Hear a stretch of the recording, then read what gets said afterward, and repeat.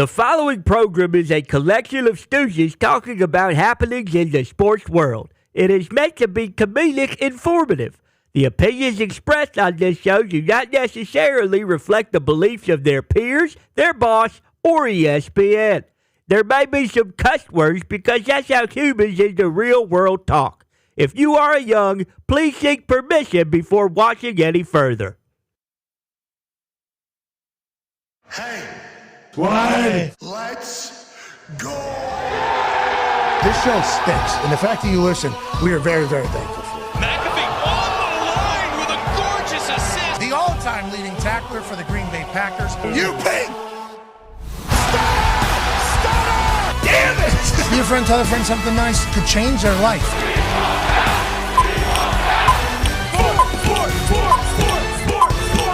Hello, beautiful people, and welcome to our humble abode, the Thunderdome. On this magical Overreaction Monday, December 2nd, 2024, this program starts now. Football! It's amazing. There's so much going on around the sport. We are so incredibly lucky that we get to talk about it in college. Chaos is about to happen tomorrow night with the new college football playoff rankings, especially after everything that happened this past weekend, a rivalry weekend with championship weekend ahead. I can't wait. But when you talk about the NFL now, okay.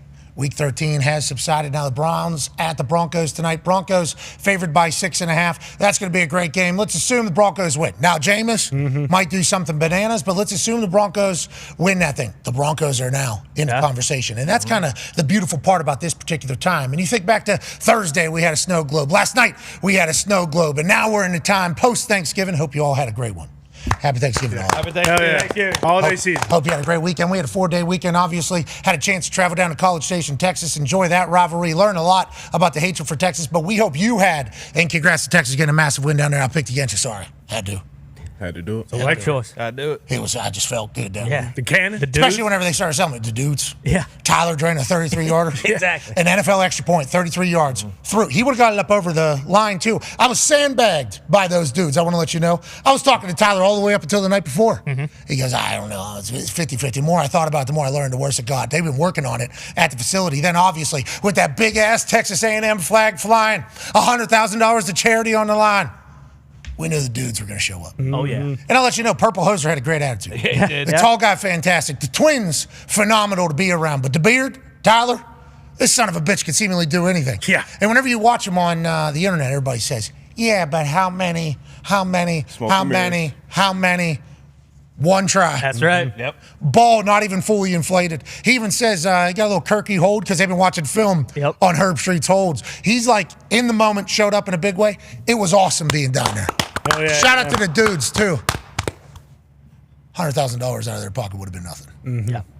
Even though it seemed like it would have. Yeah, it sounded like they were a little bit worried about it. And I respect and appreciate that. I do, genuinely. Going to charity, I think one of the twins said, I don't want to donate. Yeah. That was awesome. Yeah. That was absolutely awesome from the twins. But if you look up what they've done business-wise on the internet, like, hey, congrats to you all. Yeah. Crushed. Congrats to you all. And I would take no more Tyler slander. None. By anybody. Yeah. That kick was good. Good. Even stopped them. Froze them. Which leads to, is this guy going to be kicking for the Ravens? Whoa. Maybe. A lot of people asking that question with Justin Tucker. I'd like to let Justin Tucker know, hey, keep swinging, bud. Keep kicking, bud. But that is a massive storyline because the Baltimore Ravens are also a team that's ready to go. There's two teams that have one loss in the entire NFL right now. And both of them, we have wonders on whether or not they're going to be able to finish this season. The Detroit Football Lions, last week, I said, best team in football. Then you start looking at all the injuries. Not only did they have on Thanksgiving, but before that coming in, here's their front seven from the beginning of the season. And all the red lines are all people that have been injured and gone. Going to be tough to continue to win, especially against great teams down the road. You look at the Kansas City Chiefs, and there's some stats coming out about the Kansas City Chiefs who get another big-time win. Huge. The Chiefs lead the NFL in one-score games. Okay, they're currently at 9 of them. Oh. The last 3 years, the teams that led the NFL in one-score games, it was the Steelers last year. 2 years ago it was the Vikings, and 3 years ago it was the Steelers. They all lost in the first round of the playoffs. As soon as they play against a real team in the playoffs, they lose. Chiefs are still the Chiefs, so let's never, ever forget that. Not calling them the Steelers or the Vikings, but speaking of the Steelers, are they all the way back? Whoa. They go for over Russell Wilson goes for over 400 yards, 500 yards total on the offensive side. But they also give up 30 points. And Cincinnati Bengals, fun fact about the Cincinnati Bengals is They've given up 30 points. Here we go. Win-loss record, scoring 33-plus points, which the Bengals obviously have done 6 times this year. They're 2-4. What? The rest of the NFL when scoring 33 points, 52-1. Jeez. What? So are the Steelers back? Damn. Are the Steelers all the way back? Think so. Or are the Bengals potentially, what the hell? Then you go over to the NFC side. It's like this Philadelphia Eagles team.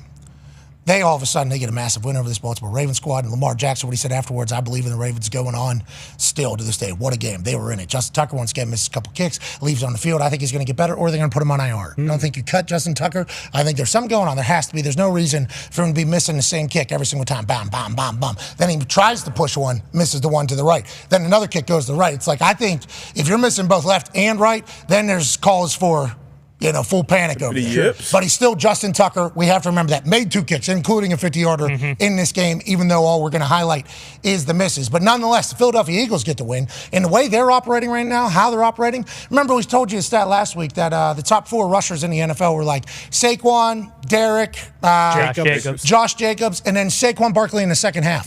That's a same exact story here with the Baltimore Ravens game.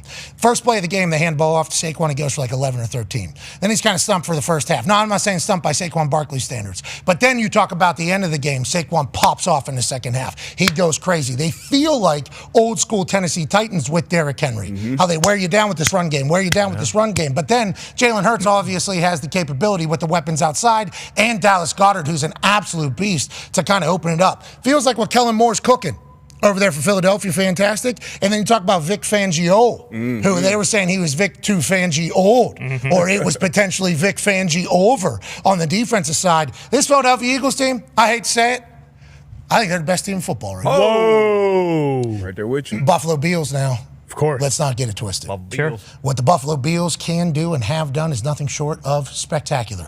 Joining us every single Monday through Wednesday, a fantastic football brain.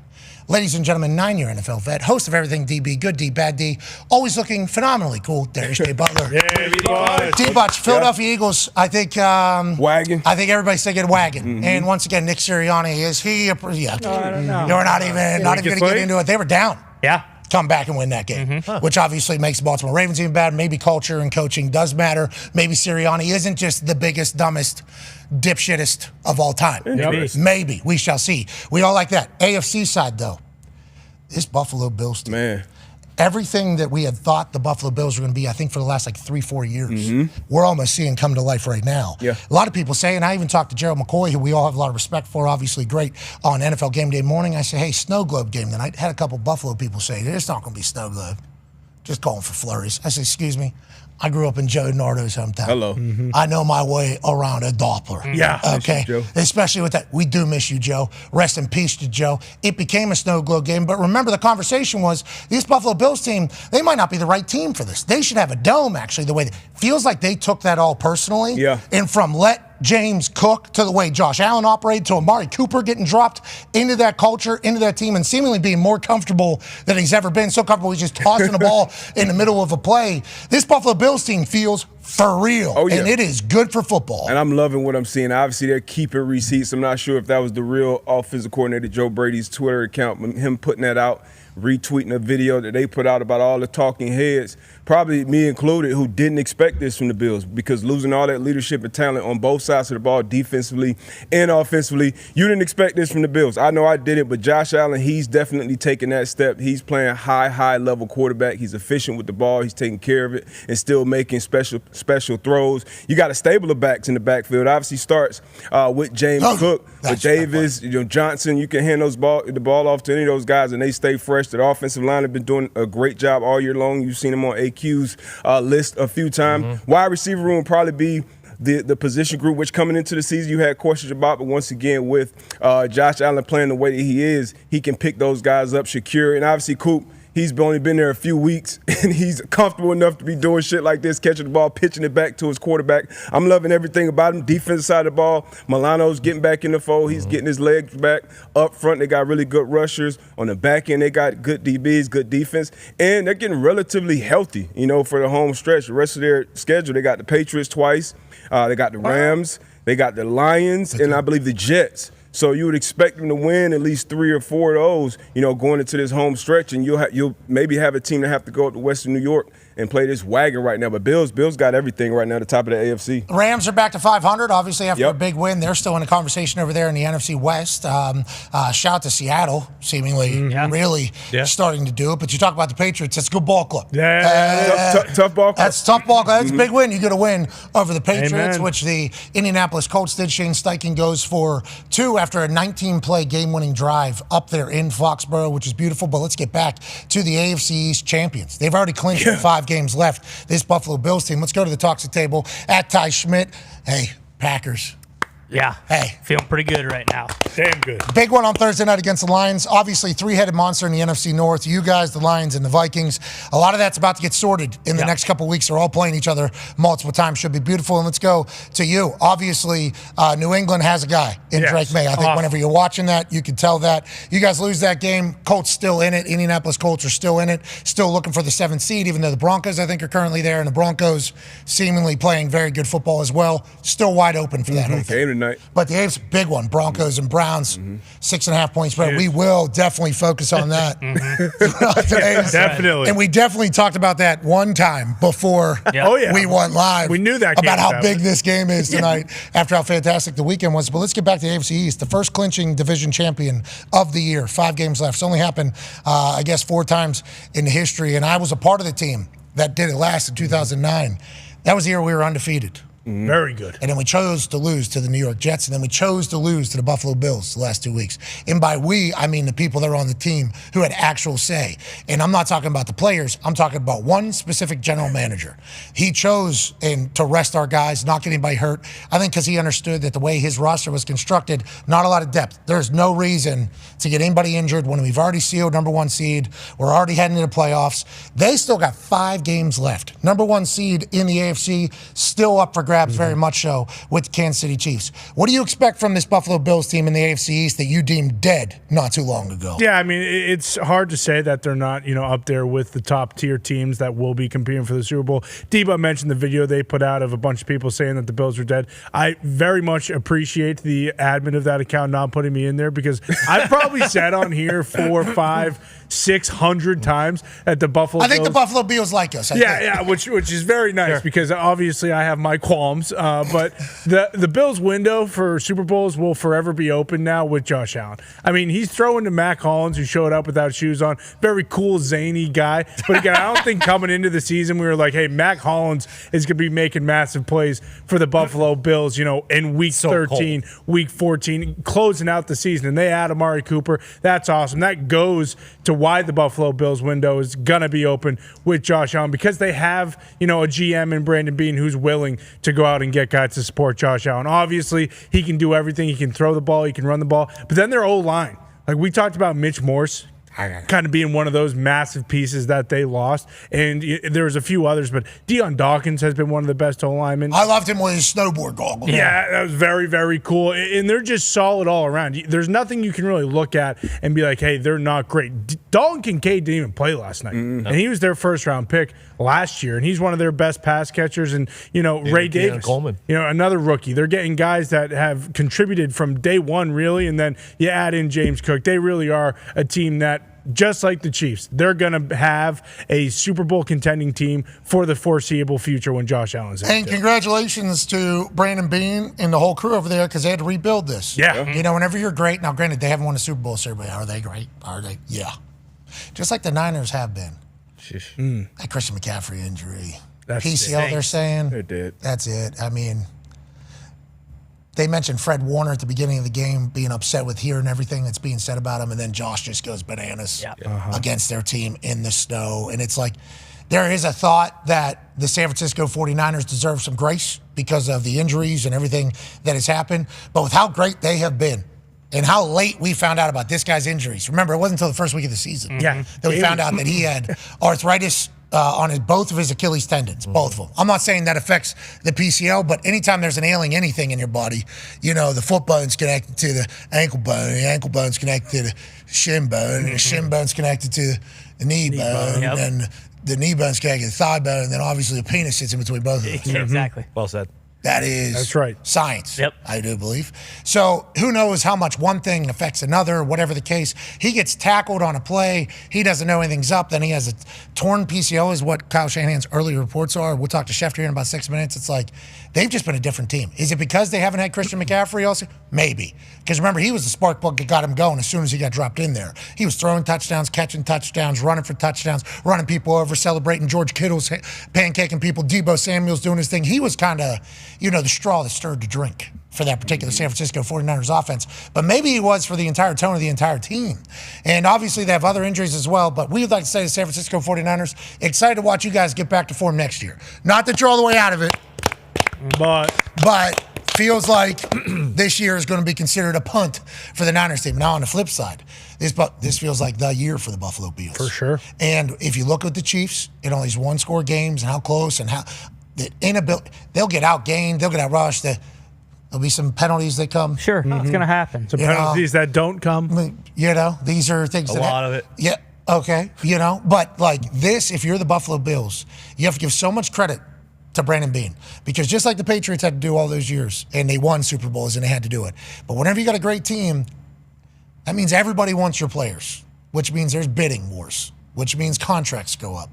And when there's an actual salary cap, even though you can do gymnastics and you can kind of dance around it for a while, you're going to have to reimagine your team. You're going to have to be able to draft somebody that's going to have to replace a household name. You're going to have to get somebody for much cheaper than what you've been paying somebody at a very key pivotal position. And the fact that they've been able to just reload as opposed to rebuild in this particular season, and a lot of people talking about at the beginning of the season, who's going to play safety back? You put DeMar Hamlin back there? It's like, yeah. Bingo. Yeah, DeMar Hamlin, he's going to play back there. And he was getting mocked and ridiculed at the beginning of the year. Yeah. Now it's like I think their defense can win them a game if they have to do it all. It's like, congrats to the Buffalo Bills for being able to reload instead of rebuild. And obviously very timely turnovers helped and everything like that. But it's like, I'm so pumped for being in that Bills Mafia. I mean, they want this every single game. Yeah. Big time. They want this every single game. And I think for the first time in the Josh Allen era, we can all confidently say that team's built to play in that type of weather. As opposed to home field advantage maybe being a detriment, maybe helping another team, maybe not being what our MO is. It's like last night, you see Ray Davis diving in, you see James Cook looking like he's fine, you see Mari Cooper toss. It was like, they look like they were having fun in that weather. They look like they were all in and very confident. It's like, that's a dangerous team. If they're having, against the San Francisco 49ers, they're doing that. Who knows what mentality that leads to going forward. And with Josh Allen, I think we were kind of always waiting for the other shoe to drop in past years, but this is like the first time in his career you can confidently say like he's not going to try to put everything on his shoulders and have that back-breaking turnover, that interception, or him holding the football like a loaf of bread trying to create an explosive play. Like, he's protecting the ball and just everything's coming up aces. And then defensively, when Matt Milano got hurt at the start of the season, everyone kind of just wrote him off. It's like, oh, okay, well, you look at, they lost all these guys already. Milano's kind of like their linchpin. They lose him. And that was still kind of when everyone had Jets fever. And now at this point, you look at them, it's like, it is hard to argue that, obviously there's some other very good teams in the AFC, but it's tough to watch them play and not think like, no one wants to go play Buffalo right now, especially if you're going into Buffalo and playing in 2 feet of snow. If the Chiefs weren't back-to-back Super Bowl champions right now, and just winning games, they're 11-1. Yeah. Everybody, they haven't even played their best football yet. They're 11-1. If the Chiefs didn't exist, this would be a non-starter. Bills versus the Lions or the Eagles. That would be, the Packers fans would be pissed, Vikings fans would be pissed, but the NFC would have its full discussion, and then it would be Buffalo Bills and then Lamar Jackson. Right after. It would be Lamar Jackson right afterwards. But now, because the Chiefs are in the back-to-back, you always have to respect that. Like, hey, this team wins somehow. Is it the football gods blessing them with a flag or a non-flag? Maybe. Is it them being able to squeak one out when other people aren't able to do it? Maybe. Is it them being able to make a play whenever it's needed, even though the likelihood of the play actually happening is so slim to none? Maybe. Is it because they're able to make the kicks, other people aren't able? Whatever the case, they win. Like, that is what Kansas. The Chiefs is still the Chiefs, and to the Chiefs, we are no longer the Chiefs. And people are thinking that's right now. They're 11-1 right now. Yeah. But to the Bills, too, like, it's all well and good. We can talk about all this stuff about how great they look, but, like, ultimately, until they beat the Chiefs in the playoffs, like, nobody cares. Exactly. None of this matters. Including them. Yeah, they know. They're at the top of that list. Josh Allen, we've been talking about him in MVP conversations for years now. We always talk about how many the numbers he put up, and then obviously we remember the 13 seconds. But yeah, none of it matters if they can't get over the humps that Chiefs is 11-1. And still, I still can't. Chiefs still the Chiefs, so I know they haven't figured out. I'm more concerned about the defense. That defense surprisingly just is not on the same page as they were last year. But I still expect Patrick Mahomes to still be right there once those would be. Okay, to your point about the MVP, let's go to a person that actually has a vote. One half of the hammer, Dahn. Cowboys, AP Tone. What happened in Week 13 that either changed your MVP projection list, or what does your watch list look like for your Associated Press vote for the MVP this upcoming season? Yeah, for my AP vote for MVP, I got a top 4 right now, and you guys have been talking about Josh Allen a lot. He is the odds-on favorite at all sports books, around minus 250 at all sports books is Josh Allen. Now he has 26 total touchdowns to 5 interceptions. Like, those numbers are just absurd. And obviously when you're leading one of the best teams in the AFC, and it's basically not all on his back. Obviously the running game is incredible, but it all goes through Josh Allen. And then Lamar, even with the loss to the Eagles, Lamar has 32 total touchdowns to 3 interceptions. So good. And if you look at the film, like the 3 interceptions, like they've all been deflections and stuff like that. Like, Lamar is playing better. This is his best year yet, and he's won 2 MVPs already. People are waiting for him to miss, too, so they can make fun of him or whatever. It's like, this dude throws seeds. Yeah. He overshot Mark Andrews in the first series. Jalen Hurts overshot A.J. Brown in the first series. Yeah. It felt like they were like kind of getting there. And then there's a touchdown to Mark Andrews immediately afterwards where the ball is thrown in one spot, and it's right where Mark Andrews. Lamar has become elite right here. And here. And let's talk about Lamar Jackson being on this.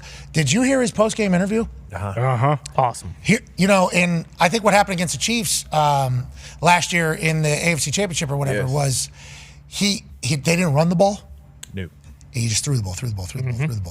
And there was a lot of people saying that he could have ran. Then there was a narrative saying Lamar wants to kill the narrative that he's a running back playing quarterback. He wants to win by being a quarterback.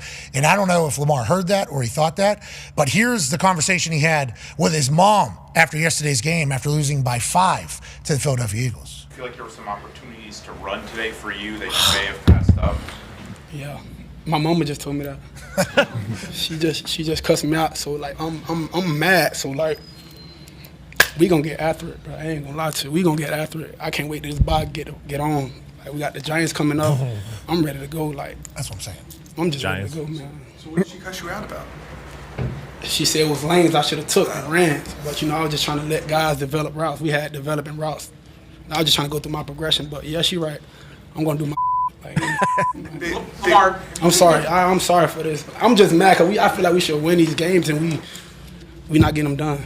not just tonight, but the last few weeks, have you been making a concerted effort to run less? It seems like there have been that's not on my mind. No, that's not on my mind. I'm just trying to let things happen and trying to give my guys opportunities to get in the ball. That's all.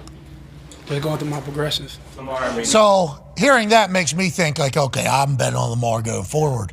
But if his mom did tell him that, and that's how he took it, it's like Giants, first of all. Good luck. Good luck. Yeah, that's tough. Pulling for you guys, but also the rest of the year.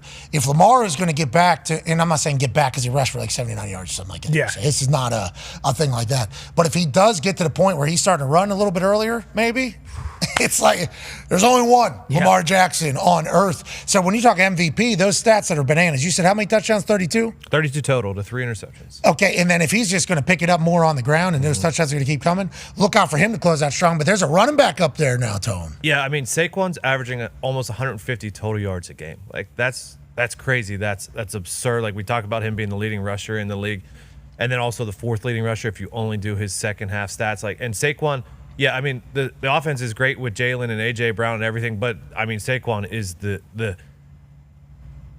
creme de la creme of that offense. He really is. He Since joining there, it's just like what happened with Christian McCaffrey with San Francisco. Mm-hmm. They understood Saquon. It seems like they all appreciate Saquon too.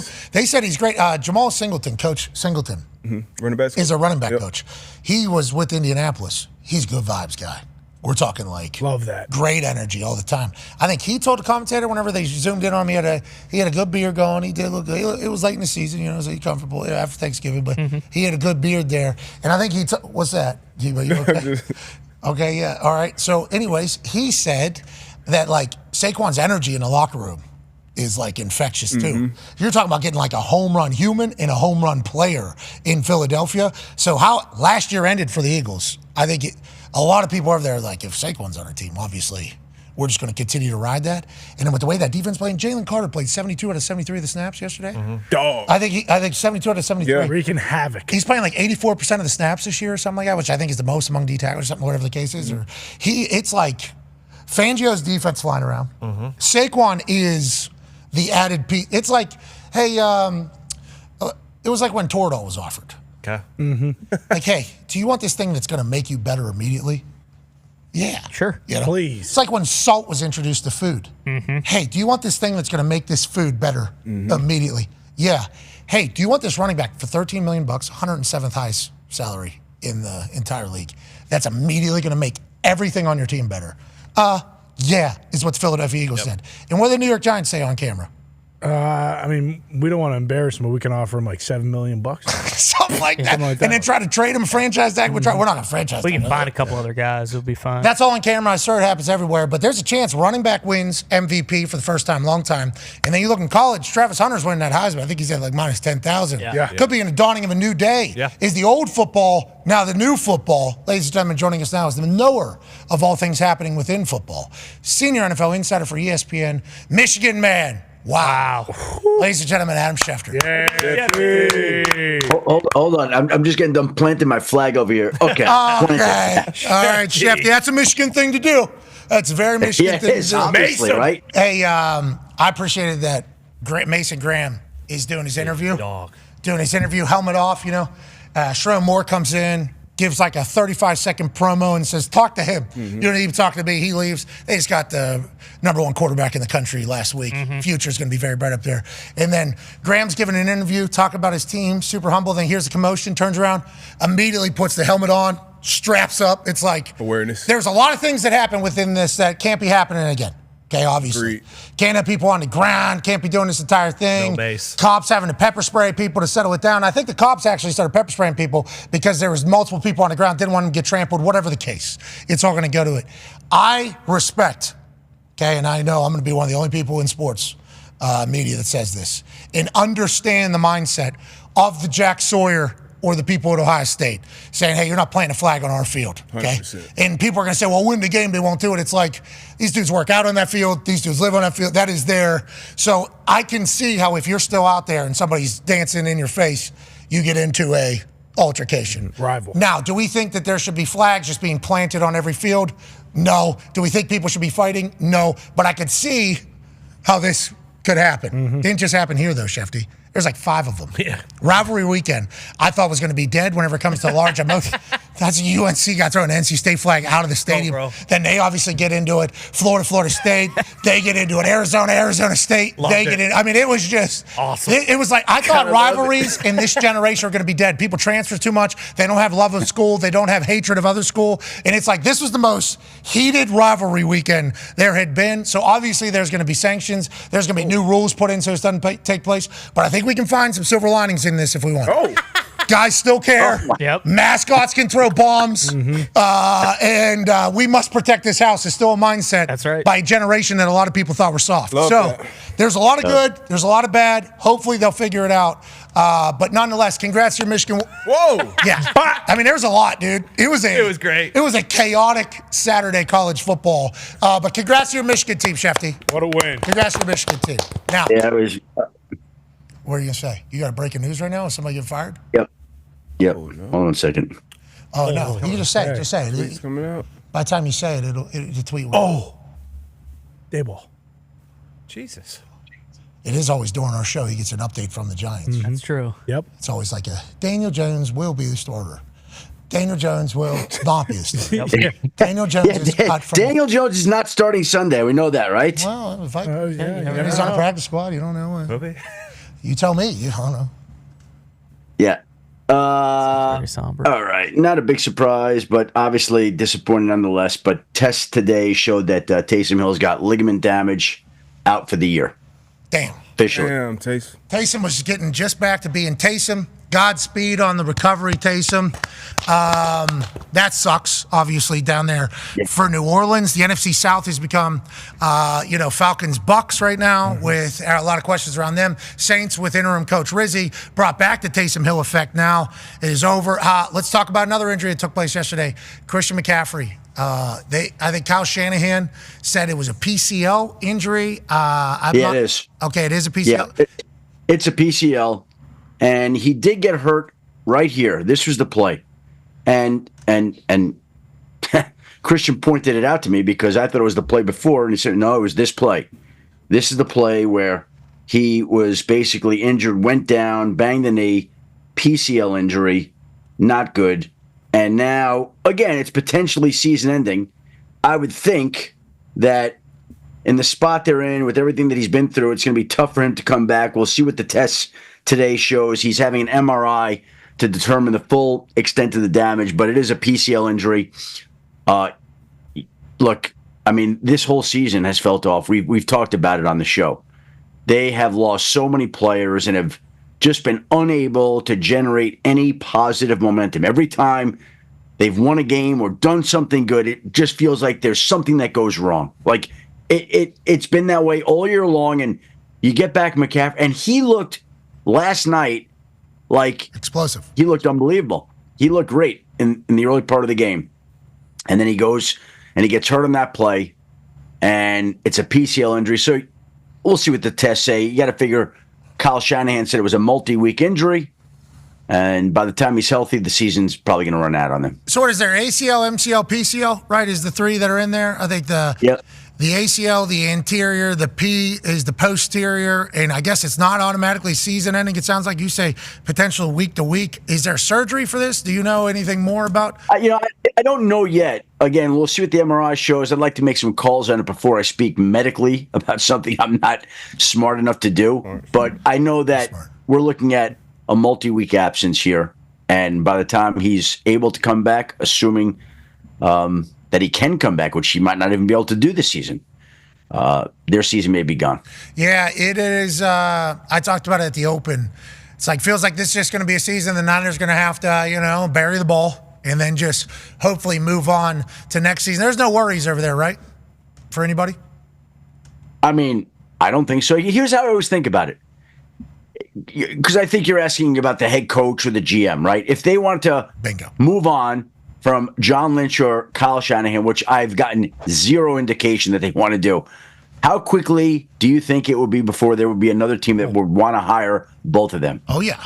Very quickly. Yeah. Let's go to another situation that opened up while we had our break. Chicago Bears fire Eberflus after whatever that was at the end of the game. Egregious would be an understatement for that entire operation. But the guy who was actually in Caleb Williams' headset during that whole debacle is now the head coach of the Chicago Bears. So obviously, Eberflus, this is not the first time that something coaching malpractice worthy seemingly took place for the Bears. Why was this the one that inevitably makes them move on from Eberflus? And what do you think the future looks like for the Bears as a whole with Poles as the general manager? Well, as for why they made the change then, I think everybody knew that this was coming. There was a question at the end of last season about whether or not they would keep Matt Eberflus. They made the decision to keep him on. And then what was amazing is if you go back to the Hail Mary game, if they win that game, they go to 5-2. 5-2. And not only did they give up the Hail Mary, but the play before, there was a lot of questions about where he allowed the sideline pass to Terry McLaurin for about 12 or 13 yards that enabled the Commanders to get into range where they could throw the Hail Mary, and Matt Eberflus defended that. And there were a number of on-field decisions like that that left Bears officials and fans wondering what is going on. And I think when that last play happened, it just became obvious the team was all riled up and upset. Everybody knows what's coming. And at that point in time, like, Jim Nantz was critical of it during the broad. Jim Nantz, I haven't heard Jim Nantz criticize too many people. Jimmy Johnson said it was the worst coaching decision he's ever made. I mean, everybody weighed in. Matt Ryan's blasting the decision. what are we doing? You know they're making the change. And in all honesty, it was humane to make the change. Matt Eberflus wasn't keeping his job. The only inhumane thing was that they didn't delay the start of the press conference on Friday from 10 a.m. Central to say, hold on, we're going through some things. We'll let you know when he's available, and then not trotted him out there. I don't understand that.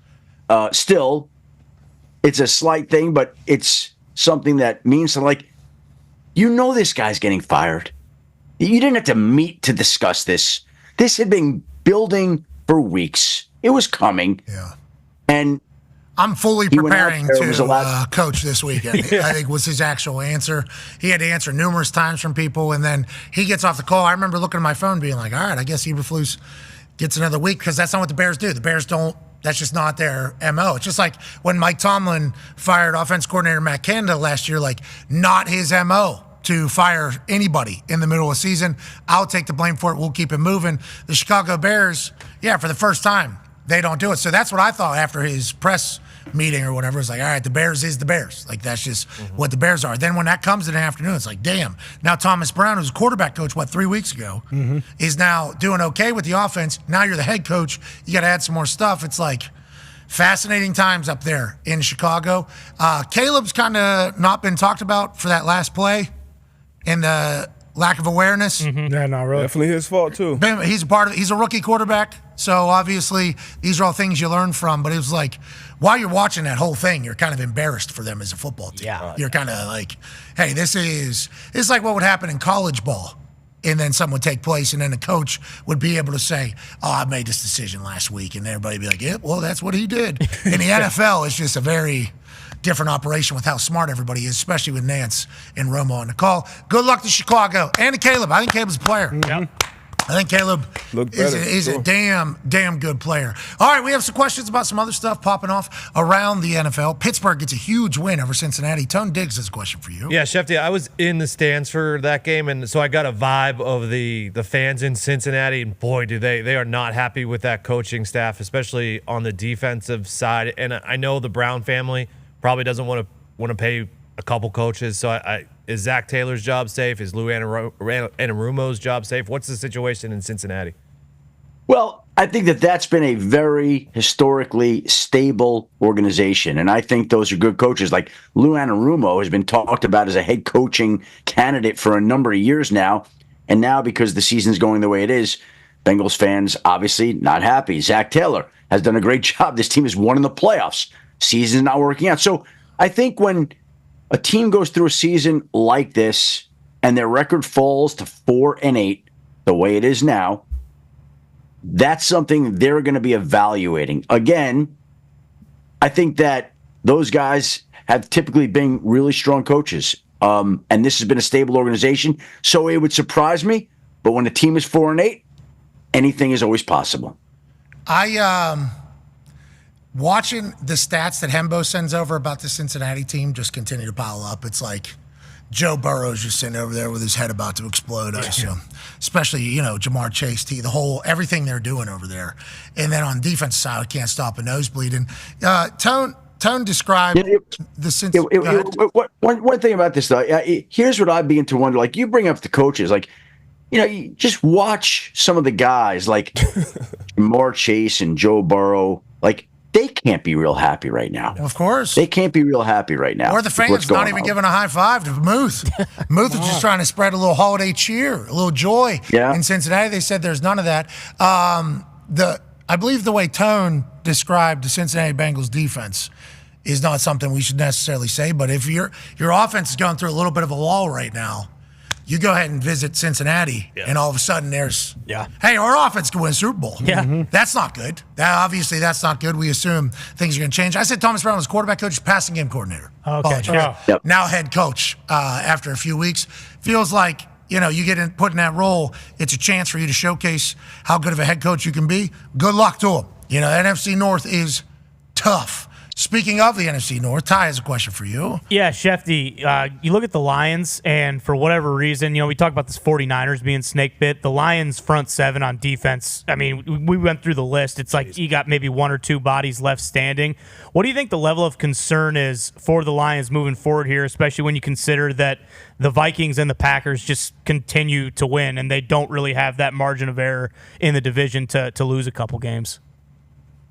Ty, that's an unbelievable list. Just put that up there one more time. I want to talk about that. Like, look at how many players they've lost. And I don't care. Good players, not just players. Yeah. I know. I don't care. I don't care who you are and how good you are. And they have been as good as any team in football. It gets to a certain point where you just have a hard time replacing these guys. And, I mean, to me, they're at a little bit of a breaking point here. And this defense it's going to struggle to be as good as it was. The pressure is going to be now on Aaron Glenn. The pressure is going to be on the offense because they're going to have to score more. You can't keep losing good players and think that everything is just going to keep going the way that it has. Like, they signed Quan Alexander on Friday. I like that pickup. They signed Jamal Adams yesterday. They're signing guys off practice squads and off the streets to try to keep alive a potential championship season. That's what they're doing right now. And this always is a war of attrition in this league, always. And the good teams overcome injuries, but there's only so many of those you get to overcome before at some point it begins showing up on the field. And I just kind of feel like they're teetering on the edge there right now. Like, I don't know how many more guys they can lose and still play like this great Lions team that we've seen. Yeah, you say the good teams get through them, and I agree, because there's depth on the good teams where they're able to find a gem that maybe is able to fill in for somebody. There's a lot of misfortune and luck, too. Oh, yeah. If you get the wrong people hurt at the wrong time, like this Christian McCaffrey injury all year, I think, has been the San Francisco 49er moxie sucker. They don't have the same moxie as they had in years past. These injuries to this particular Lions team, Aiden Hutchinson, you think to yourself, damn, how are you going to go on? And they somehow did.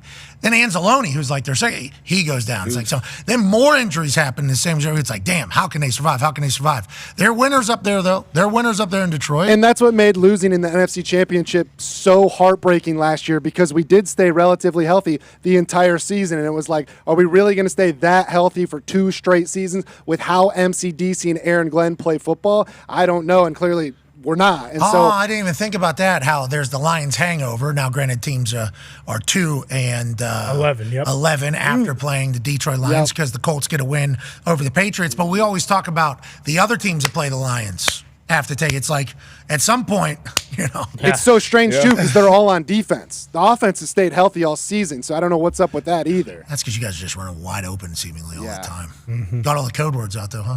Yeah, what's that all about? What does that mean? Makes them up. What's going on? Means a lot. Ben Johnson. They're going to have to remember all these code words. They're going to have to use new code words, which they probably already have.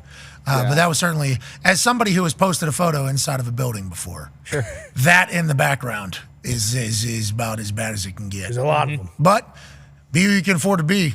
Jameer Gibbs is a dog. He's a good player. He is a great player. We'll get past this. Yep. We will change the words.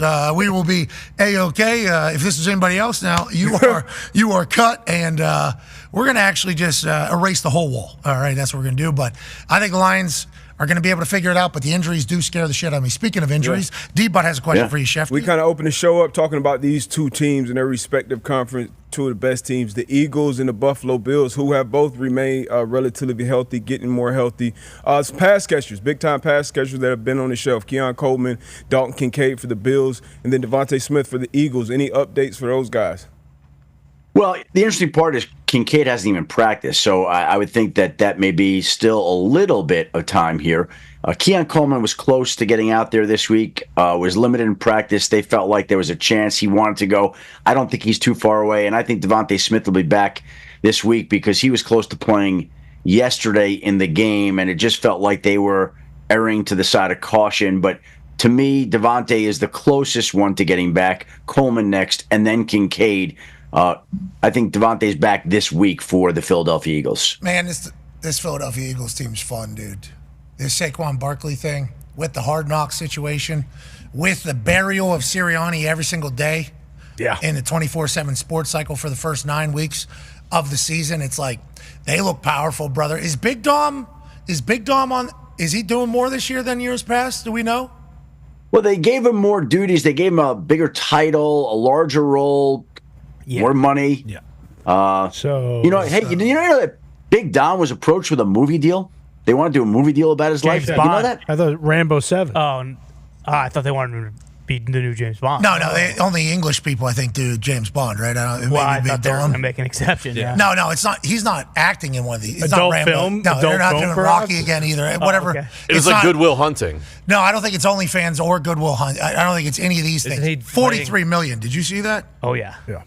Jeez For Louise. Big Dom to play Gandolfini? No, I don't think he's doing that either. Might be the new Hulk. He said somebody wanted to write a movie. No, I don't think he's Hulk either. Marvel Captain America, Captain Italy, if you will. No, and I don't think he's going into Moana 3, but there's a chance. So they want to write a movie about his life? Well, they want to do a movie of his life. You know, like he's a big star, and he didn't want the attention. He didn't want the money. He was offered a lot of money to do a movie about his life. Not happening. There is a movie about his life. What's it called? Invincible.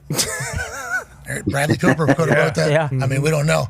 Boy, Eagles fans are all in. Oh, my God. I might have got a text from one that we just mentioned there. Sure. Boy, we're strong. See you in New Hey, you know Orleans. what? We are strong. Eagles fans are believers.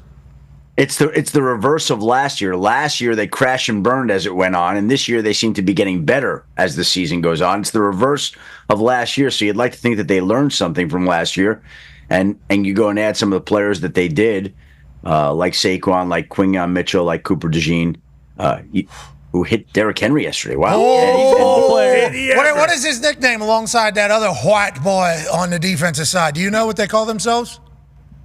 What do they call themselves? Is it real? I don't know. But look at that. Boom. What was that? Watch it. What was that? What was that? There aren't too many people that do that to Derrick Henry. I'll just say that. I don't know. That's impressive is what that is. Exciting, though? Was that kind of exciting or no? I don't know. Again, you don't see too many defensive backs in the open field toss back Derrick Henry. Well, not only that, we're talking about dump, and then talk your shit afterwards. Obviously, you know, if that was an exciting play to you, and he is a white boy, I guess they are dubbed the exciting whites of the Philadelphia Eagles. If you would like to report that is their name. Okay, there you go. What did I say their names are? The exciting whites. What was that? I kind of like that. I like that inflection. Change to that instead. Say that one more again, just for the movie. No, I'm not going to do it again. Sorry, we already got it. Make sure you put it in a tweet. I'm dumb, but I am not that dumb. Make sure you put it in. Yeah, we already got the clip, obviously. Exactly. I'm sure we'll never see that again. No, but this is journalism standards. That's exactly right. That is what they're calling themselves, the exciting whites. And I'll tell you what, almost immediately after that play, there was a pick by another white boy in the back of that thing. The Philadelphia Eagles are fun to watch, flying around, moxie through the roof. And you talk about, instead of crashing at the end of the season, they're only getting better. If you look at, and you talk about everybody they're adding, you look at Saquon first quarter, second quarter, third quarter, fourth quarter. It's like they're getting better as the games go on. They're getting better as the season goes on. They're completely built the right way as opposed to what happened last year. And shout out to Cam Jurgens going in there, filling in for like the greatest center of all time, Jason Kelsey, and kind of picking up right where he left off. Now, from the top of the charts, let's go to the bottom of everything. Conman has a question for you. Yeah, Shefty, a little bit of a scary scene in Jacksonville yesterday with Trevor Lawrence getting obliterated, and then, he locked up, clearly got a concussion immediately. What's his status? And then going to Doug Peterson, also in Jacksonville. Obviously not much hope for the rest of the season. What's his status going forward as the head coach down there? Well, there's been a lot of talk about the Jaguars making changes, and they haven't made any changes, and it sounds like they're just going to ride this out till the end of the season. And what I found interesting yesterday is that their left tackle, Walker Little, signs this 3-year, $45 million extension before the game. And the general manager, Trent Baalke, did that deal. Now, there's been a lot of questions about his future and Doug Peterson's future, but they're handling this organization like they're going to be there, like they're operating. Now, do we think that that's going to be the case? No, I think that there's going to be some change that comes there. But it certainly sounds like they're going to wait till the end of the season here before they make any changes. And Trevor Lawrence goes down yesterday on that hit, which The Texans linebacker Azeez Al-Shire is going to get suspended for. The question is how long. But that'll happen here soon, where he's going to get suspended for that hit right there. Trevor goes down with a concussion, carted off. You see the melee in a weekend of all sorts of sportsmanlike activities. Here was Once the latest again, example. I think the fight was warranted. This is had to happen. I can see how teammates would fight in that particular situation. I think Azeez, in his response, he apologized to Trevor Lawrence and also said to the Jacksonville Jaguars fans, players, I understand completely why you reacted the way that you reacted after watching it. He said he thought it was a little bit of a late slide. He already made up his mind. Bang, bang. Everybody else with eyes said that's not the case. He came out, apologized. Always scary. Obviously can't have this in a game. And that's what the suspension's going to be for. Yeah. That's what the suspension's going to be It will. I mean, that's the kind of player you want. You want players, some players, linebackers, D linemen who kind of toe that line. It was kind of a late slide or whatever, but you see players have gotten so good at avoiding those hits because you know how protected players, especially quarterbacks, are. And that's a tough spot to be in as a defender for sure. I'm sure we're looking back for him. He probably regrets it because he's going to miss some time now and obviously miss some money. But at the same time, that's kind of football player he is. Yeah, he got into a fight earlier, and he's got the C on his chest, right? And D'Amico has went to bat for him a lot of times, like, hey, this is who we are. If you're on the field, we're going to hit you. Everybody that watched this one, though, thought this was dirty and late. Yep. And Azeez has to wear that. That's what he's going to get fined, get suspended, and we hope Trevor Lawrence is going to be okay. Yeah. We hope that was scared on. Well, go ahead. Trevor Lawrence, they're 2-10. He's been dealing with a left shoulder injury. He's now got the concussion.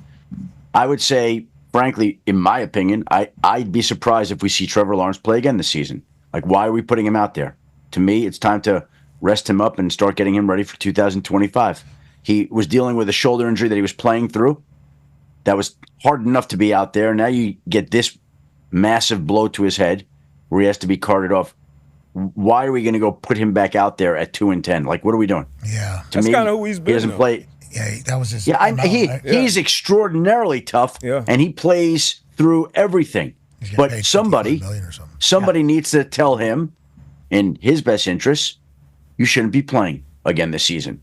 I'll be excited to see how that works out, especially with the new deal, $55 million, one of the only attractions on that team. The Khan family, I assume, would like the best for Trevor Lawrence as well. Can't get hurt even more going down the stretch. That would be devastating for that entire operation going forward. So I understand where you're coming from. Let's talk about Justin Tucker with the Baltimore Ravens. You're talking about GOAT, one of the GOATs. Always has been a part of the conversation since he dropped into the NFL. He's obviously going through it. And yesterday, if he makes his kicks like Justin Tucker normally does, they beat the Philadelphia Eagles. Now, if a ball goes in, the Philadelphia Eagles operate differently after the kick, probably. So everybody that just puts the points on the board and says, like, look, if you just add these points, it's going to be a win. How it it's works? Like, there's probably going to be, different strategies involved whenever there's different points made or lost. But what do you think is the next move here for the Ravens? And Harbaugh said, I don't think cutting Justin Tucker is a move that I'm ever going to make. I've seen situations like this in the past. I believe, you can correct me if I'm wrong, where a kicker or a punter or something like that gets put on IR for the rest of the year, so then they can just kind of put off this decision, have a restart for next year. Is there anything going on with Justin Tucker that we don't know about? And what do you think ends up happening over there? Well, he's struggling right now. It's a very strange thing because we've never seen this guy struggle, other than this past season. So, here's the thing. Everybody wants them to replace him. And there's been this, or should they replace? Who are you going to replace him with? Yeah, I mean, these teams have been juggling kickers all year long. Like, is there somebody you're going to pull on the street that you'd have more faith and confidence in than Justin Tucker? You just hope that the guy's going to come out of it. Of course you get a ride with him. Yeah. Like, who are you going to sign off the street to go unseat one of the greatest kickers in NFL history? Like, I know that's the reaction immediately. Like, oh, we got to replace this guy. He keeps missing. He's had a bad year. He's been off. But you're not going to get somebody on the street, I don't think, that's better than Justin Tucker. There has to be something going on because they talk about it like, mentally he's going through it. They think it's the yips. Well, Pat, it's like a golfer. It's like a golfer that's got the yips. Yeah. So the game comes back to him at some point, and I believe it'll come back to Justin Tucker too. I agree. I think there has to be something wrong, though. I think there has to be. He keeps pulling these kicks. I think so. All the kicks, he's pulling them. I think there's got to be something in here. Every single one's to the left, and then he misses the one to the right. And I think that's because, like this one goes to the right, I believe. I think that's because somebody told him, like, hey, can't miss right. Mm-hmm. Like, no matter what, you can't miss right. Leave that thing as open as possible. And then, lo and behold, he misses it to the right, which is probably so frustrating. I couldn't even imagine how frustrated he was whenever that ball goes to the right.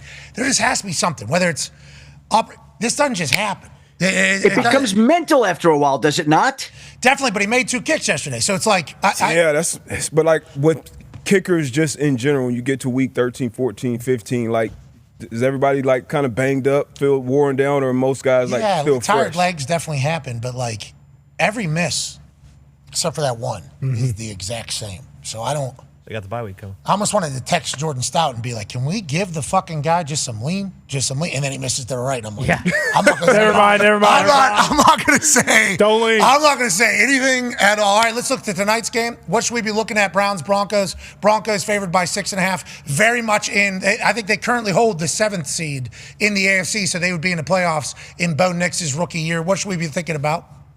Well, they do, and they're in a great spot. And Denver's got a bye next week. So if Denver can figure out a way to win tonight and go to 8-5, they're sitting there with a 2-game win lead over the Colts, who they play coming out of the bye, which would be a big win. And what's amazing to me about the Broncos and what they're doing this year is they've got over $80 million in dead cap money this year, which is the highest number of any team in the league. Russell Wilson counts $53 million against their cap. Tim Patrick is 6.1 against their cap. Randy Gregory 4.6. Justin Simmons 3.8. Frank Clark 3.2. And they are still finding a way to win. And what that's all about, secret here, really surprising, coaching and quarterbacking. Oh, yeah? They have the coach who understands what needs to be done. And he drafted the quarterback that he believes in, who not only can he play, but because he's on a rookie quarterback contract, helps bail them out of the mess that they got into in the Russell Wilson contract. And by the way, the Browns can take notes tonight when they look at the Broncos and see how they look at it, how they did it, because they're about to look at their own situation with Deshaun Watson having a cap number next year of like $79 million, the largest in the league for next season. Man, it's a lot. Browns fans, dog pound. They're fresh off a big win, though. Yeah, they are. Remember, they had a big fun. win. Yep. They had a lot of fun. In the snow. They enjoyed the hell out of that. Now. Hey, but the other thing about tonight also that I find interesting, like, we haven't spent a lot of time on the Broncos, and when I watch this team right now, aside from Sean Payton doing a great job and Bo Nix doing a great job, how about this? Just over a year ago, this very same defense gave up 73 points in a game to the Dolphins. Oh, yeah. And just over a year later, they've turned into one of the best defenses in the NFL. Like that's a credit to the defensive coordinator, Vance Joseph, who, by the way, at that time, everybody's fire Vance Joseph. Yeah, Rex Ryan was going to be there. Yeah. We were even hearing those rumors, but instead, Sean Payton was the belle of the ball that coaching cycle for a reason. We can't wait to watch. They're now favored by 6, not 6.5. If Schefter was to get into a competition at his gig, he'd be favored by 1,000. We appreciate you, ladies and gentlemen. Adam Thank you, guys. Schefter. Appreciate it. See you tonight. Hey. Congrats to your Michigan team. Can't win with class, though. Jeez. Ridiculous. Playing the flag. Hell of a call at the end of that. Hour 2 on the other side with A.J. Hawk, Ohio State legend, no. and Bill Belichick. See you then.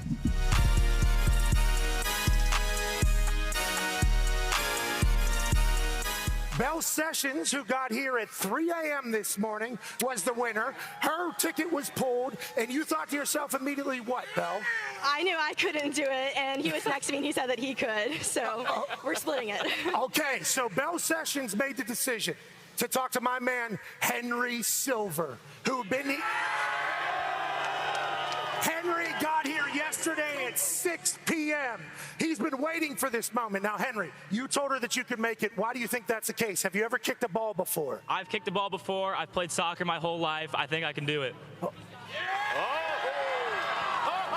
This kick is for $150,000. You said you would split it in half, right? Okay, so let's make it $200,000. If you make it, you will both get $100,000. Where are you from, Henry? I'm from Fishers, Indiana. Who's your favorite NFL team? The Colts?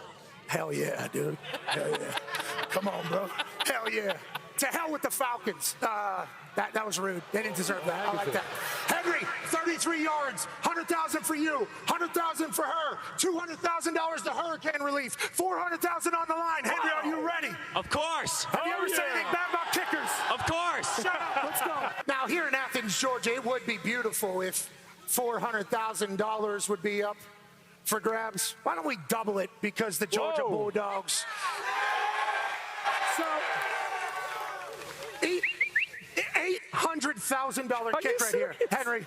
But what I want to let you know is you're not getting a second opportunity. I don't care if this entire place starts chanting for a second kick. One kick, 800,000 racks. 400,000 to hurricane relief, 400,000 to you two split, 200 grand each. Henry Silver from Indiana for Bell Sessions. Let's go, Henry. Oh my.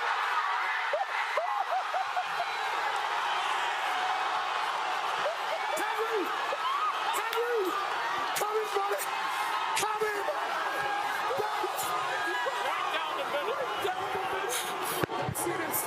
Let me see this, Henry.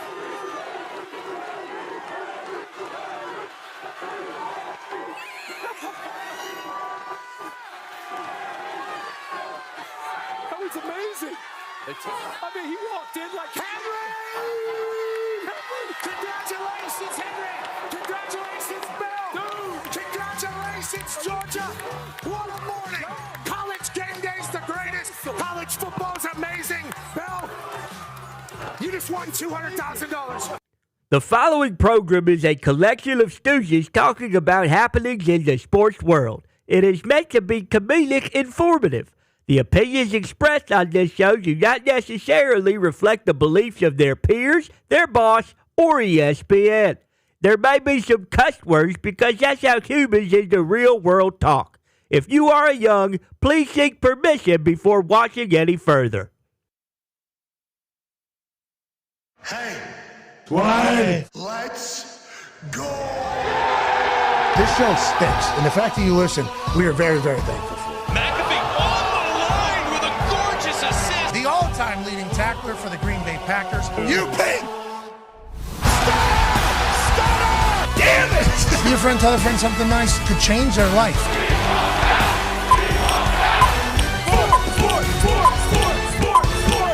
Hello, beautiful people, and welcome back to our humble abode, the Thunderdome, on this magical Overreaction Monday, December 2nd, already 2024. Hour 2 of the program starts now. Football is amazing. We are days past Thanksgiving. We hope you had a great one. Yeah. Oh, yeah. Happy Thanksgiving. God, it was so good. Delicious. I had some delicious turkey. Mm-hmm. Even had some of the white meat because my Wow. wife had it so tender There you go. and flavored. It was wonderful. Obviously, stuffing took up a majority of the plate. Had some sweet potato pie that was certainly phenomenal. Ham, obviously, down there doing its job. A little cornbread, obviously, for the delightful taste. And then a little tiny dab of mashed potatoes with gravy. So good. Good plate. Now, I will say this is my first time ever trying my wife's mashed potatoes. Just like it was my first time ever trying my wife's white turkey meat. Sure. I like the white turkey meat a lot more than I like the mashed potatoes. Sure. But I will say the mashed potatoes didn't taste like asshole. Okay. I actually enjoyed the 1-2 scoops that I put on there. And as soon as it cleared the way, more stuffing, more meat, What? more Hawaiian rolls. What? And then I had this bite of apple pie. Oh, it was to die for. And then there's a little pumpkin pie sitting there, and I said, you know what? Have to. Yep. So I want fork into pie Good move. without even being cut. Love that. Good move. Asshole move. Complete. My house. That's right. My rule. I feel bad about this. I did it. That's planting your flag, brother. And you're right. I did. It was delightful. But I would, if I was playing flag, we're going back to the apple pie. But we hope everybody had a fantastic Thanksgiving. We can't thank the world enough for allowing us to do this for a living. I get a chance to hang out with some of the coolest dudes on earth. The Talk to Tables here at Boston Connor, at Ty Schmidt. Comment how the Patriots do yesterday.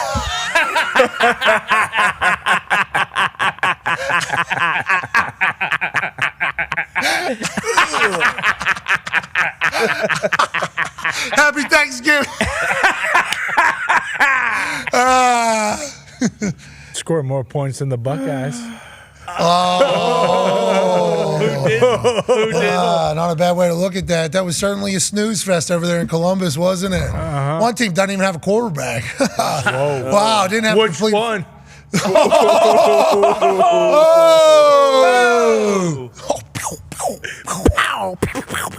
One after the hammer.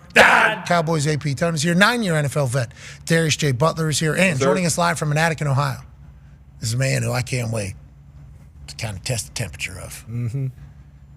He went to school at the Ohio State University. He was an All-American for the Ohio State University. He was a national champion. Boy, those days feel like so long ago. For the Ohio State University. And then he would represent the Ohio State University at the Green Bay Packers, where he'd become the all-time leading tackler for one of the oldest franchises in the history of sports. Ladies and gentlemen, the face of Ohio, A.J. Hawk. Yeah, AJ. 21, 23-point favorites. Wow. In Columbus. God. Oh, my God. What happened, AJ? Are you guys okay? I got a chance to chat with Rich on Sunday at NFL Game Day morning. He had his Michigan shoes on. Oh, yeah. Oh, he said with the way the year's going, obviously not what we wanted as reigning national champions, but you go into a horseshoe as 3-4 score underdogs and get a massive win. Obviously, you can jot that down as a massive success. And he said he's going to carry that happiness all the way through holiday season. And then Adam Schefter comes on. First thing he goes is, "Oh, where's my flag to come plant?" Right into the ground of Ohio. AJ, Ohio State loses in the game another year, 4 years straight now. Wow. And I didn't think this one was going to be possible. I thought Ohio State by 50. Yep. I thought Ohio State by 50 because everything. You were there. What was it like kind of watching this whole thing kind of unravel incredibly slowly and monotonously? I was there. It was, the first drive Ohio State had, they looked unbelievable. They surgically went down the field, and they weren't able to punch it in for a touchdown, which sometimes that is tough when you can go and move the ball like that. But they couldn't move the ball very much after that first drive, I feel like, consistently at least. And, yeah, absolutely disappointed, especially after this gigantic play by Jack Sawyer. You thought, okay, here we go. Now we go. And, Michigan's defense steps up and gets some big stops. It's, incredibly disappointing loss, no question, for everybody. Okay, so now let's chit-chat about the future here. Ohio State will not be in the Big Ten championship game. No. Instead, a team that they beat at their place, Penn State, will be taking on Oregon, another team that beat Ohio State. Yep. So if you just look at the college football playoff, you would assume Oregon has been the number one team in the country since the middle of the season. No matter what happens in the Big Ten championship, they're going to go. Penn State is in the Big Ten championship, and the Big Ten, obviously one of the top two conferences in all of football. They made the championship. They're going to make it in. Yep. Indiana's only got one loss. Yeah. No. They're going. They're going to go, right? Yeah. 66-0. I was going to say last win, 66-0. Yeah. Handled business. Yeah. Rivalry game. Question. That's the question. I don't know if they were 23-point favorites either. No. So I don't think so. when we talk about expectations and everything, wait, was it 29? 29. Yeah, it was actually more. It was more than 23. Yeah, it was 29, but they covered. They covered that time. Big time. And then Ohio State sitting there, 2 losses, having beat Penn State, having beat Indiana, and now we're just assuming that 4 Big Ten schools are going to get in. And Ohio State is the 4th school now that's going to get it. Wow. It is insane to think about the implications of literally every single game, especially the game this year, because I just assumed Ohio State's on a fast track into the playoff. Possible 1 seed. Got some big, maybe. Yeah. Got some big wins, obviously. A close one to Oregon. Close one to Oregon. In Oregon, had trouble over there. Now you lose to Michigan. It's like, is Ohio State on the outside looking in? Yeah. And are 2 teams that they beat in. And they are What are you guys thinking over there? Is the whole place on fire because of the loss of Michigan or what? I think everybody's a bit confused because we're thinking, all right, yeah, this is crushing defeat that you didn't expect to happen, you didn't think was going to happen, but then it all could still be out in front of you where you have a chance to win the national championship. So it's kind of a weird situation, I think, here. I would hope, I don't know. I mean, I know myself, I feel like Ohio State's going to get in. Okay, me too. I would like to let you know I am on the side that Ohio State is getting into the college football playoff. Okay, would like that to be noted. So for sake of argument, let's just say 2 teams from the ACC kind of make it in there. And if they start doing that, maybe a team from Big 12 or 2. Maybe 2. You know, maybe they get the championship. Arizona State, Iowa State. There's no chance it's going to happen. But let's just say, for the sake of argument, now all of a sudden it was going to be 4-4. If it's 2-1, then it's what, 4-3 in these ones, and then the SEC now has 3. Big Ten has 4. Well, what if it's 3 and it's 4? And then what? The team gets lost. Oh my God! In the head of this entire thing is who? Michigan athletic director? Oh no! Oh no! Oh no! I saw that Ohio State. Did you see them? They couldn't move the ball. And then they fought after the game. Come on, Bush League. That's not what we want representing. No way. And I'm not saying he would do that. Obviously, they're all non-biased, and they're very lucky to be in there. But these are humans making these decisions. It's like, I believe Ohio State's going to make college football playoff. I would like that to be stated. I think there's going to be 4. I think there's going to be 3. I think there's going to be 2. Yep. I think there's going to be 1. And then I think there's going to be a group of 5. Obviously, has to be. And there's going to be 4 champions. That's how I see it unfolding. But, boy, the people that live in the warmer states are not going to be. Not sure. That is going to be so loud down there. But whenever you think about the implications of every game, like people thought we were going to lose importance to regular season games because 12-team playoffs. It's like, nope. I think complete opposite. Yeah. It's like every game matters much, much more now, especially with the chaos that happened not only this weekend, but like last weekend as well. There's been full chaos in college ball. I agree with you. I think it's going to be 4 Big Ten, 3 SEC, 2 ACC, 1 Big 12, 1 Notre Dame, and then, UNLV or Boise State most likely. There's no way they put a 3-loss SEC in over Ohio State. The world would explode. The world would burn down. I agree. Hey, listen, completely agree. The conversation, I guess, would be, and we also... No way? No way. So you're putting Notre Dame in, ESPN, a second ACC team, and a 4th Big Ten team over 3-loss SEC team, in which there are a few. I think there's a chance that if SMU wins, there's a chance that a 3-loss SEC goes in over Miami. I could see that happening. But I think if Clemson beats SMU, Clemson and SMU are both in, because they're not going to penalize a 1-loss SMU team for losing in the championship game, are they? Because they don't want people to. Well, remember, we'll watch the game. Yeah. We'll certainly watch. Right. We will see how the game unfolds.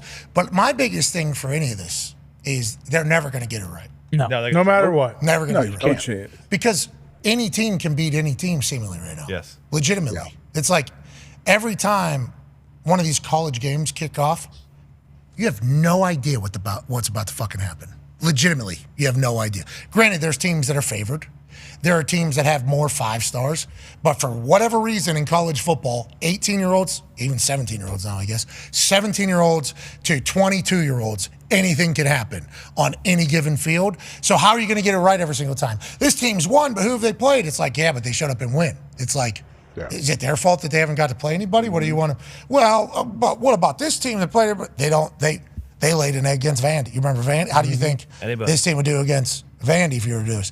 Well, what about Ole Miss? Well, what are we doing on paper for 5 stars? How big people are, or how the games actually unfold? Because there's been so many games that have unfolded in a complete opposite way that we thought it would. Not only in the history of college ball, but this season more specifically, it's been the parity feels better than ever in this college ball because of transfer portal, because of the NIL, since we've been paying attention, obviously. Well, and that's what I think you said before the show when we were in the think tank, just saying like how even if you're in one of these major conferences and you go undefeated or you lose one game, like strength of schedule almost shouldn't matter. Like it is impossible. It's seemingly impossible to go undefeated. Like it doesn't matter. We see teams that, I mean, look at like, we were talking about Ohio State kind of tongue-in-cheek, but also kind of seriously, like, hey, they should probably beat Michigan by 50 points on Saturday. And I know that's like a rivalry game and everything, but they just go out and lay an egg. We had all these teams who, like, hey, all you got to do is go out and win. You don't even have to win convincingly even. and they just lay an egg. Like in college football, it is so hard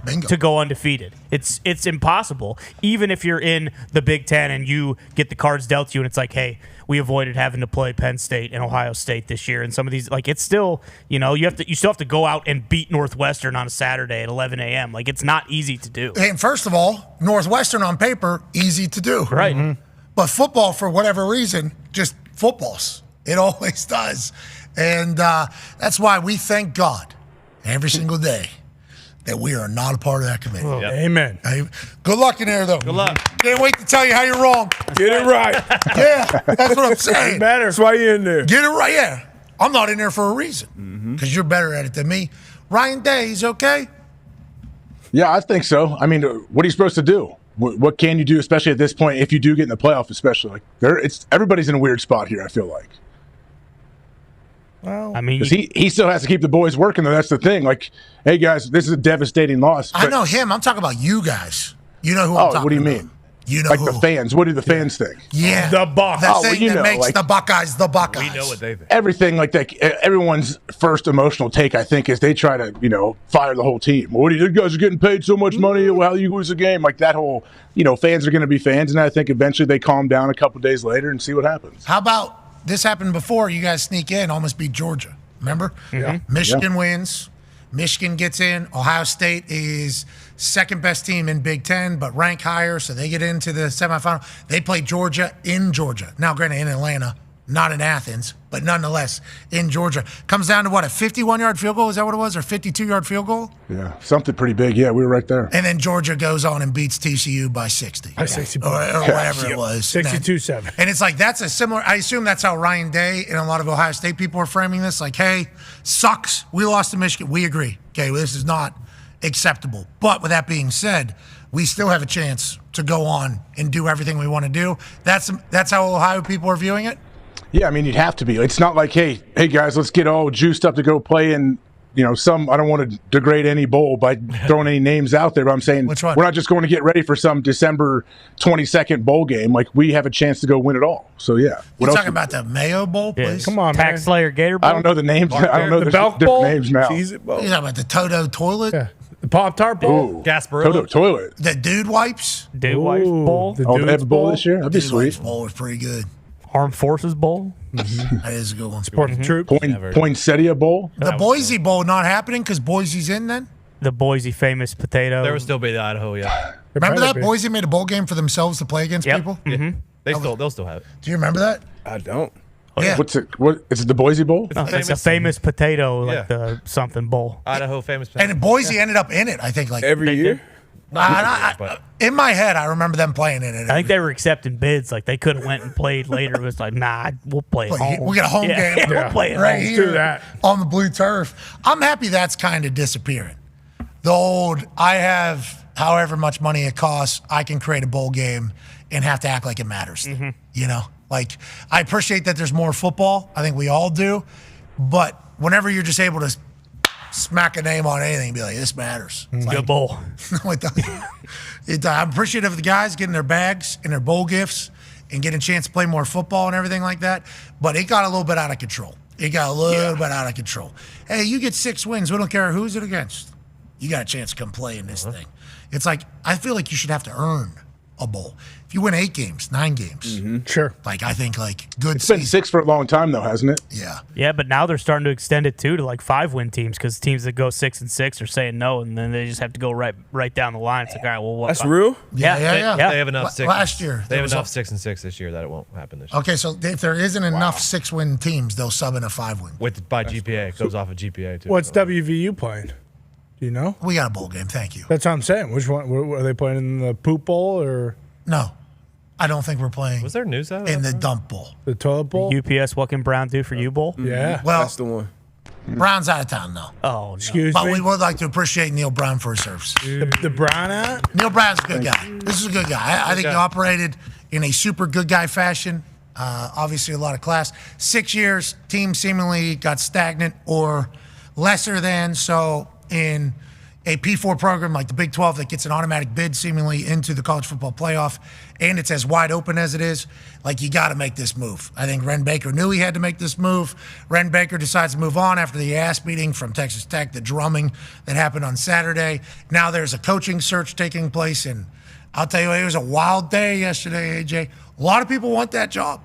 A lot of people want. It's a good gig, like for real. They got you. They got you working the phone. Well, they don't got me working the phones. Everybody that wants the job calling me that have ever met or are friends with saying, would love if you supported me in my bid to become this head coach of this thing. So then obviously I've also donated to the collective. So I guess I deserve a what's up, what's going on. So I've gotten a chance, with chat with Ren Baker yesterday a little bit. I have faith in him. I do. He got it right with the basketball team. Yeah. He got it right with the basketball coach. They're great. There's a lot of options, though, that are trying to get this gig. And those are just the people that I talked to yesterday, let alone the amount of people that I don't know that are trying to get that job. It's like with the way the Big 12 is set up, with the way it's constructed, and it's going to sound very narcissistic, but with like a West Virginia presence now, pretty good in the sport and sports media as a whole, with how popular the brand is. Good logo. Yeah. Great. Good logo. Great logo. Only team in the sport, or in the state. Like obviously Marshall exists. Shout out to Marshall, Thundering Herd. That's a good rivalry between that. But those are all Mountaineers over there. That is the pro team of the state. It's like there's a lot of really good opportunity for people over there, and there's a chance some real special shit takes place if any of the, conversation. Are you gonna publicly endorse a candidate for the job eventually? I mean, maybe we'll see. I can't believe Saban and Belichick called you yesterday to get your endorsement for that job. Coach and Saban, Coach, And Braves, I saw a lot of people tweeting after my tweet. They're like, Coach Saban's coming back to save us. Coming home. He's coming home. I think Coach Saban's having a good time. I think Coach Saban is enjoying college game day. I don't think he's getting back into coaching. I have asked him 1,000 times if he's coming to coach West Virginia. He said no, but I do believe he is interested in helping West Virginia, which is, I think, very good news in this entire conversation. But the people, and Coach Belichick also joining us now. Ladies and gentlemen, the greatest coach of all time, the greatest NFL general manager of all time. Let's hear it from him, Coach Belichick. Coach, there's an opening at West Virginia. Are you applying to be the head coach of the West Virginia University Mountaineers?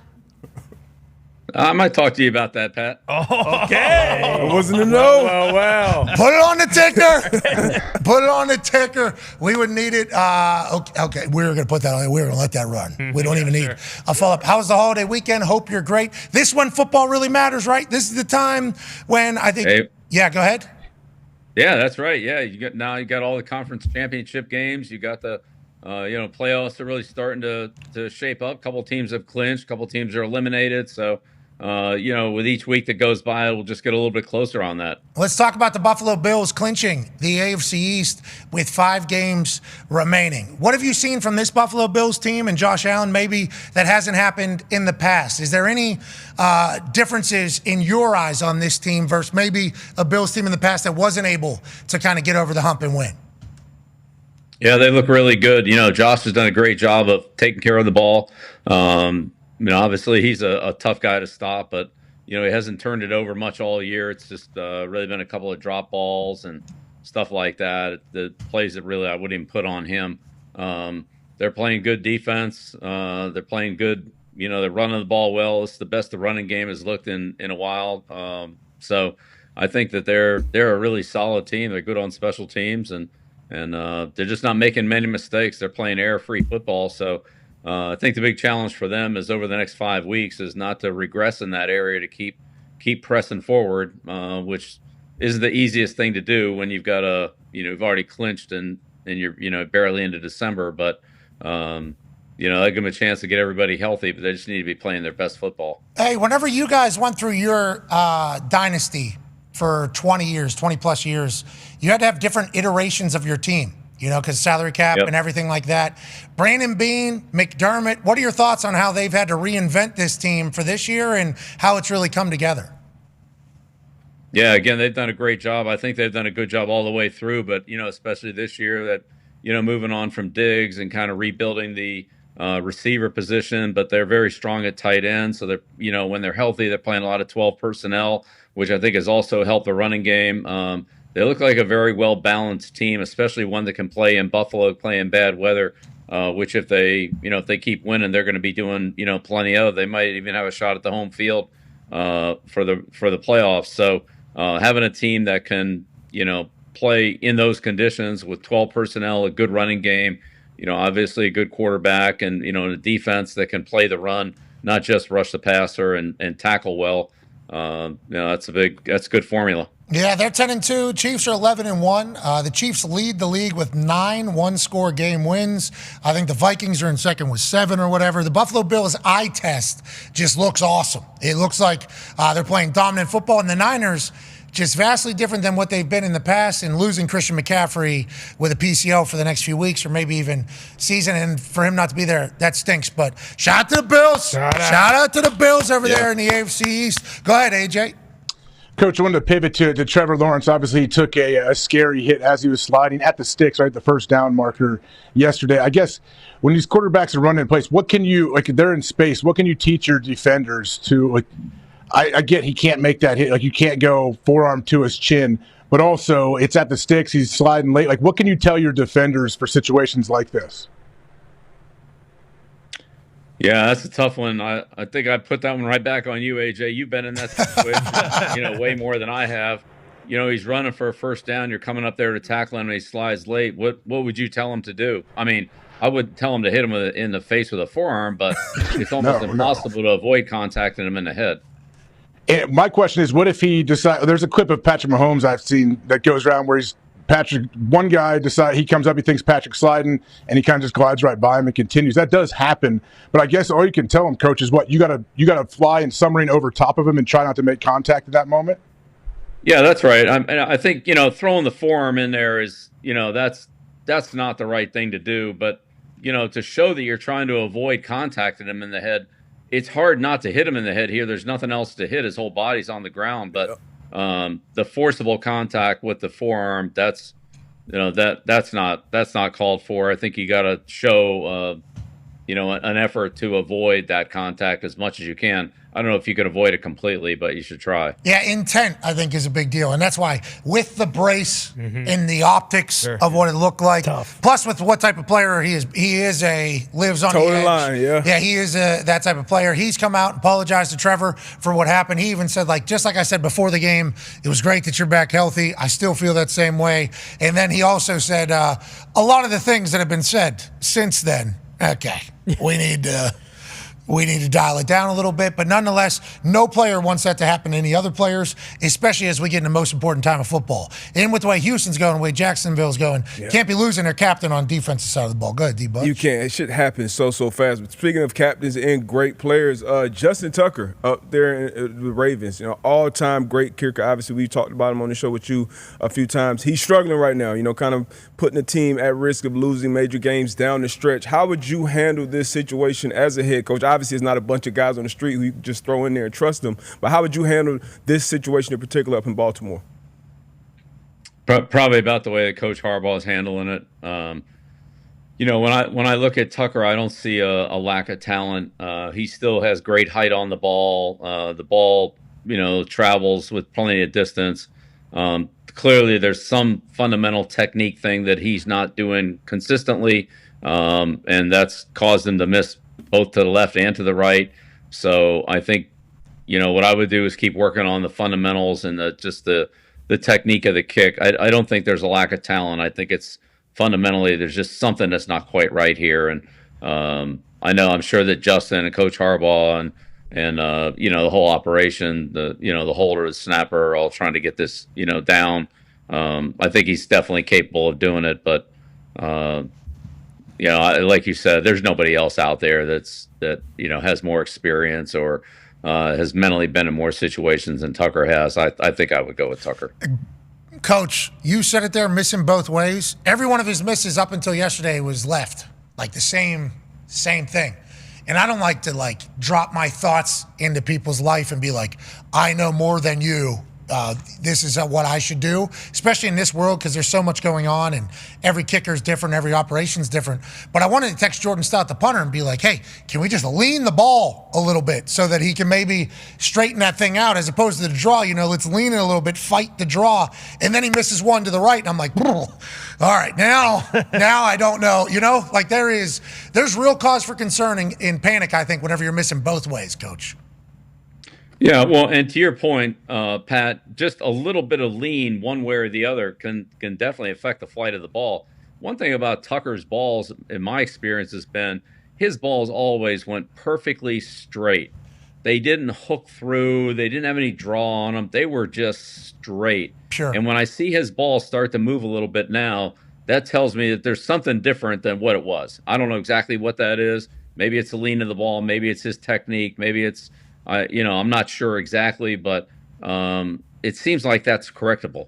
Just got to figure out what it is. I think so too. The only thing I'm worried about is maybe he has a little, because maybe he's something, but but that has not been announced, so we can't obviously assume anything. But come on, Tuck.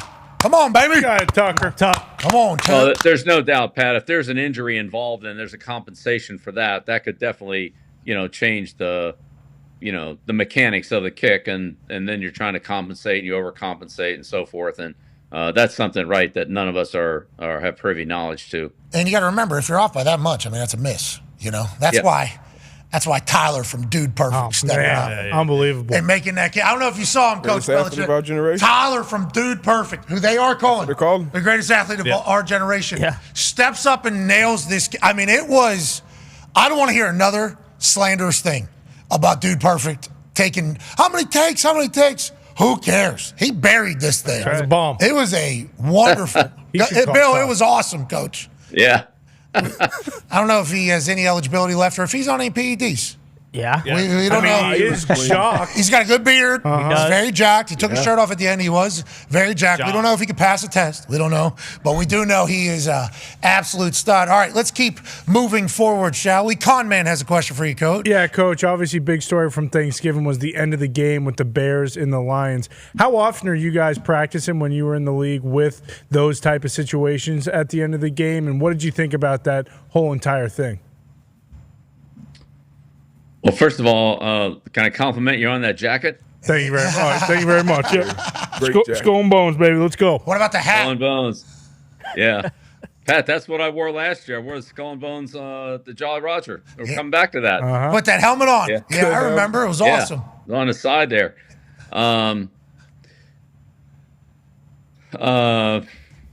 One more time, Connor. What you ask again? Navy got us all jacked up. I know. It gets me fired up, too. But the Eberflus situation. Oh, yeah. Doesn't call a timeout. 30 seconds left to get that last Hold on. I love that when you're asking that question, he sees your mouth moving, but he's just like, damn. That's cool. That Navy skull, that Jolly Roger is so cool.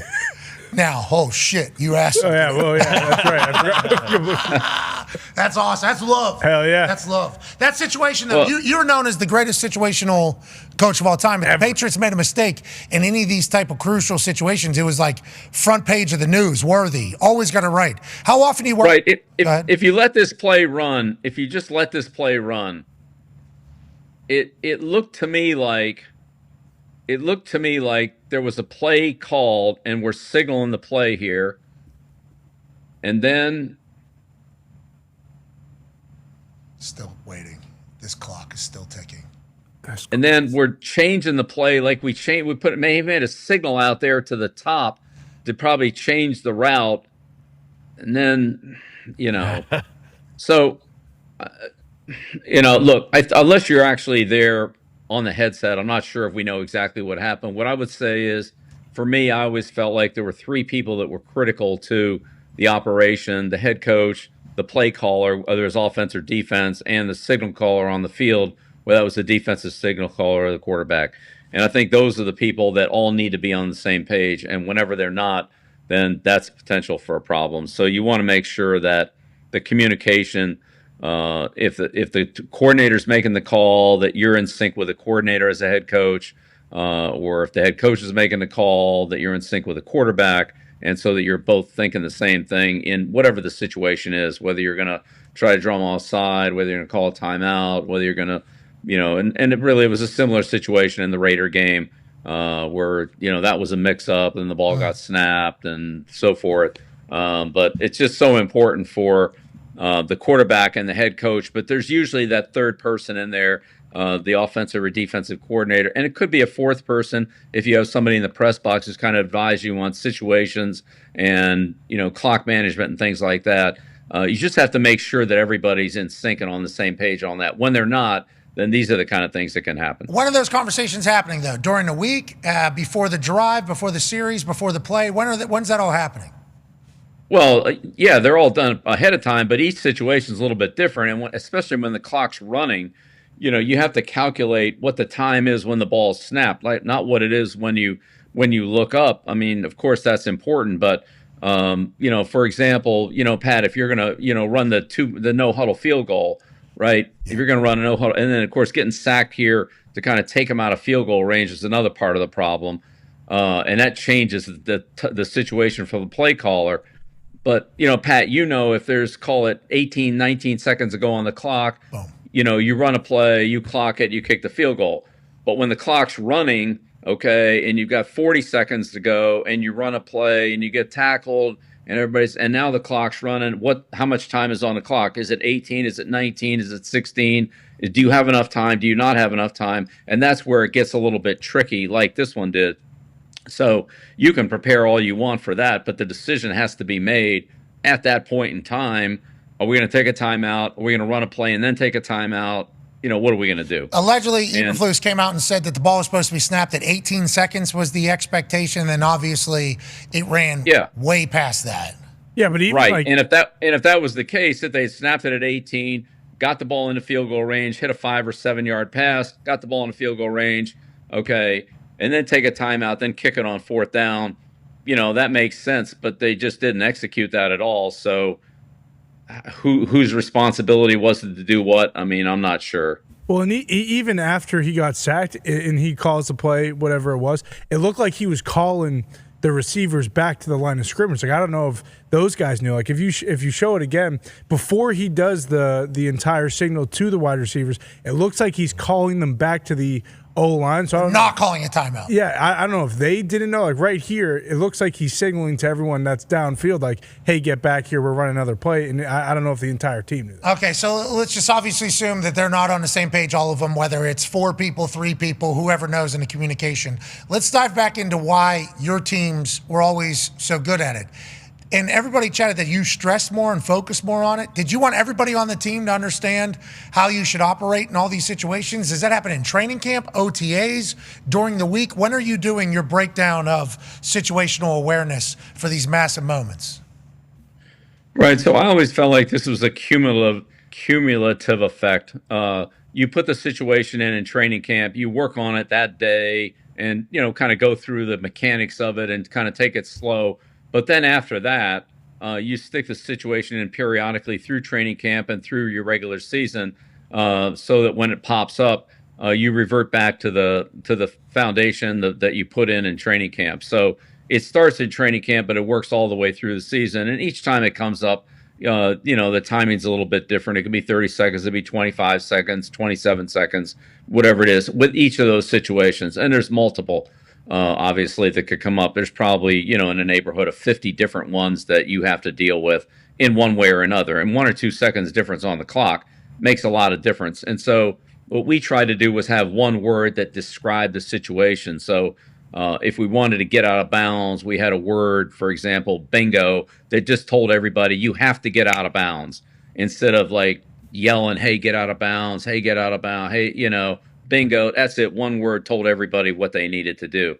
And so as many of those words as we could use, giraffe, Seahawk, church, slider, so forth, just those words, they all identified a situation, which then built in what should happen in that situation.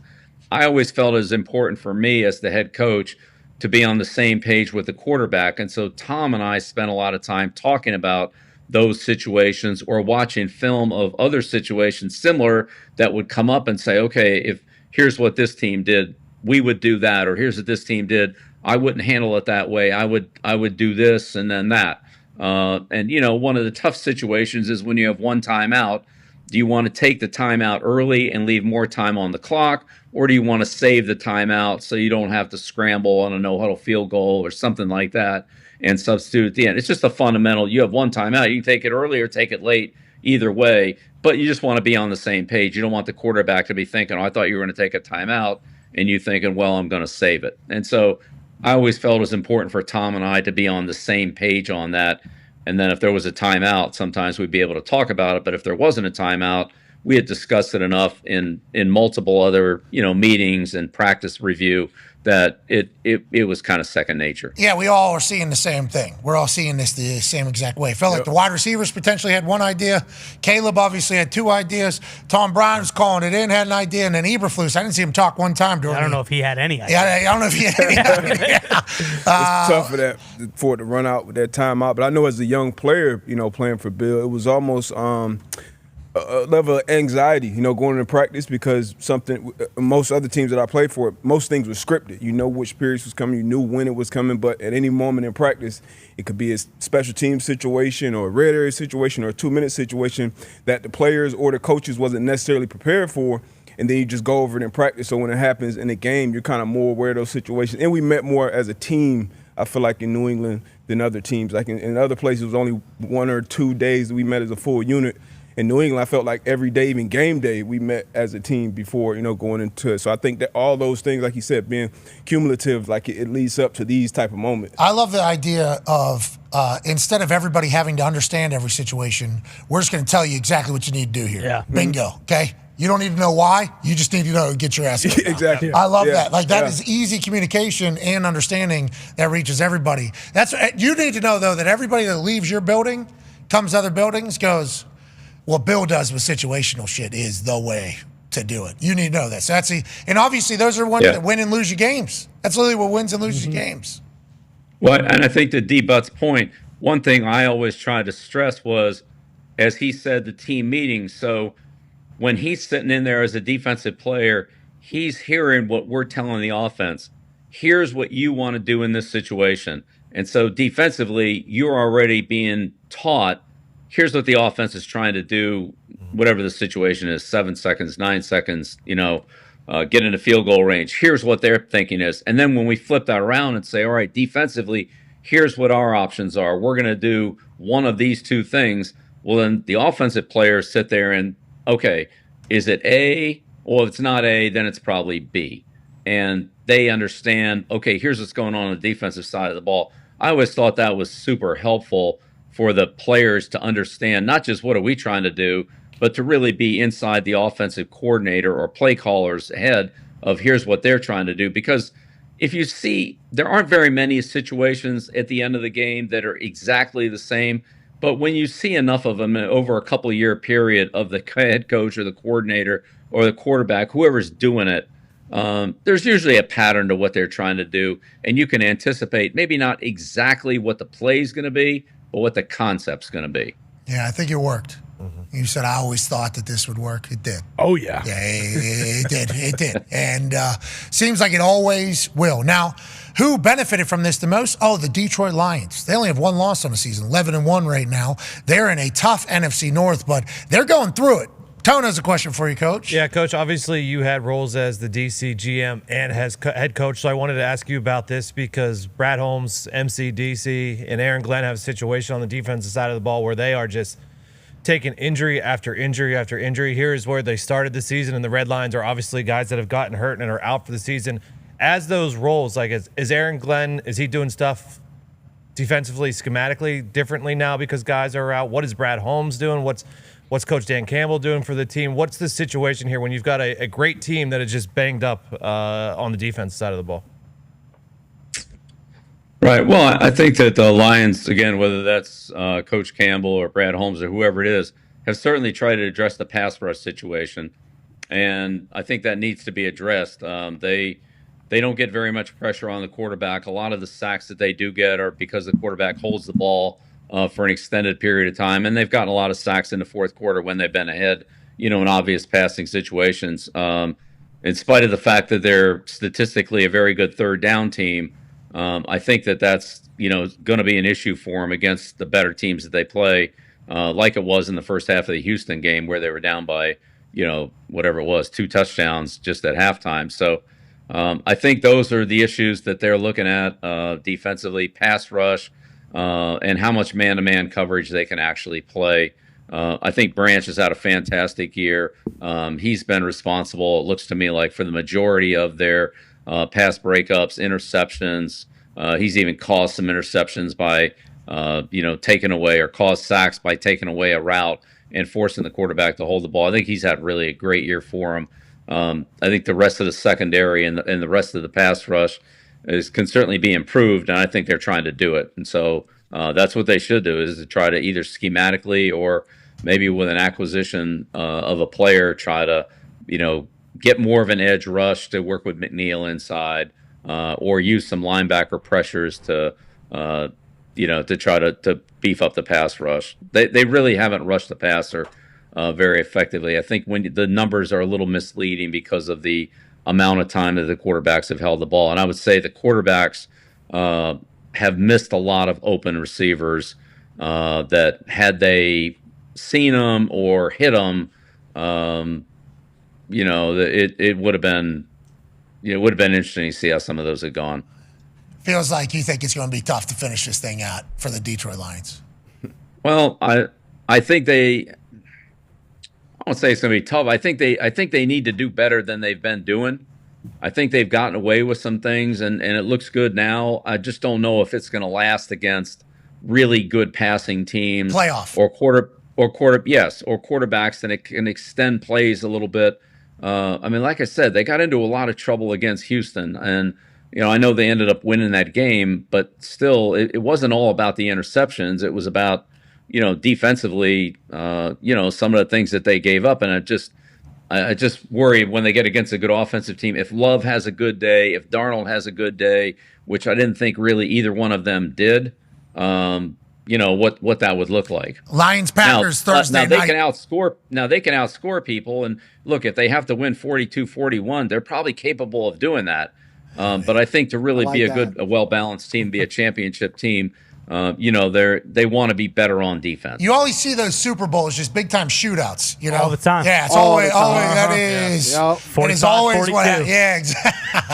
Detroit Lions fans, obviously, they're pumped to be back, but every injury that takes place, it's like, man. And to Coach's point, it was very, very noticeable in the second half. Caleb Williams was a different quarterback in that second half when guys started just dropping. Yeah, and there's been a couple games now the Lions have dominated, then there's been a couple games that's been close. Yeah. They got the Packers on Thursday night. We shall see.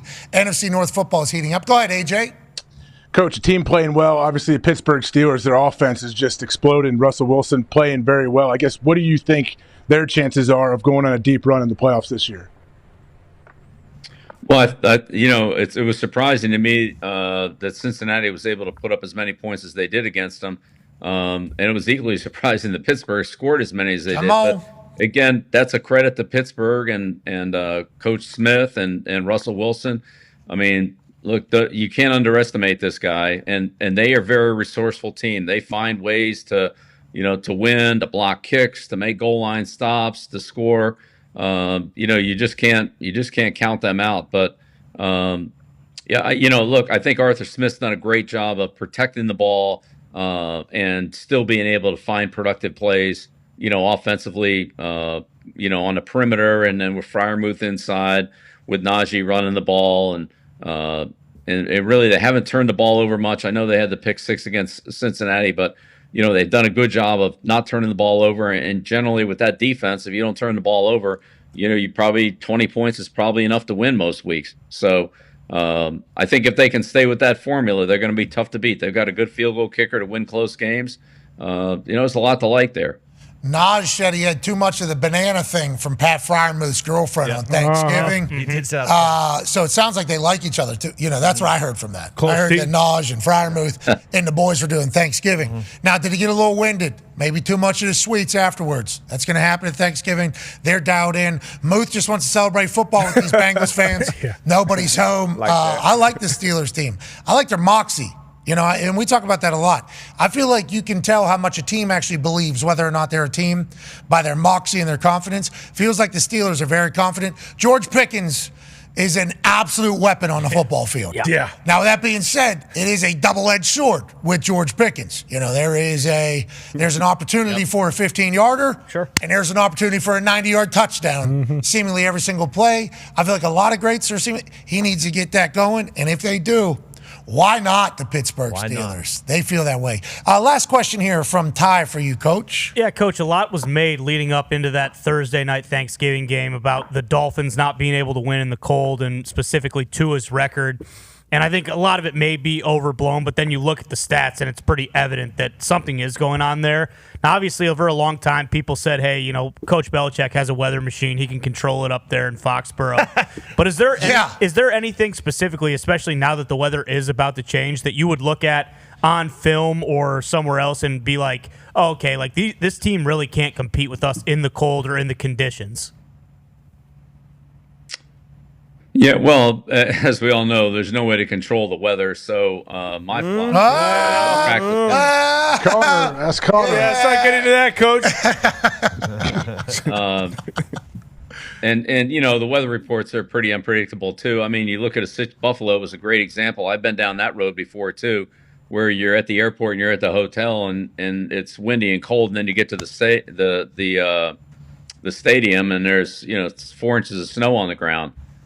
We had that one time in reverse where there was no snow at the stadium, and you know, I was told after the game, you know, we're gonna have a hard time getting out of here because of the snow at the airport, and so you know, you just have to be ready for anything. But my philosophy was always to practice outside in the elements, and whatever they are, and sooner or later you'll get snow, rain, hot days, you know, dealing with the sun. Winds, crosswinds, winds that blow down, whatever it is. And so you just take it as it comes and hope that practice experience pays off in the games. But, you know, there's certain things that I think you want to definitely emphasize and talk about in practice when that comes up, things about the wind, things about the, you know, whether it be the sun, you know, handling the ball in the sun or cold or snow or wet or whatever it is, and reemphasize those fundamentals when they happen in practice. I know D Bud will tell you, like, we didn't go inside. We were outside all the time. Whatever it was, put your stuff on and be ready to go. But get some shoes that work. We're going to play in it. We got to practice with it, all that type of shit. I know as a DB, as it got colder, more and more quarterbacks, you know, try to stay away from those deep outside throws, those outside breaking throws. So as a defender, as a DB, especially down the field now, Josh Allen is, I think, a perfect quarterback to have in Buffalo who can still drive it through the wind. But I know as the year got later on, that was something definitely as a DB. Arms get tired and the weather, right? Yeah, and the ball, just like shit, you golf, you do anything, like the ball just doesn't travel the same. So unless you have that velocity that you can get over it, and you're not playing in a bunch of these games, but whenever you do, as it gets colder, even if it's a nice day, they try to stay away from those deep outside breakers. Hey, Coach, let's forget about the cold weather team. When do you know if your team's like a championship team or not? I guess you knew that a lot for New England. Is there something that happens with your own team that you go like, okay, we got something this year? Is there any of that? Well, I think being able to perform under pressure is key. So, you know, in the fourth quarter, games on the line, offense, defense, special teams, on the road, crowd noise. You know, when you can do the things you need to do to you know, win in a tight situation, whether it's run out the clock in 4 minutes or score in 2 minutes or stop them when they have a chance to score and beat you and those kind of things. The more you can do that under pressure and evaluate how your team performs when everything's on the line, that's to me the best indicator. And, you know, say what you want to be about Kansas City, and you know, people say they don't win and all that, but they found ways to win. They make the plays when they need to make them for the most part, whether they've gotten a couple breaks or haven't gotten a couple breaks. I mean, the bottom line is they know how to win and they know how to play in critical situations. There's a lot to be said for that. Now, I would say there's other teams that have shown that too. Philadelphia, you know, Buffalo for sure. You know, Pittsburgh. I mean, they're not the only team, but I think the more that your team does that and does the right thing and consistently do the right thing, that's a good omen. All right. Well, I appreciate you so much for your knowledge and wisdom every single week. We've appreciated the hell out of you. You look great today, man. No Manning cast tonight. What are we doing? No Manning cast tonight. Yeah, night off. All right, well, good. Enjoy the hell out of it. Ladies and gentlemen, the GOAT, Bill Belichick. So that's how he could tell if he looks at his team. Week 7, week 8. Did you see we had a 4-minute drive there? Just took the life out of that team. The defensive thing is like, maybe we got something here, you know? And then there's other coaches that are watching situations unfold, and they're like, we ain't got it. Yep.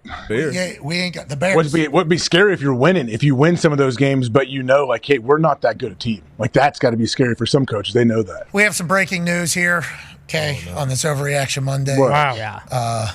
Oh, no. Sal Masakela has texted me. What? Yeah. Ticker. Holy shit. Yeah.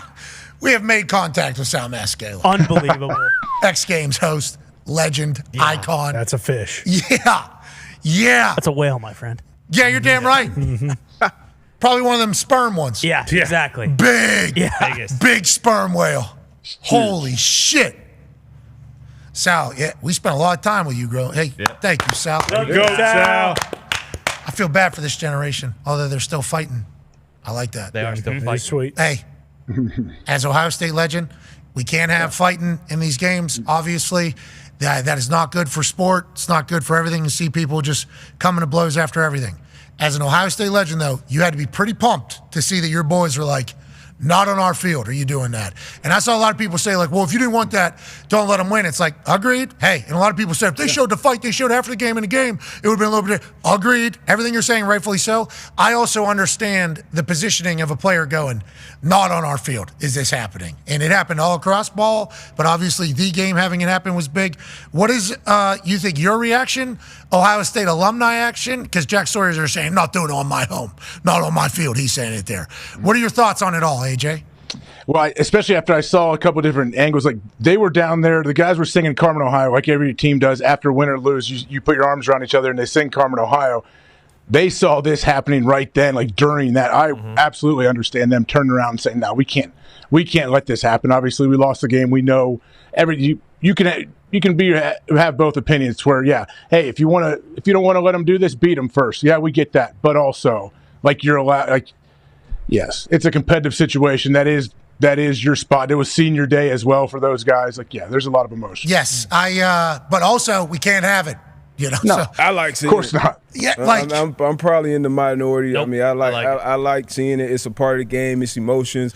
The bad part about it, I think, is when the players who usually are starting that type of shit, you look at the players, you look at the jerseys. 90% of them didn't even take a meaningful snap in the game. They just start some shit after the game. Obviously, we know Baker Mayfield in his situation years ago, but I like it. You know, these kids still care about. I like that they care. Yeah, exactly. Yeah. I like that they care still. We can't ever lose that. Can't ever lose that. It also can't just become, full-on melee after everything. Anyways, we continue on YouTube, ESPN Plus, and TikTok Live. We'll make our picks and cover more.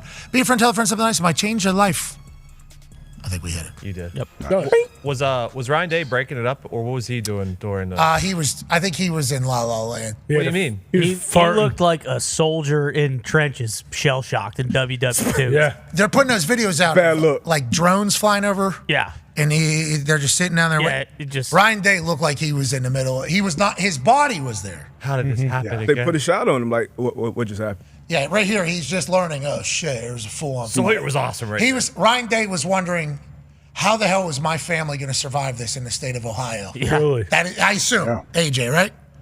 Yeah, absolutely. I mean, I don't think it felt like this can't be reality. He had to be thinking like this. How did this happen? And it happens to all of us. And I hate that I can even say that I'm one of the people that it happens to, but I could be standing in a group and my eyes are open.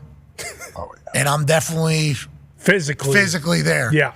But in this brain, I'm not hearing a thing anybody's saying. I am not in this room at all. I think they call it daydreaming or whatever. Yeah. I think that was a day nightmare happening for Ryan Day. So, like, I think he looked very bad in some of those things going, what happened? And his guys are starting there's a full brawl happening behind him. But if you listen to that interview from Hang Time or Game Time with Ryan Day? Yeah. And he was like, the worst thing that's ever happened.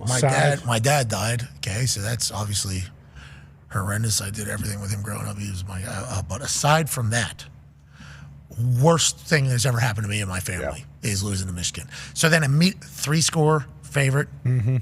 Immediately, they don't even have a quarterback. Like, Greatest team ever assembled. The whole situation ever. And then you lose that. I think his body might have been there on the field. And I don't like making excuses for people. But I think if you just think about this from Ryan Day's side, in his head, I'm wondering if he's thinking, I shouldn't coach here. I should not even. I can't even. How am I even going to? And they're singing that Carmen, Ohio song or whatever. He's not.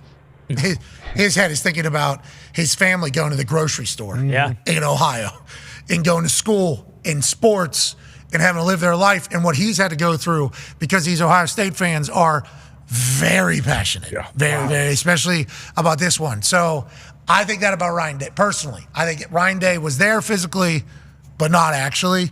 And then whenever he comes back to it, and it's all, I think he did kind of look bad there then. For sure. Because I think Sherrone Moore was in there. He was trying his best. It's chaos. That's when, leaders are, supposed to step up in the midst of, and it's hard once shit starts and it's just people, you don't know what's going on. And you got no helmet. Pepper sprayed and everything. Like some, assistant coaches and everybody usually running there. So you want to be somewhere around the mix, making sure you're getting your guys out of there, getting to safety overall. But so, like you said, it's a bad look. A lot's going on in a short amount of time. We saw Mason Graham getting live, being interviewed live. Hey, that was sick. And then he's like, oh shit, like it's going down, put my helmet on. But you're going in there and try to sort things out. But once again, he's different. It's a 350-pound man with a helmet on as opposed to a head coach. So, but that's why you get paid the big bucks. Also, we can't reiterate this enough. The fact that they care enough. Yeah. That, we got to keep that. We can never lose that. Everybody thought they were going to lose that. Remember, we're going to lose these rivalries. And I think when guys got on the ground is when the pepper spraying started, I think. Yeah, if the that's when it gets scary, I think, for people. Stampedes potentially happen, trampling and everything like that. And obviously the cops are going to be outmanned. Sure. Outsized. Yep. Out everything. And they were basically the ones that were going to have to keep this thing at bay. Graham, what the hell's going on? What's this? Excuse me. All right. Sorry. Sorry there. I'm going to have to get back into this thing. Let me tighten this up as well. There was a couple guys that went flying in there with no helmet. And I thought to myself. I noticed that right away. I was like, strap it up. No matter what, strap it up. And everybody has to show face. And once again, here's a whole other concept. Once 5-year guys, like Graham right there, once he saw any of his guys have to show face because they're actually watching film to see who isn't. At minimum, to get your guys out and take it down, take it back. If anything, got to jump in there to defend one of your guys. But it's just a wild situation. And if you played team sports, you've been in some type of scuffle, some type. It's a lot of shit going, a lot of testosterone out there. So definitely a wild scene with the pepper spray and all that shit. Emotions are high. These guys, a lot of them should have been there 3-4 years, have lost his game. Losing this game at home. Jack's from Columbus. He's from Pickerington, too. That's a suburb of Columbus. 33, the one that was saying, they're not doing that. Not on my fucking field. 0-4 against Michigan. He's going to have to live with that forever. They go on and win the national championship this year. Let's just say they do, Ohio State. Jack is going to be asked by his friends about.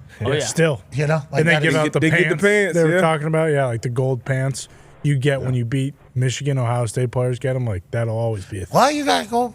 How many pair you got? I mean, you got special gold pants. What, we sleep in them like the Mormons don't they sleep in? Yeah. You sleep in special gold pants over there? No, it's like a pendant. You put on a necklace. You get it every time you beat Michigan. You get a pair of gold pants with the score on the back. It's comes from a coach way back in the day that gave a speech saying, hey, they put their pants on one leg at a time, just like us. So then, boom, gold pants are what you get when you win. Okay. So you got a couple. Why don't we see the necklace? You got this? 3 of them. That's 3 of them. When do you wear them? Do you wear them when you go to the game? No, I do not. But yeah, I have them. You don't wear them? OH. I.O., buddy. Okay. Of course. All right, I was about to say, if you left those stranded and then you say you don't wear your pants. No. I'm still with the boys. You know that. Okay, all right. See, this is the type of shit, though, that I don't understand really, like, the reaction to, like, what happened. Like, obviously, you'd never want to see, like, a massive melee like that and, like, guys getting pepper sprayed on a football can't be field. Promoting it. Exactly. But, like, it's genuine hate. Like, Ohio State and Michigan, not only the schools, but, like, the fans, they hate each other. Like, it's real. They really do fucking hate each other. So, like, we want to bitch and whine about, like, hey, this is why college football, it's going to get ruined because some of these great rivalries, we're not going to get these anymore. Like, this still got it. And this is the type of shit that can happen. Like, it can, Like, obviously, you don't want, like, it's not like after that everyone's like, oh, that was awesome. That should happen every single year. But, like, look at that shit. That's been happening for how long? You beat Michigan and you get a fucking pendant for a necklace. Like, they care. It matters. Yeah. Yeah, and Yeah, Imagine, quickly, imagine the other way. If all of a sudden, let's say there's a happy medium, I understand, between what I'm going to tell you, but let's say they were out there hugging and smiling and jersey swapping. Oh my God, that would be horrendous. Terrible. Ohio State fans would not go to the. They would say Ryan Day. Yeah, he has his boys hugging Michigan. They don't care. They're exchanging jerseys. What are we even? I mean, the players that were there was during the melee. There was a group of players huddled praying after the game. Praying, They were getting shit for praying after the game. Yeah, well, God bless them. You know, and boy, down at College Station, you can feel Jesus. Oh yeah, You can. Yeah. I got a couple people that were not happy that I said that at the beginning, and I'm like, oh, I didn't know you people actually existed. There is people that just get like super pissed off whenever Jesus Christ is mentioned. Oh yeah, it's like I'm just pointing out where I'm just trying to introduce you to where we are here. Were they anti-Jesus or pro-Jesus? People say, I had one lady, well, obviously I said later that one lady, that was awesome. Yeah. She didn't think I saw Just it. immediately. Yeah. Boom. See ya. See, later, lady. Boom. She said I had turned off because at Pat, she wanted me to see it. She wanted me, Cynthia, if that's her name, probably a troll. I had to turn it off because there was too much pandering from at Pat McAfee Show. And I was like, well, just once commercial break, first thing that pops up, we got to quote this son bitch. Yep. And later, lady, go ahead. Welcome to the Thunderdome. You know, this is what you wanted, okay? Because other than that, like getting to experience that place down there was sweet. It was, went to Cavender's, you know, which is a great Western store. Oh, yeah. The people were fantastic. My man Juan was the one who pointed me in the right direction for the hat that I was wearing there. Luke Casey gave Good some hat. great hat. Good hat. Big rig.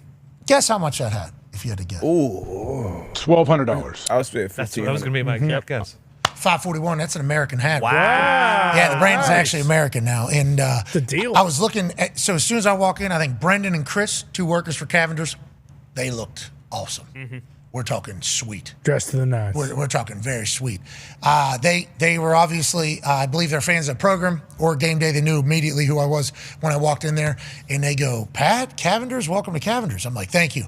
Where's the hats at, boys? You know, where's the hats at? And they go, this way. So I walk over, and there's an entire wall of them, $80, $90, whatever. And I'm looking at all these things, and I'm trying to find a good one because I know I'm wearing black and gray the next day. So I know what the fit is, so I'm trying to match it. And this guy, Juan, who's pretty jacked up, he goes, big guy like you? That hat. And he points at it. And it was this one. There he is. There's Juan right there. That's my man, Juan. Juan goes, big guy like you? And he goes like this a couple times. He goes, that's your hat right there. And I was like, okay, thanks, Juan. And he hits me. He goes, that's your hat right there. And I turned around, and it was this hat sitting up on like its own. You know, you go to a car dealership, and they got a car up on the thing.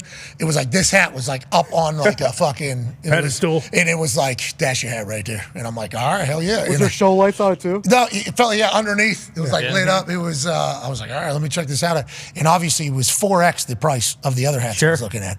But as soon as I put it on my head, it was like, oh, that's nice. And then they said, like, what type of shape you want on this thing? I think that's the JB is what that's called.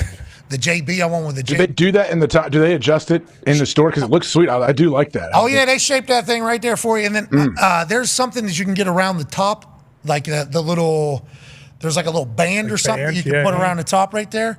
And they were right there at the bottom. And I go, ooh, I can get one of these bands. And the guy that works at Camden goes, don't do that. Nobody does that. I was like, so these are all just like fugazi. He goes, yes, this is for people to walk in here and be like, oh, I'm going to get and we just, nobody does that. Just do the one that comes on the hat. I'm like, thank you. Thank you. Appreciate it. Because there was this big ass thing I was going to put around there. Like, nobody, don't do that. So Juan, Chris, Brendan, I think there's a JC in there. The whole crew of Cavender's, they took care of me, man. It was Gumpy, that was a cool place to walk in and out of. Yeah, that place was awesome. It was electric in there. Pat's hat is unbelievable. There was so many good hats there. You could spend hours in there. We were only in there 20 minutes, in and out. It got pretty chaotic. Gumps, you get a hat? No, I didn't. It got pretty. Yeah, it was wild trying to get out of there. Yeah. There's good people down there. A lot of really good people, you know, and trying to do the whole thing. But it was that was a cool store. I would go to Cavender's if they got shit now. Check it out. Just like a Cabela's. You go in a Cabela's. A lot of shit. All right, let's get to a break on the other side. We got to do overreactions. Hashtag I don't want to overreact, but became the #2 trend in the United States on X We'll talk about that and more on the other side. Be a friend, tell a friend something nice. It might change their life. Take 5. 5.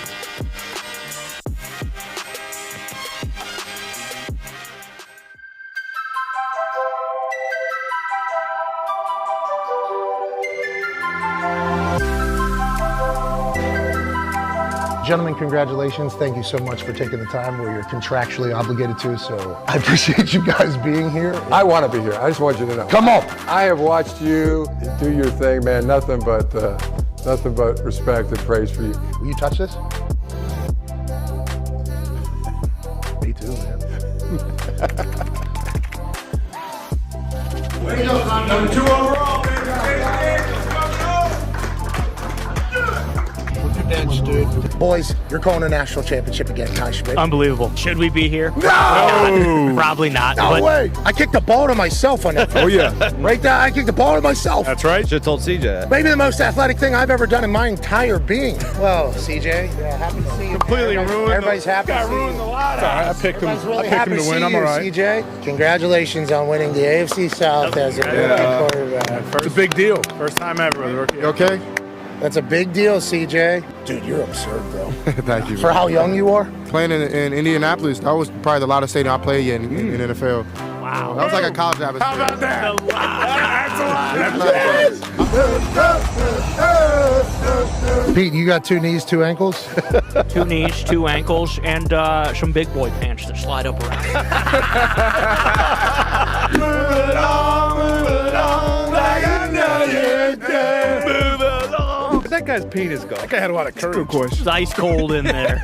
It's ice cold. It's the first documented button dick. Game day stuff. That's what's being said. I didn't come up with that. That's what's being said. It was our show, 3 hours, 15 minutes. Then it was a 2-hour gap. Then there's game day, straight in national championship field pass. For 2 schools that are going to be talking about this day for the rest of their lives. Both of these teams being chastised from all different angles. Washington, there's no way this team from the Pac-12 in their last year with Kalen DeBoer as the head coach can continue to win. They're going to stumble somewhere. They didn't. Then you think about Michigan. 2 separate suspensions for their head coach, and all they've done is stay the course. And tonight, banners, rings, reunion conversations forever on the line. What an honor it is to be here. Look at his belt buckle, like yours, man. Belt buckle. Like with some light ranching to do down here in Houston. He comes out of his cuts, he sees people, he shakes them, and he doesn't look anywhere near as small as you would think. He's powerful. I love Blake. A lot of NFL GMs are saying, wait a second, is Michael Penix maybe one of the top 3 guys to go to the NFL? Because what he does with the football is stupendous.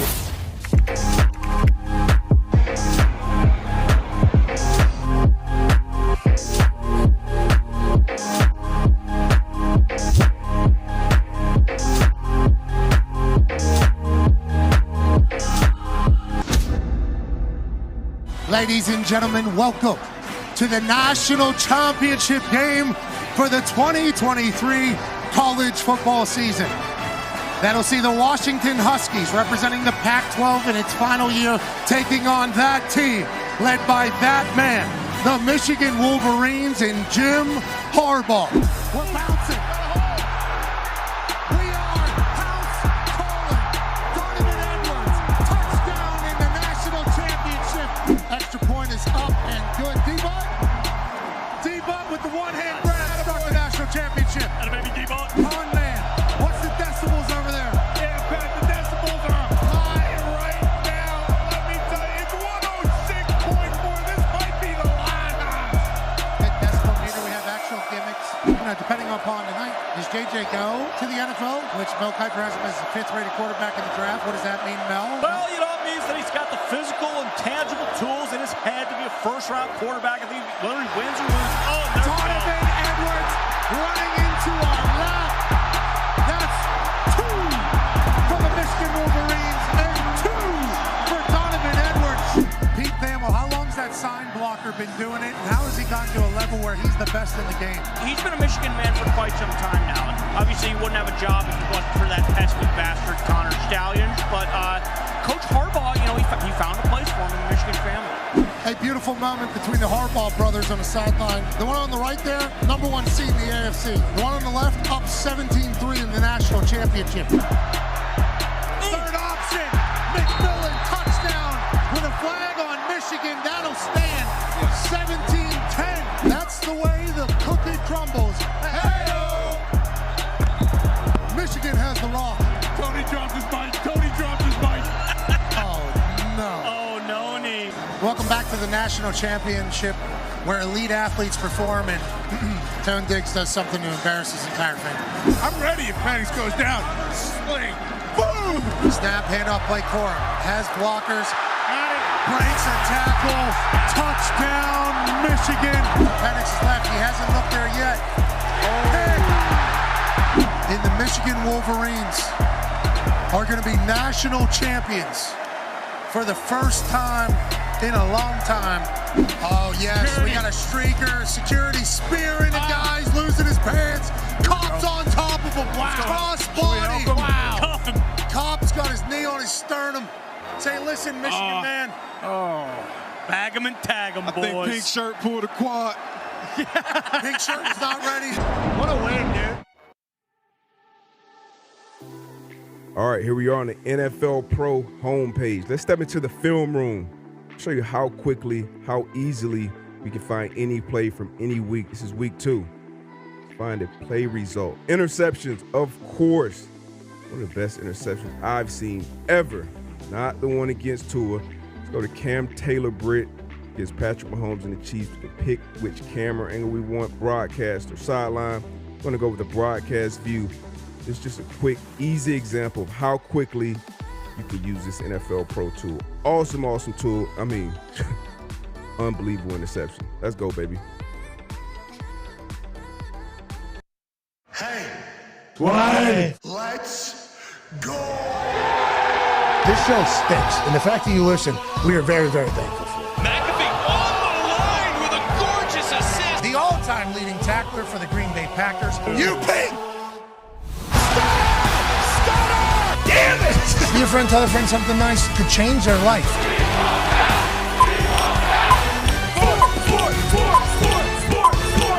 Hello, beautiful people, and welcome back to our humble abode, the Thunderdome, on this magical Overreaction Monday, December 2nd, 2024.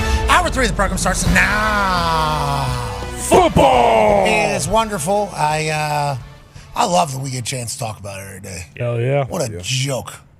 What a joke. Mm-hmm. Happy Thanksgiving. Happy Thanksgiving.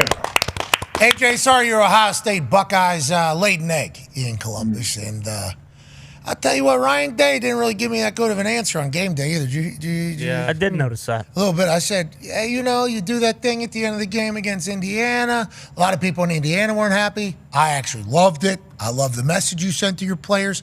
You guys have like an edge to you. Do you feel like you have an edge? And he was like, yeah, always gotta have an edge. I was like, oh, this guy's fucking locked in. Yeah. Or he hates my guts. One of the two. So are we, one or the other. Thankful to him for doing that for us. That was a Fox game, obviously. So him putting a headset on, talking to us was great. But it felt like he was there a lot of anxiety in that stadium? Was there anxiety in that stadium early? I don't know, anxiety. I would say as the game went on, absolutely. When you looked like, because I don't know how you guys watch a game, like when you are cheering for your team or whatever, first quarter, second quarter, like, okay, even at halftime, like, now we're going to turn it on. Here we go. Yeah. Let's go. We're going to turn it on. It's 10-10 half. We're good to go now. And then the later it gets in the game and the closer the game is still very close or you're behind, yeah, a lot of anxiety. Here's the, God, I'm trying to figure out which phone number is your phone number now. There it is. I have 4 different AJ Hawk numbers in my phone. Nice. I think you've changed your number a couple different times. I've had the same one. I have a Wisconsin area code, bud. I'm still 20 years ago. So do you have an email? Is my email popping up in here? We got to figure that out. I do have an email. I do use email. But I wonder if it's in my... Do you? You know how to use email? Yeah, what? Oh, yeah. I'm a great emailer, actually. Okay. I don't even know if you can hit keys. You'd be surprised. I took the typing class.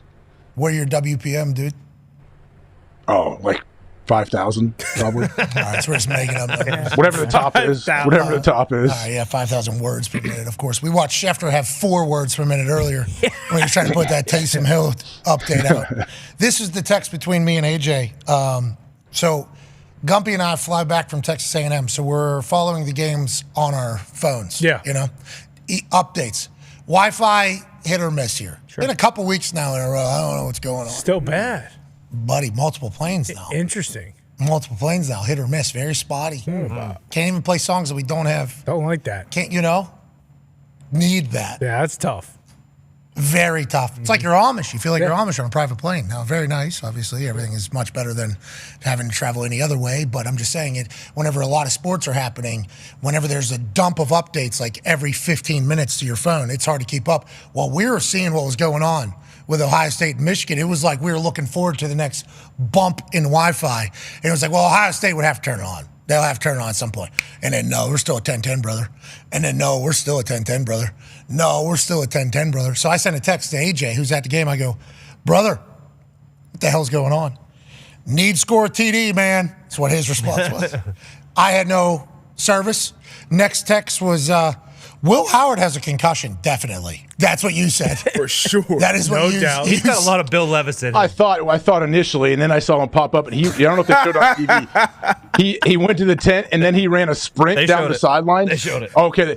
The whole place went crazy. Like, it was an awesome moment. Okay, so he didn't have a concussion. It looked like it. That's what you followed He's up tough with. as nails. You This guy's followed tough up as with nails. past protocol. So that was your. Yeah, he was sprinting up and down the sideline like a. Yeah.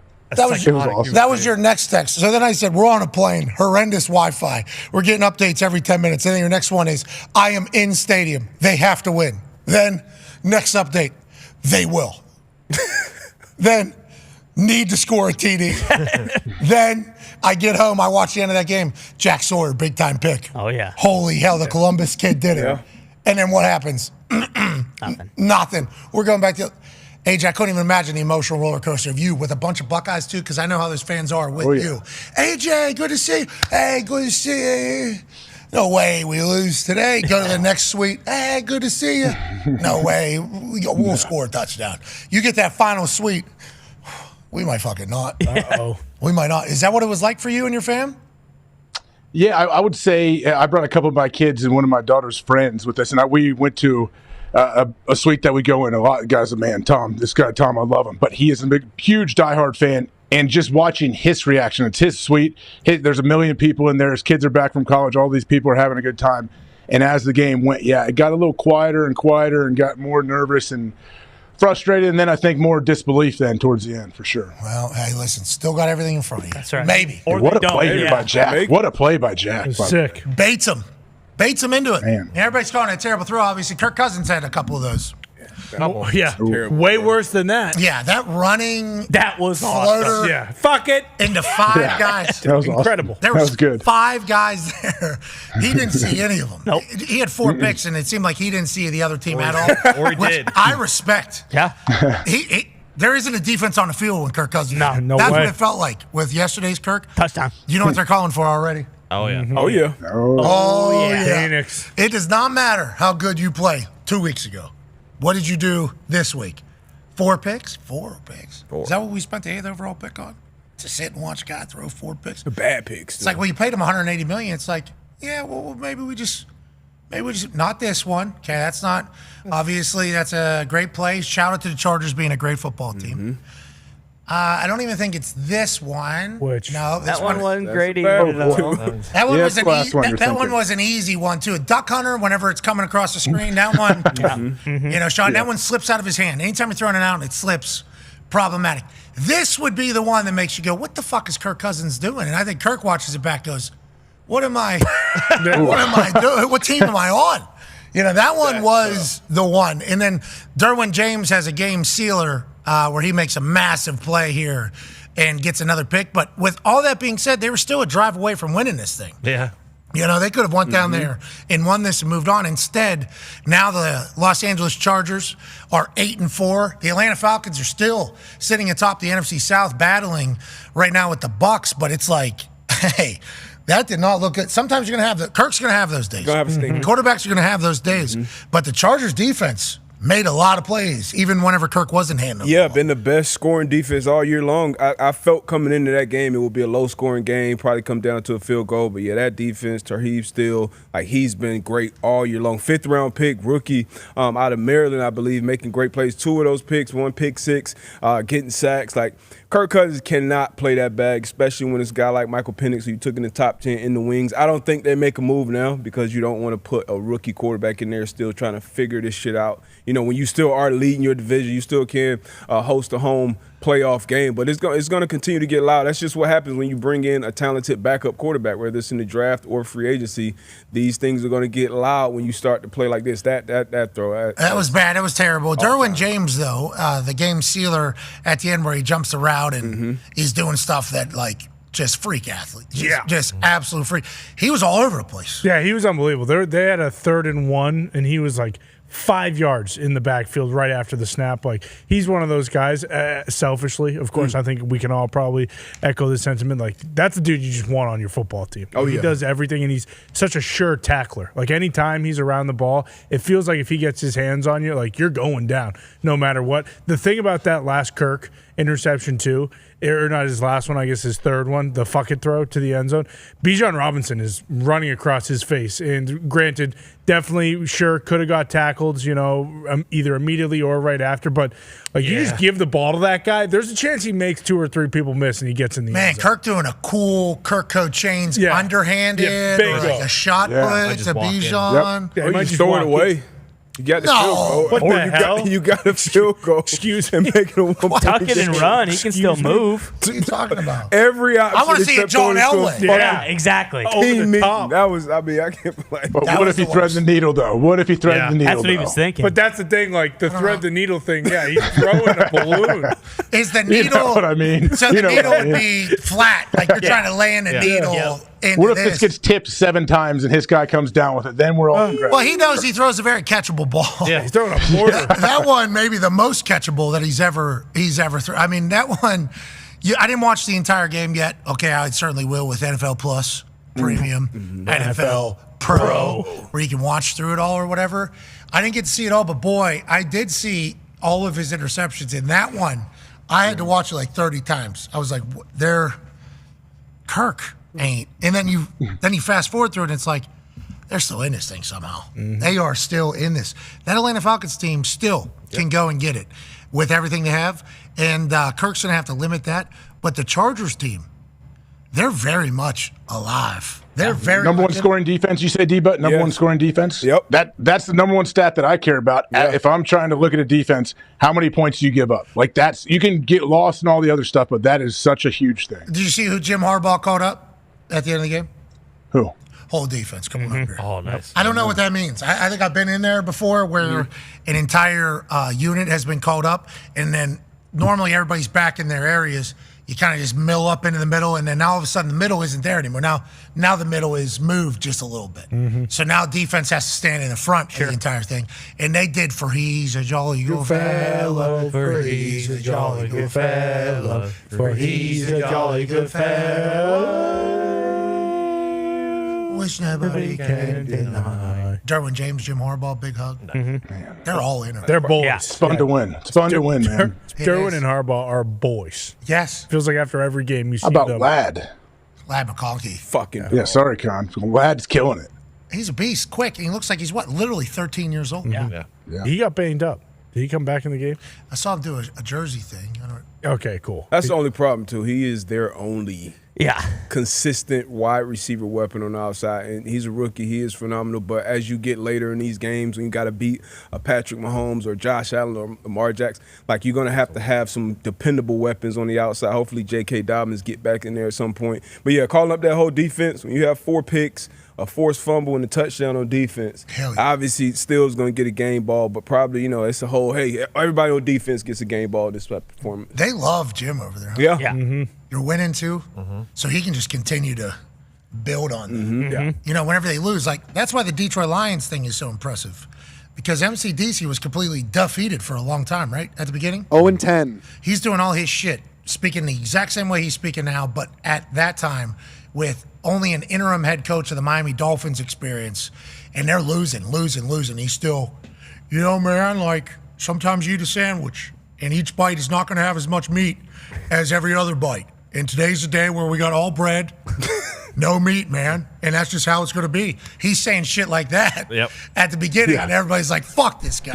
You know, even the locker rooms even started, like some places, a locker room would start thinking like that. But instead, everybody in Detroit was like, yeah, I do hate whenever I have a sandwich with too much meat. Great analogy. And they just keep buying in. And then, he cried, right, after the first win? Yep, exactly. Well, they started out 0-10 his first year, disastrous start. Then they did a little bit better. Second season, they started out 1-6, and everyone's like, what the fuck are we doing here? And then they started winning games. So I'm just glad they had patience, because same old Lions, you might fire that guy right away. No, forget the ownership. I'm talking about the players in the locker room. Yeah. Like, players in the locker room seemingly were like, yeah, we enjoy this mountain of a fucking man who's making us do 30 up-downs before practice. Not 5, not 10, and he's doing them with us. Like, we believe in this guy, and then obviously it's paid off. With Jim Harbaugh, the way he is, like, him having success helps out so much just for everybody buying in and being a fan of it.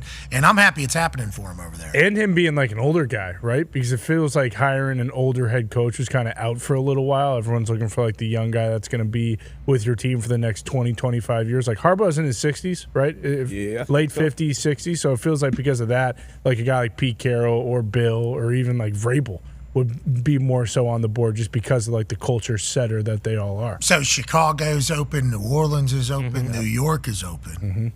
What other places are going to be open? The other New York? No, because he said it sounds like, right? Didn't he That's have a what shuffle? he sounds. Jacksonville? Yeah. They're going to wait till the end of the year to figure that out. But he said Trevor's staying seemingly from the deal that was negotiated. And he brought up the guy they signed on Sunday, Walker Little, the left tackle. Raiders will definitely be open. What? I think so. Any surprises you think after the season that might pop up? On a job opening that we're not thinking of? Let's just go across the bottom of each division there. Cleveland seems like he's going to be okay, right? Yeah. Got an extension a little while back. I think Zach Taylor would be a surprise. Yes, it would. Mostly, does he have any years left on his deal? Yeah, I believe so. So then no way. Yeah. Oh, yeah, okay. You know, that's not happening in Cincinnati. Jacksonville, seemingly Doug was supposed to be fired, 2 weeks ago? Yeah. And then they continue to lose. He's still there. And he is awesome on a microphone. We need more press conferences out of him. Tennessee, that was a absolute ass beating. Yeah. Will Levis was sweet, though. Always is. That throwaway, rolling left. Filthy. You see the screen grab, 28-0, and he's just dying laughing on the sideline, looking at some tablet. It was actually comedy. We appreciate Will Levis's contribution. He's having Sport. fun. Yeah. That would be sport. That would be a surprise. Hope we don't. Like, hey, we brought you in here to be like an offensive guy, and Will Levis is the worst quarterback in the NFL. Do you remember going into the year? And I'm not going to say it was any of you guys. It was definitely me. Granted, to rile up some Colts fans, but I definitely. You weren't the only one, though. Talk myself into it. A lot of people were believing that Yeah. Will Levis was a guy. Oh, They're yeah. like, they're going to build around Will Levis. They're going to keep doing this. Draft O-line, go get Calvin Ridley, pay him a bunch. L'Jarius Sneed. That was that was a real Pollard, yeah. Maybe great offseason moves. I thought I definitely have faith in look a lot better than they look this year. Yeah. Sure. People are saying Will's franchise quarterback, though, and I was like, what? Yeah, he was just checking something out. No, it was a full blown. I think that's the photo I tweeted out. Yeah. I got like 6 photos in a row just because you take a bunch of them to get a good grab. He was laughing like hard. Well, I couldn't believe what was going on. I couldn't believe it's us. Yeah, maybe made some plays after that. You ever laugh at a funeral? Can't understand what I mean. Of course. Yeah, exactly. That's. Of course. That's Will Levis. This could have been different too. Like if he wouldn't have decided week 1 when they were beating the Bears, like throw it behind his back. Yep. Like when they were down in the red zone, just saying, fuck it, I'm gonna try to make a play. I'm gonna try to be number 1 on SportsCenter top 10. And every week. Yeah, and then inevitably, throwing pick sixes, fumbling, shit like. I mean, the Jets. Yeah, did it against he them. had like 4. I mean, you hate to do this ever, but he had like 4 games in a row where it was like Will Levis single-handedly lost them that game. Jeez. I mean, you hate to do that. You do, because it's a lot of stuff happens during a game. Obviously, They cut to the He's coach. won some games Remember, too, though. He's won some for him. He has. Yeah, the coach goes, "What the Yeah, fuck exactly. is he doing?" Fuck is this guy if doing? Mason was in there for a few, they'd probably have He was awesome though. It's been. Hey, he's not Best. boring. He is not boring. He's fun to watch. My favorite It's player like- in the NFL. Yeah. Yeah, he plays fun ball. He puts fun in football. He does. Yes, he does. I mean, he's, what do they always say? He's a children's game for a king's ransom. He takes that to heart. Yes, he does. Yes, he does. No plays That left. head down sprint after the best. The best. This is the best thing I've seen in an NFL game in 20 years. He has to know that he's a content. He's a content guy. Yeah, he's a content creator He's playing content- quarterback. Yes, he Yeah. is. Good I don't mean to commercial. laugh at you, but boy, let's get back to the standings here. Tennessee, that would be wild. Yeah, I think Patriots. Callahan would be crazy. What's that? We're not Patriots. No, I'm May- saying would be surprising. Really? I'm not Trump's right saying going to happen. I'm just saying like that There- would be a team. So we assume the Patriots is safe because, Kraft if Kraft was to do that, that would be a massive omission. Yeah. In a very hostile situation. And hostile is an interesting way to describe it, but kind of. Loud. It's a very loud Yeah. situation. So, and I'm not saying that Coach Mayo deserves to be fired. They're 3-10. Same. They got Yeah. a rookie quarterback. First year in this entire thing. They got to build up that team. I think they know that. Mm-hmm. But if Kraft was to fire the head coach 1 year after what happened with Bill, with how loud it all was, that doesn't feel like reality. And everything that was said after About both parties. but like just what he has said about Mayo throughout, the offseason and the past year, it would be, if he were to do that, he would basically be saying like, yeah, I'm the dumbest guy in football. Yeah, so Coach Mayo, we assume, is going to continue. For sure. Big win for the Indianapolis Colts yesterday. Mm-hmm. Big drive right down the field. Stay alive. Then go for two. I don't know about that might be a bit of a holding on that last one, that 2-point conversion. Okay. I mean, you call it a hold. We'll call it tough football. Sorry. I thought that's what we were playing. It's a nice, powerful run, though. Great, very powerful. It was. Whenever he does that, it's tough to stop. That's why he got all the way to 3rd and goal down there, I think, for them to score. And it's like, Steichen, we got the play. Yeah, 4th and goal. Steichen, we got the play. Remember, we put him out on the edge. And then he just runs over. Yeah, you can see. Safety or a corner. Oh, no. He just tripped. That wasn't a hole. Yeah, that was good. That was crazy. That was good. I like that they went for 2. I'm glad they did it. Me too. I love that, Yeah, it was good for football. Good for football. Colts still very much in it. yeah. Two head things. Yep. It's gonna Cold. stay. It was a Cold chilly up day. there. It was a chilly day up there, certainly. A little windy. He looked sweet. Sly getting a 68-yarder at the end. Yeah. Almost That hit shit it. look good. Almost Short hit it. Yeah. by 2 yards. Barely. Yeah. Barely. Well, yeah, I mean, it was. I mean, You think? Just. he thought that was in though. Cold as shit. 27 degrees. They said it felt like. Mm-hmm. Trying to hit a 68-yarder. Yeah, it was definitely chilly. I think it was like 2 yards, right? Pause. Oh. Can you go back? Yard and a half, maybe? It was close, but Yeah. I mean, you definitely wanted Pause. to lose this. He thought he had it. Yeah, so that's like probably 2 yards. 2 yards short. So he hits from 66 and 27 degrees. Good. That's a fucking bomb. Yeah. That is a fucking bomb. Imagine that ball goes through though. That Oh ball, my man. God. What a win. Sly missed one earlier, right? Or no? Did he? Yeah, he missed one short and immediately looked at the holder like, what the fuck, man? Sly murders the football. Like a 66-yarder in 27 degrees would be insane. It's going to get colder though. Yeah. You know, there's going to be colder games that happen. I hope everybody understands that was playing in that game yesterday, that it is going to get colder. Especially in those playoff teams. Yeah, which we still, the Indianapolis Colts still have very much in front of them. Drake Mays. He is so fucking good. It is incredible. There's a lot of things he does. You know, like Bill said, he's judging his team on if they can win championship in certain situations. There's a lot of things he does during that game where you're like, oh, fuck, this is a guy. He got the edge on Kwity Paye a couple times. It was like, he looks so fast. Yeah. I had no idea he was this fast. He's very legit. Very much so. Actually. What are the stats right now that he's leading in?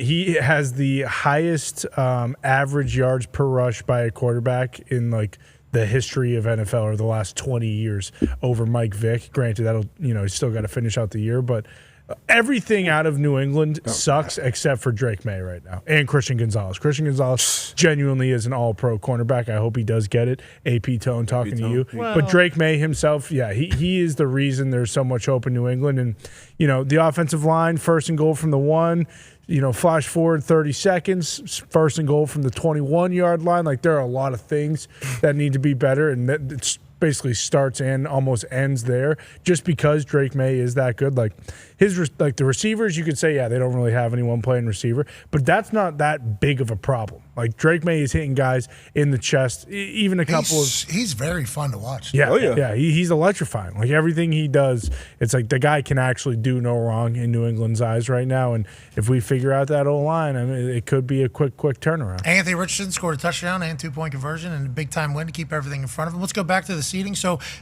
Patriots would be wild if they fired their coach. Remember, that's where this conversation is. We go over. Jets already fired their coach.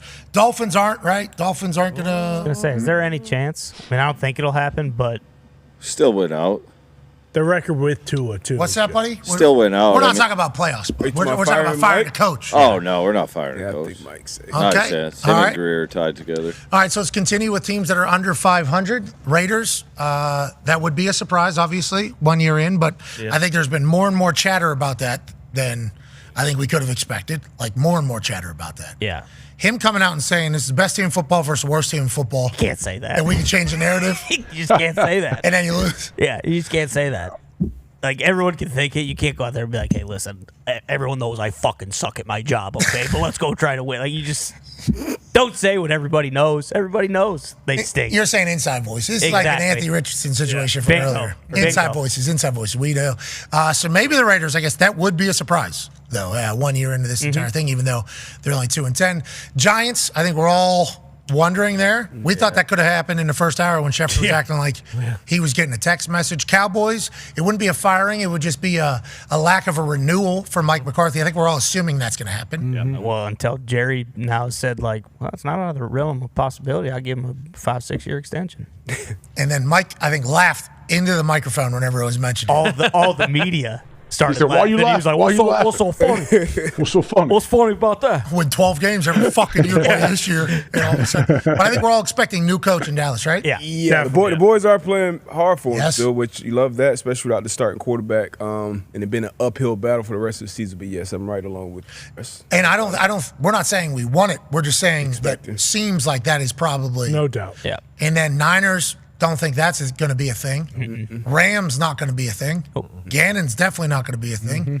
And then how about McDonald over there with Seattle? Yeah. Playing ball. Hey, did you see their post after they beat the Jets? No, it wasn't. It was pretty cool. It was them on a train, and then Aaron was on the outside of one side of the train, and I think their mascot was hanging from the middle of it. Obviously, there was a bunch of like little. Whoa, Mexico, like hanging like that? No, like hanging. Fucking, what are you? You're talking about What's like going cartels and Yeah. shit? No. Like, this is like a celebratory post. Here, look, yeah. Oh, Seattle's mascot. Yes, we're talking about the Seahawks. It's like good. No, yeah. Well, you said Aaron. I wasn't sure if you. Aaron's on the outside over there. Yeah. Devontae's on the other side. Where you at, man? I don't see you. Okay, pretty clever, obviously. Spill some sauce. Yeah, spill some sauce. You see the JSPN up there on the right. I think that's potentially a shot at Aaron coming on this particular program. Nice. JSPN. The Jets are behind it. Also, Greenberg, obviously, Jets fan. Rex Ryan, former Jets coach, potentially future Jets coach. He's on TV. A lot of Jets talk on television. Yeah. Not a lot of Seattle Seahawks talk on television. We're part of the problem. We agree. With that being said, Geno Smith's a dog. Yeah, his post. He had a good awesome. post. Yeah. His post was fantastic. Yeah. Just want to make sure he was dead, bro. Yeah, there was a nice stat. Just want to make sure he was dead, Just. I believe the original post of said photo said, "Stop by my biggest hater's funeral today to make sure he was dead." R.I.P. Bozo. It's got legs. That one's got legs. Yeah. Geno's balling. Yeah. Yes, he is. McDonald's cooking. Good for the Seahawks. Hey, how about the Seattle CSPN? Yeah. Huh? You see fucking Leonard Williams? Yeah. Moving, dude. How far did he go? 92 yards? Moving. Flying. He said he thought he was going to get caught, and then he just realized he wasn't. He was like, wow, I'm already. He was flying. Knee drive. He's fast. Former Jet, too, right? Yeah. Yep. Yeah, 26 miles an hour. How about the bat? First of all, left-handed bat Yeah. into the air to himself. Moving. Then he catches. Then we got knee drive, legs flying, outrunning everybody. I mean, what a moment. That didn't feel so good. And since you scored, they're going to kick extra point, and then you're back on the field. And 21-14 there. I think the Jets even had a kickoff return touchdown to help them with the lead. This is the biggest lead that Aaron Rodgers has ever had and then ended up losing, I think, in the history of his career. Yeah. Yeah, at home. Happy birthday, Aaron. Happy birthday, Aaron. Yeah, jeez. That was tough. What'd you get him for his birthday, AJ? Did you say, hey, here's what was those paintings you used to hand out to everybody? Picasso? Picasso? Did you send him a Oh, Picasso? Picasso? No, I have not. I don't know if Picasso's still doing work. I have to check in on him and see if I can commission a piece maybe. He does good work. He's passionate. Commission a piece. Yeah, he's still doing. What do you mean? That's what you do. You got. Hey, this is what I'm looking for. Can you use your shafted balls and paint it? That's Picasso football, baby. Yeah. Okay, let's make our picks and then we'll do these overreactions. What was the final? I think you got me this week, and we picked 4 games: Thanksgiving and Black Friday. Yeah, you went 2-2. I won 1-3. Oh, Still time. When's the last time Kansas City covered? Never. Boy. September 08. I think the good thing about me is I'm picking them every fucking time. Yeah. I know, me too. No, you Me didn't. too. Oh yeah, you did. I didn't pick him. Yeah. The Dolphins. My pick of the Dolphins. What a joke that was. As I was watching the game, That was my fault. I was laughing so hard.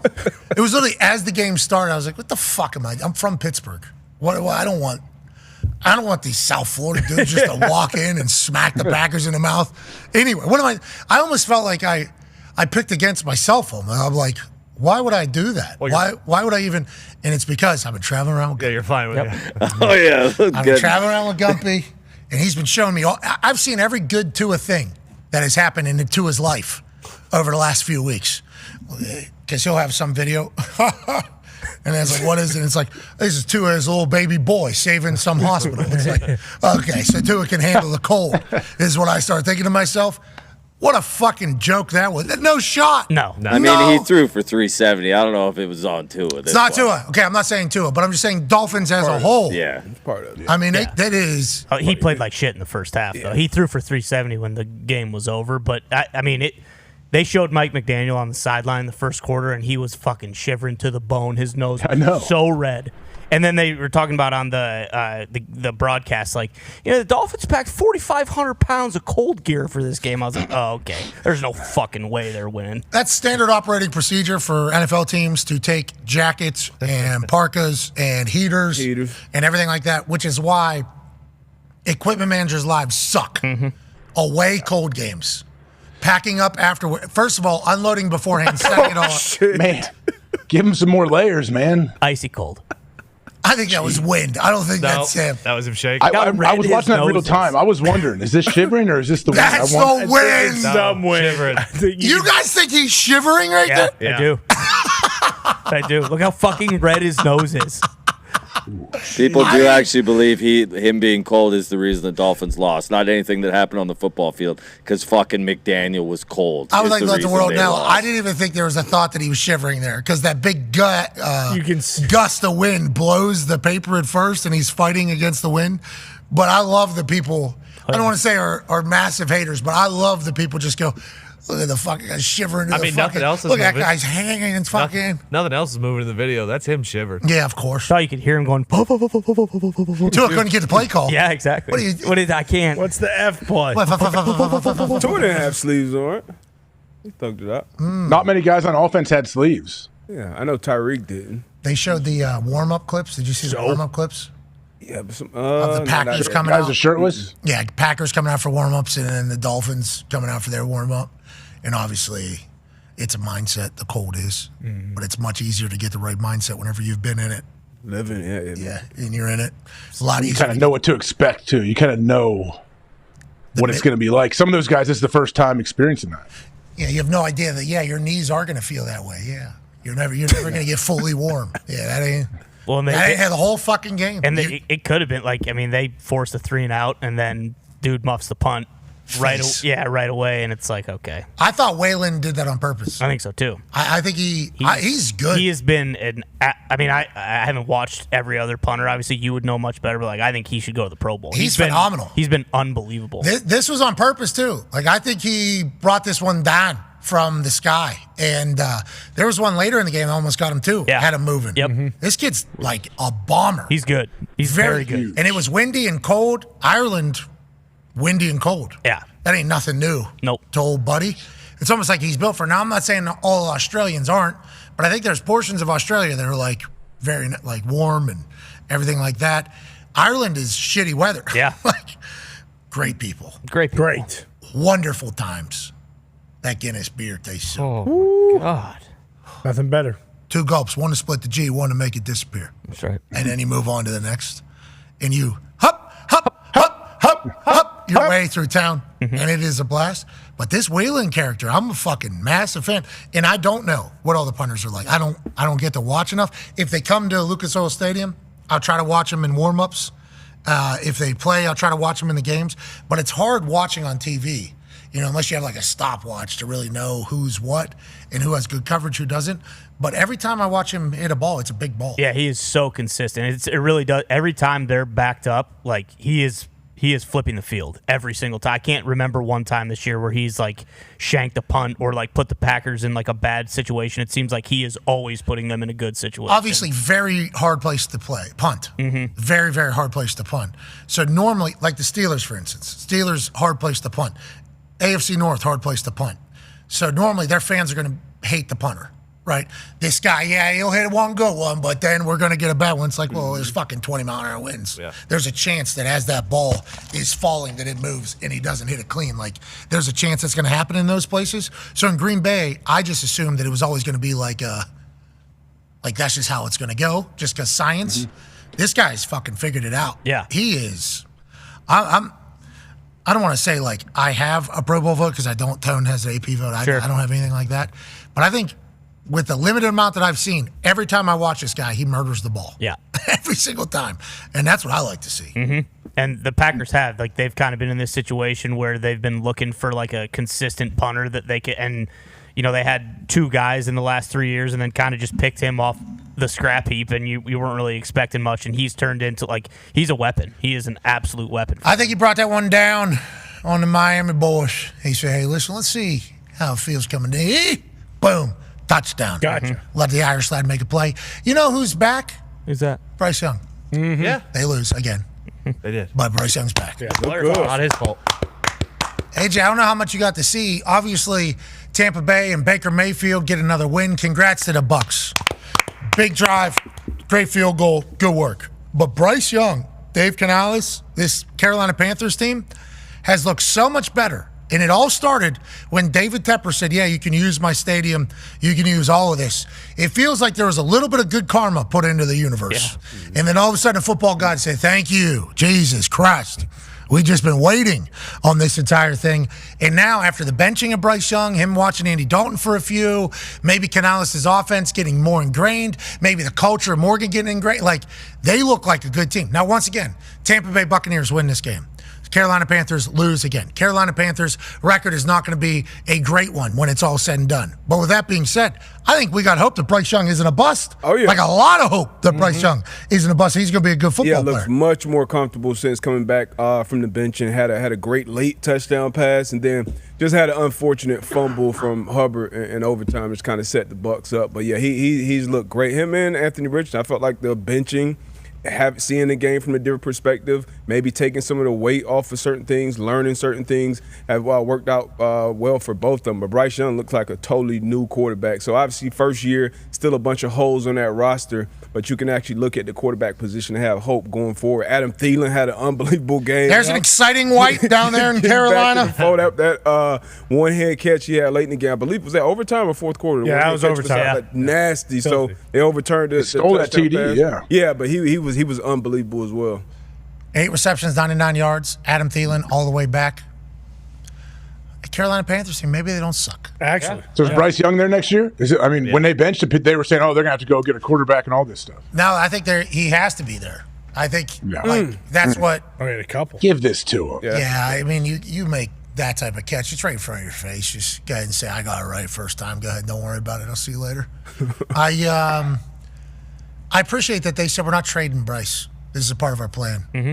We're going to bench him. We're going to let him breathe, maybe, for the first time in his, whole life? Yep. just let him breathe. And then we'll let him watch some stuff, get him back in there. And that's why they said during the trade, we didn't give up on him. And just like the Indianapolis Colts said, we're not giving up on Anthony Richardson. Yeah, that's how you respond, man. As a young player, so everybody go through shit, whether football or not. But especially in football, everybody's watching, especially when you're a high pick. And it's a lot, that we can't really associate with and know what those quarterbacks deal with because you are a CEO in your early 20s of a multi-billion-dollar, franchise. So you got to get out there and play and show it on the field week in and week out. So I'm glad to see this from Bryce. Speaking of Andrew Luck. Yeah. Ball. Yeah. That was cool. That was wild. I learned about that. He called me Friday night and said, hey, tomorrow we're announcing that I'm going to be the general manager of the Stanford football program, and I'll be on College Game Day or whatever. And I was like, well, that's awesome. I had no idea. We caught up for like 20, 30 minutes. It was a good conversation about what he's going to be doing. He's running that program. I mean, he is. Yeah. Oh, yeah. He's running that shit. So does he work for the AD or he and the AD work together? How's that go? I think he reports to school. Maybe AD, whatever the case is, but he is like, I don't want to say football czar, but he is the football operation. And I think that's why Kirk asked him, how hands-on are you going to be every day? Are you going to be in there? It's I think he is going to be around a general manager would be. Around, hey, I think we should maybe try this if he wants to. He said he has faith and trust in the coach. He's a part of the hiring process of the coach. So I think he doesn't want to come in and immediately just cut this guy completely off. But I think everybody in Stanford's like, Andrew, if you're going to commit your entire being to our football team, we are certainly okay with that. Yeah. Because in this new world, if you're not able to get money, get funds, or get attention or relevancy, it doesn't matter. And it's I think with what Oliver's been able to do, because Oliver's run an MLS team, he's run a World League team, he's run a college team, obviously. He's run, I forget what else. There's another league he ran. So he ran up. Was he doing the XFL too? XFL, I think he ran the NCAA. I mean, Oliver has run shit. So literally his entire life, Andrew has been a part of functioning and running teams. Not saying that he is doing it, but with how smart he is and his dad's there and he's around it, I think he has football knowledge, a fucking good grasp on what it's going to take. And it's Stanford is so incredibly lucky he signed up to do that. Now, how it goes, I don't know. I don't know how it goes. They pump out good athletes. 25 guys in the NFL. Yeah, they pump out good. I know he mentioned it's obviously going to be different in a lot of different programs around because, I think he said the line best and the brightest. I'm sure that's one line. And obviously the academics play a huge part in that. But you kind of talked about it when we talked about just the position of GMs and this probably being a pipeline to the NFL. Now, I don't necessarily see that for Andrew Luck. I can see maybe, we'll see. But I can see him being the GM at Stanford for 30 years as well. So I don't see it necessarily for him. But for this position now on the collegiate level with all these big-time programs, now I think a lot of these NFL teams will kind of be plucking from those as opposed to, hiring a guy that a lot of us, never hear of until they get that opportunity. Strategy, roster construction, negotiations, dealing with people, scouting, recruiting. I mean, that's all the shit he's going to be doing. It's a lot of shit. So it's NFL teams never had a chance before to see how people have been able to handle it if you had to do this.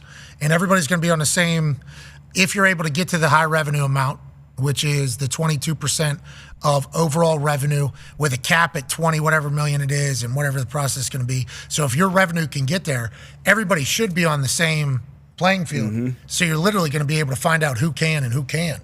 So for the NFL hiring cycles, what a blessing. Yeah. What a very, very good thing to take place. But for colleges, and I think Andrew's going to have success. But I think there's going to be a lot of places that are probably going to try to duplicate this and get a GM in there, obviously. And this person's now a capologist. And what if that person's crop? Yeah. Then you're screwed. What if that person is a cropologist and not a copologist? But you have no idea until year 3 or 4? How do you? Yeah. When do you know? And that could set back your shit for a long time. Yeah, if that happens. That's the difference between the NFL and college. Is if you fuck that up, you can set a school back for 5 to 10 years. Whereas in the NFL, you can just be all right, well, we fucked this up. Let's get rid of a bunch of these guys, and then maybe we'll hit on a couple guys in the draft and free agency. If you fuck that up in college, you're talking about being a doormat for several years. Listening to coaches that potentially want a gig for the last 24 hours or so talk about roster construction and money and things like that. That's a nice added cool thing that is a weapon if you get somebody. Like if somebody can make do with lower percentage at the quarterback position, just like the NFL. If you can make do or figure out how to not spend as much at one position and then what the reasonable prices are for the other positions at high levels, it's like if you can put together a good roster, which you can, if you can figure it out, it's like that is a weapon for you. Now, granted, you can have some schools that just have, a never ending. Yeah, Oregon. Yeah. Or Ohio State. Or Georgia. I don't know. I was just throwing out big Texas. Oh, Michigan. A&M. Yes. Yeah. Yeah. Ohio State, definitely. Yeah, for sure. I mean, doesn't matter, though. Yeah. What do you mean? You spend all this fucking money, you can't be a 5-5 Michigan team. It's like, what are we doing? I don't know. Don't be piling on. I'm not trying to. I feel so bad for Ryan Day. I really do. But you got to win the fucking game. You got to win the game, and you cannot be looking shell-shocked after the game like that. You would be, if you were him, you'd be a bit shell-shocked. I agree. What, don't you think you'd find yourself in a little bit of a quagmire? Maybe. Yeah. I mean, certainly, and he was right to think that way because, boom, right after the game. I mean, and I would never advocate. It's just bullshit. Don't fucking do this kind of stuff. But people releasing his fucking address on Twitter. What? Oh yeah. It's fucked up. But you can't be doing that type of shit. And so people are wondering why he's. Yeah, exactly. At the end of that game, exactly. He knows. That's running through his head. There's somebody that probably sent him an email like 2 days before the game. Hey, just want to let you know exactly where you fucking live. Yeah. Go ahead and lose this one. Got home, had fucking 150 for sale signs in his front yard. People ding dong ditching him all night. For sale by neighbor. Yeah, exactly. Egg in his house. Not by owner. Yeah. Not by realtor. For sale by Columbus, Ohio. Jeez. If you're going through hell, keep on going, don't slow down. If you stand by hell, you might end or the devil even know you're there. Basically, Ryan Day's in hell right now. But if he just keeps on going. Going then, Nettie. The devil might not even know he's there. Yeah. True. The neighbors do. But he might be able to get to that brightest dawn after the darkest day. That's right. Or tuck tail and go to the NFL. Say, fuck this shit. Yeah. Either way. I commit my entire life to that. And I can't even get ice cream. No. I can't even go get ice cream. No ice cream. Because the person at the ice cream store said, you beat Michigan, maybe you can get fucking 2 scoops. Jeez. Even DoorDash. Delivering to Ryan Day. Oh, my God. Watch this. No, DoorDash is still. DoorDash will always Hey, show. enjoy what I put in your fry cup instead of fries. Oh, because it says Ryan D. Bingo. Exactly. And now they know his address. They know his address. Oh, The messages that could be written on bags. Oh, no. Yeah, we found that out. Yeah, That kind of bingo. freaks me out a little bit, to be honest. A lot of shit freaking me out lately. People just showing up at my house, that freaks me out. People writing on my fucking bags, coming in DoorDash, that freaks me out. Like, so you know it's, so what's... Don't like that. I don't like that at all. It's always nice things, though, right? Yeah, but then that could be... Yeah, exactly. On the other side. And I'm from Pittsburgh, so that's my first thought. People out here in Indiana, they're probably great people out here. Maybe. But my first thought is, I don't like the thought that anybody knows that this is my drink. And then immediately afterwards, it's like, oh, I'm drinking a fucking Lug Espresso right now. You didn't spit in this or what? Is you guys spitting this fucking drink? No, we like you. We just set it on the back. All right, good. You good people. Thank you. You sure?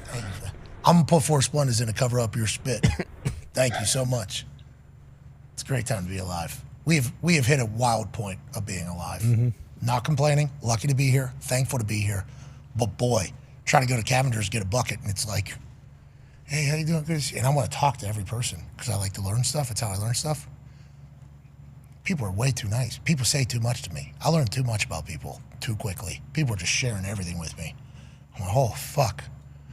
All right, well, it's very nice to meet you. Thank you so much. Like watching our show, like people watch our show and then I'll get a story from everybody that watches the program and like everything it does. And it's like super like cool and like very emotional. And it's like, man, I just want to hug this person. And then, very nice to meet you. Can we take a photo? Yes, would love to take a photo. Anything else you need?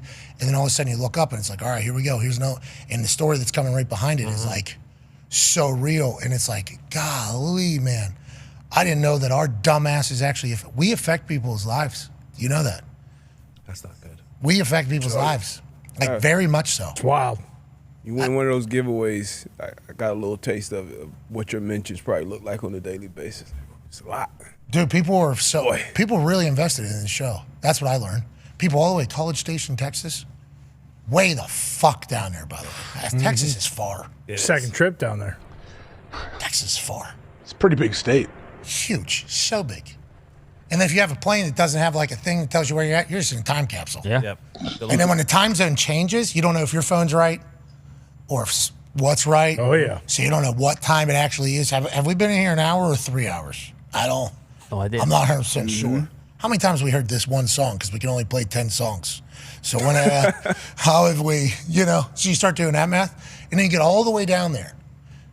And then you meet people that just like come up to you and like, thank you for your show. And they'll say stuff about UConn. I hear stories about all. It's really cool. We're lucky as fuck to do this. Now, that being said, let's make our picks for tonight. Here we go. I'm 1-3. Age is 2-2. The line is back to 6.5. Ooh. D-Butch, who do you like? How do you like it? You know what? Every 6.5, Broncos, everything in me tells Broncos. Bo Nix is playing phenomenal. Defense is great. But I just feel like that's probably 3 too many points for Jameis Winston. He is a wild card. And anytime everybody's against him, he kind of shows up and puts a thorn in everybody's side. So I'm going to go Jameis Winston and the Browns. They cover against the Broncos, who win in a close, very meaningful game for them. I can't wait until he does a speech tonight that is a take on a speech that everybody has heard. Like, lights. It's not about the lights. It's not about the camera. It's not about the action. But it is about the action. I like that. What if tonight's like good for the goose, good for a gander take? I mean, there's just so many different things. I kind of wish that we could wait to hear what speech Jameis is given before making this pick. And since it's a primetime game, we're going to hear everything and see everything that Jameis does tonight. Oh, yeah. And shout out to us for getting to do that. Thank God. Best part about it, he doesn't even have a clue what he's going to say. Nope. That's why whenever he thinks of it, fucking home run. Got it. He's Elf as a quarterback. Yes. That is a phenomenal place to be for all of us. He likes the Browns plus 6.5. AJ, who do you like? Man, I do love Jameis. I love everything about him, but I am taking the Broncos here tonight to win by a touchdown or more. Ooh. Okay, I'll take the Browns plus 6.5. Worked last time. It did. What, you don't want them? Do you want the Browns? No, but a lot of times the points usually come back to get me when I take teams, with this many points. That's against the spread. That's the point of the That's about segment, handicapping the game. Waffling, Yeah, I know, that's what I'm saying. Like you're waffling. You want Browns plus 6.5 or no? No, I want the Broncos minus 6.5, and I'm confident that they're going to do it. Nah, didn't sound like confidence. Going against Ohio. Oh, especially with what just happened with Michigan. They're planting flags. That's pretty messed up. You want the Browns? Yeah, I'll take the Broncos. Okay. I did think he was going with the Browns right there. I was like, I'm on the Broncos all of a sudden. Thought we got him. All right, Big Bernie Kosar fan growing up, but I'll take the Broncos. Not that big. Okay, I'll take Jim Brown and the Browns. There you go. Plus 6.5. And the Miz. Let me call the Miz. Let's see what the fuck the Miz is doing. Testifer. Yeah, what's the Miz? He's playing golf. Let's see. Probably is he a scratch golfer yet? Yeah. Yeah, duh. Before the ball is hit, yeah. Yep. Looks great. Then once the ball is hit, we're 152. Great swing. I've never seen anybody with such a good swing that hits the ball so terrible. And setup, too. Swing, setup, conversation, strategy, time. Follow through. Follow through is amazing. Everything he does. A green jacket in all those categories. That's probably why it takes too long. I think bad karma should come to people who take too long to golf. Have you seen the Miz golf? You might be onto something there. I've heard about it. It's made its way to you? Yeah, I've heard. So that happened the first time Miz was in the tournament. We were in the tent afterwards, and I had bruised heels and toes. I just walked a golf course for the first time in my fucking life. Okay? Sit down, I'm tired. I think AJ comes over because he had done the par 3 contest. And he said, boy, the Miz has pissed off everybody. That's what AJ said. Mm-hmm. And then he goes, I go, what do you mean? He goes, he does the setup deal, and AJ, obviously being AJ, doesn't really describe it. And they said, as soon as he got to the middle of it, the guy that hosts the that one game show? Anthony Anderson. Anthony Anderson Yeah. goes, every shot, this is what happened. Right? Didn't you say that's what he did? Yeah, when everyone's like, it's closest to the pin, and everyone is surrounding the Miz on the tee box as he's doing this whole takeaway, his whole thing. Yeah. And Anthony Anderson goes, I was with this guy today. And then I think Charles Barkley said something. Mm-hmm. We heard Charles Barkley say something. Yep. So I'm just sitting in this tent, and the Miz is coming back because he needs to work on his 6-iron or something. Sure. That's what he Yep. said. Hitting the range. He was coming back to hit the range because he needed to work on his 6-iron because of the round that he had. And I just said like one thing. I said like, heard you're the worst golfer to ever play with. And he stops. Who told you that? Is everybody talking about this? Yeah. He was worried. He was. It was awesome. I'm like, yeah, everybody. I heard everybody's talking about it. But who specifically? Because I need to know who all is talking about this. Because I don't think, I set up. And then he goes on a full on. And every once in a while, I'm trying to hit a fade. And like, obviously we know he can't. He has no idea. He's just trying to hit the ball is what he's trying to do. But he thinks he's Phil Mickelson. And that's Miz football. One day he will be. One day he will be. Just the full on, the fucking moving of the hands. Is that a nice swing, though? No. Beautiful. It's a great looking swing. For real, though.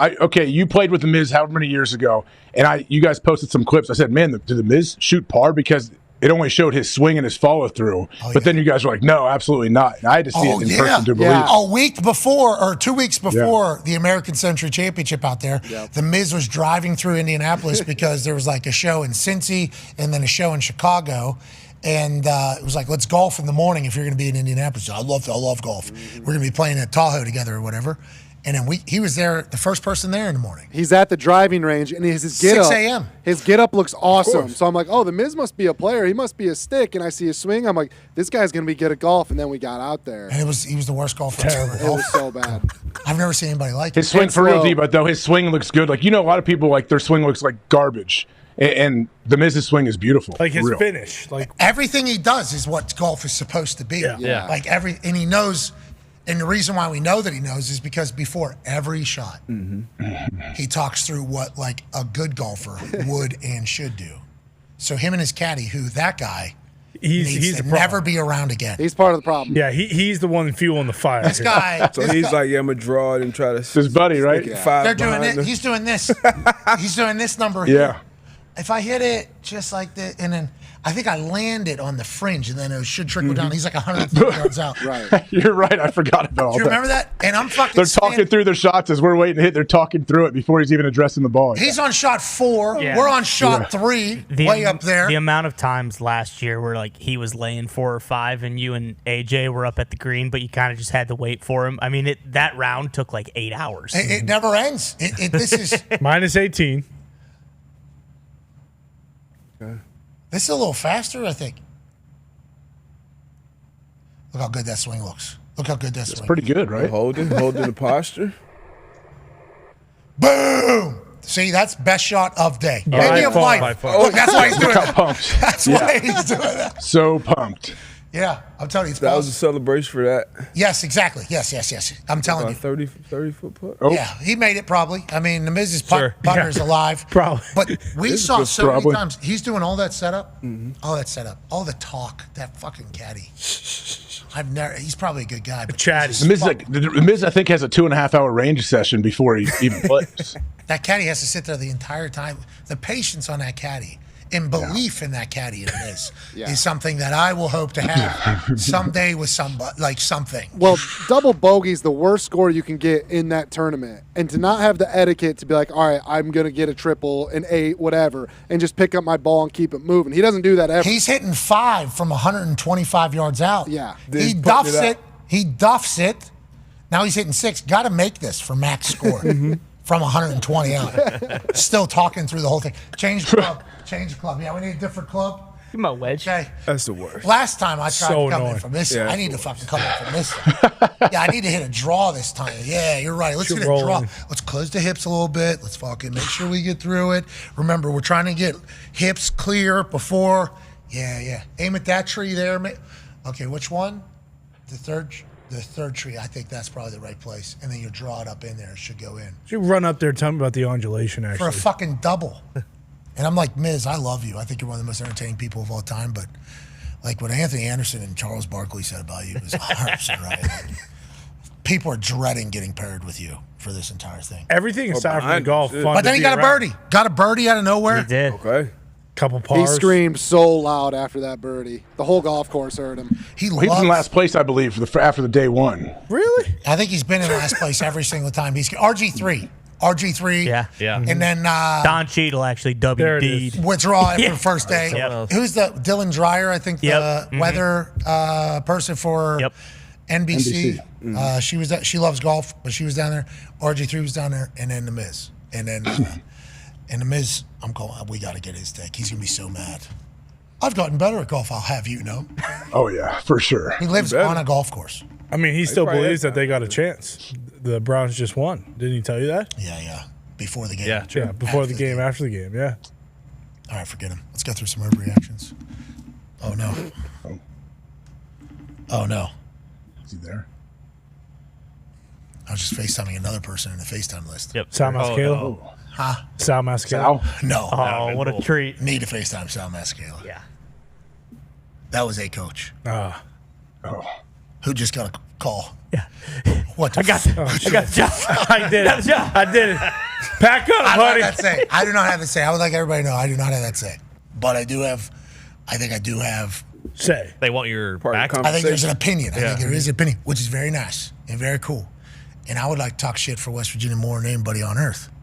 That'd be cool into one of these. Mm-hmm. And on Saturday, if you see everybody else on the table has their team to talk about. Except for one person going, mathematically, we still. That's every week. Hey, just want to let you know. And then Colorado wins, and mathematically, we got no more shots. So then I have to say, mathematically eliminated yesterday, West Virginia. But boy, with everything that West Virginia has, there's a shot. He could win. No doubt. So they were out when they lost by 50 on Saturday? They were already out, yeah. Colorado's win knocked us out. Who beat them? Texas Tech, yeah. Yeah, they were -2.5. Texas Tech's had a sneaky good year. Yeah, Nobody's talked you're about right. them. They have been good all year, Absolute covering squad. machines. Good team. Lock. You're right. West Virginia football is absent a head coach right now. The search goes on. Ren Baker, good luck, bub. Go get him, Rand. They did make a bowl game, though, right? That's right. Interim head coach will be the offense coordinator who's been there for a long time. Excited to watch him do his Not thing. Victor Cabral. Don't know how Cabral didn't get chose or Blaine Stewart, but I believe both of those men say this guy's the right guy for the job. Okay. Going to win the bowl game. Victor should I get saw some you with a awards. headset on, too. Well, I am From undefeated the as a West spring game, Virginia yeah. coach. Spring game, my team won. Now, in the fourth quarter, during one of the final drives, I did have to go take a dump. So one of the biggest decisions that was made, I was not there for. I was actually Like Joe, like old Joe. I had to figure out whether or not we wanted to go for it. We were up a certain Wait, when did you make the decision that you're going in? Like, hey, this isn't wait until the end of the game. I didn't make that decision, brother. Something else did, Something else did.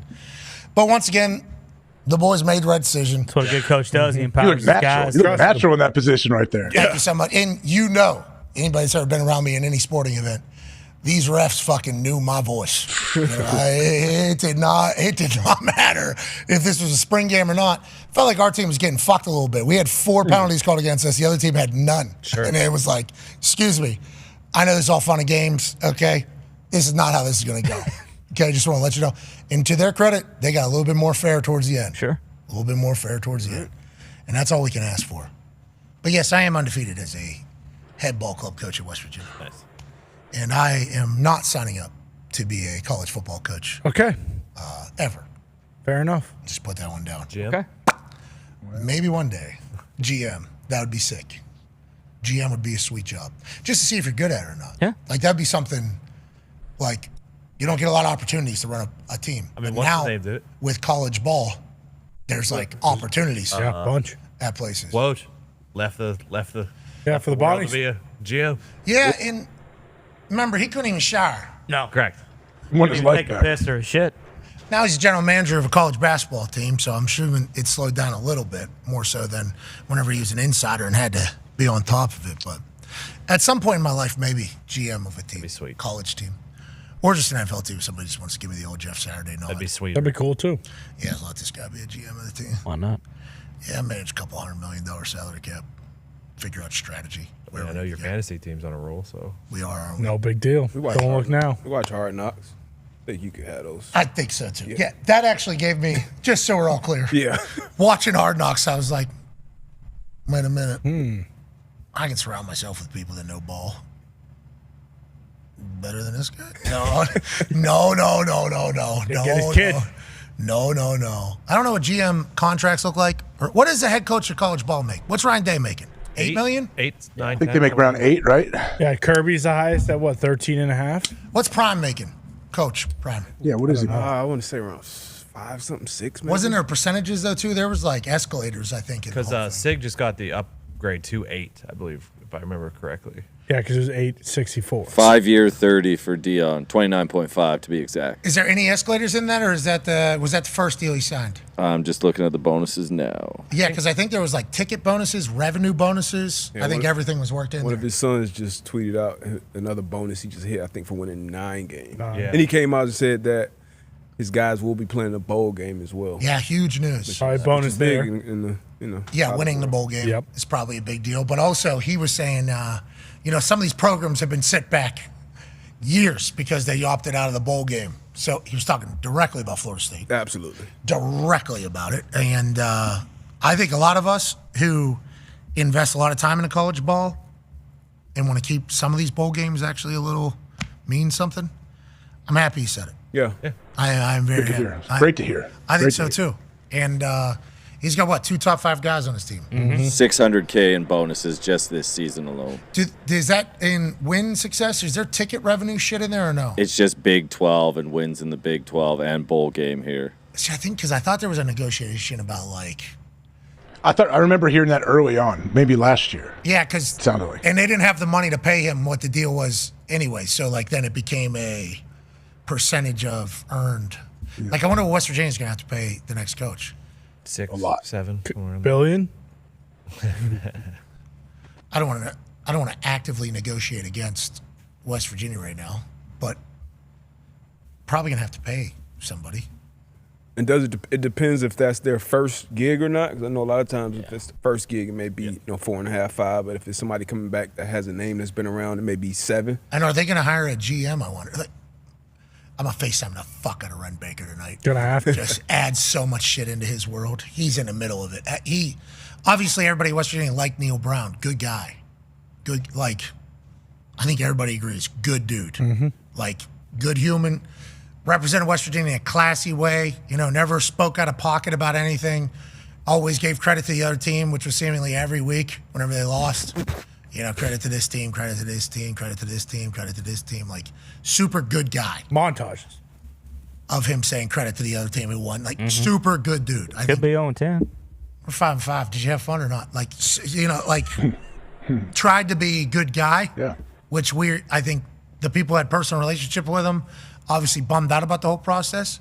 But it's could be a huge move for the whole fucking state. Not just school, not just college football, but that entire state. If West Virginia is humming, that whole state is, feeding off of it. Go ahead. Neil was making 4 a year, so that's probably around where it'll have to be, 4.5. Yeah. the highest paid in the Big 12 is Mr. Gundy. Now he's been there for 18 years, and he's at close to 8.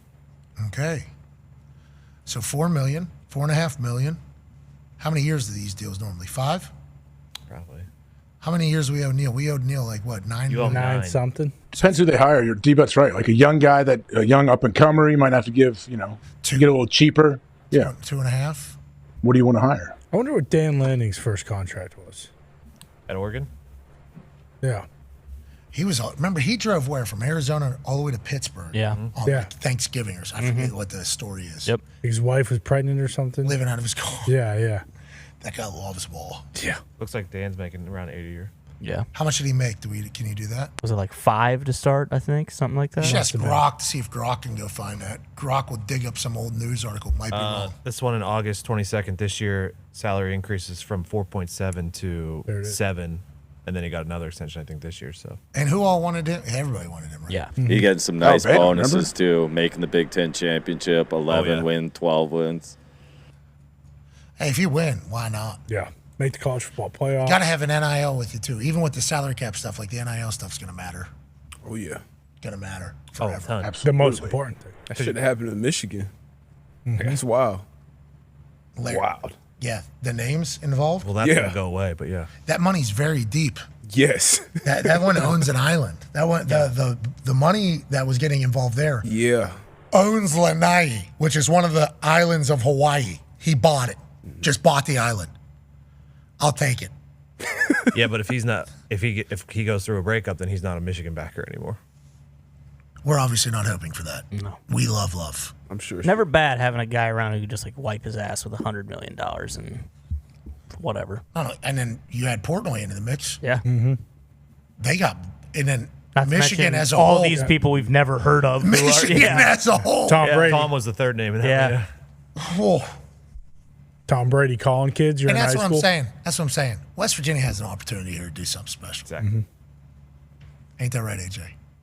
That is right. You put a squad together, you can win the Big 12. How come you guys don't want to schedule this? Ohio State, I wouldn't either. I'm sure they've tried. What's that? I want West Virginia in the Big 10. I think WVU should be in the Big 10. Why don't you give a call? Why don't you in the general go ahead and march up there to Patini's office? I guess you guys wouldn't let us in, right? Whenever we were up, I've heard from every conference why they wouldn't let us in. Yeah, just looking at the program, we figured, you know what? Let's get Maryland football in here instead. They've showed us a little bit more recently. It's not just about the on the field, is what all these conferences said. Yeah, public Ivies, you know? That's what they all say. Rutgers.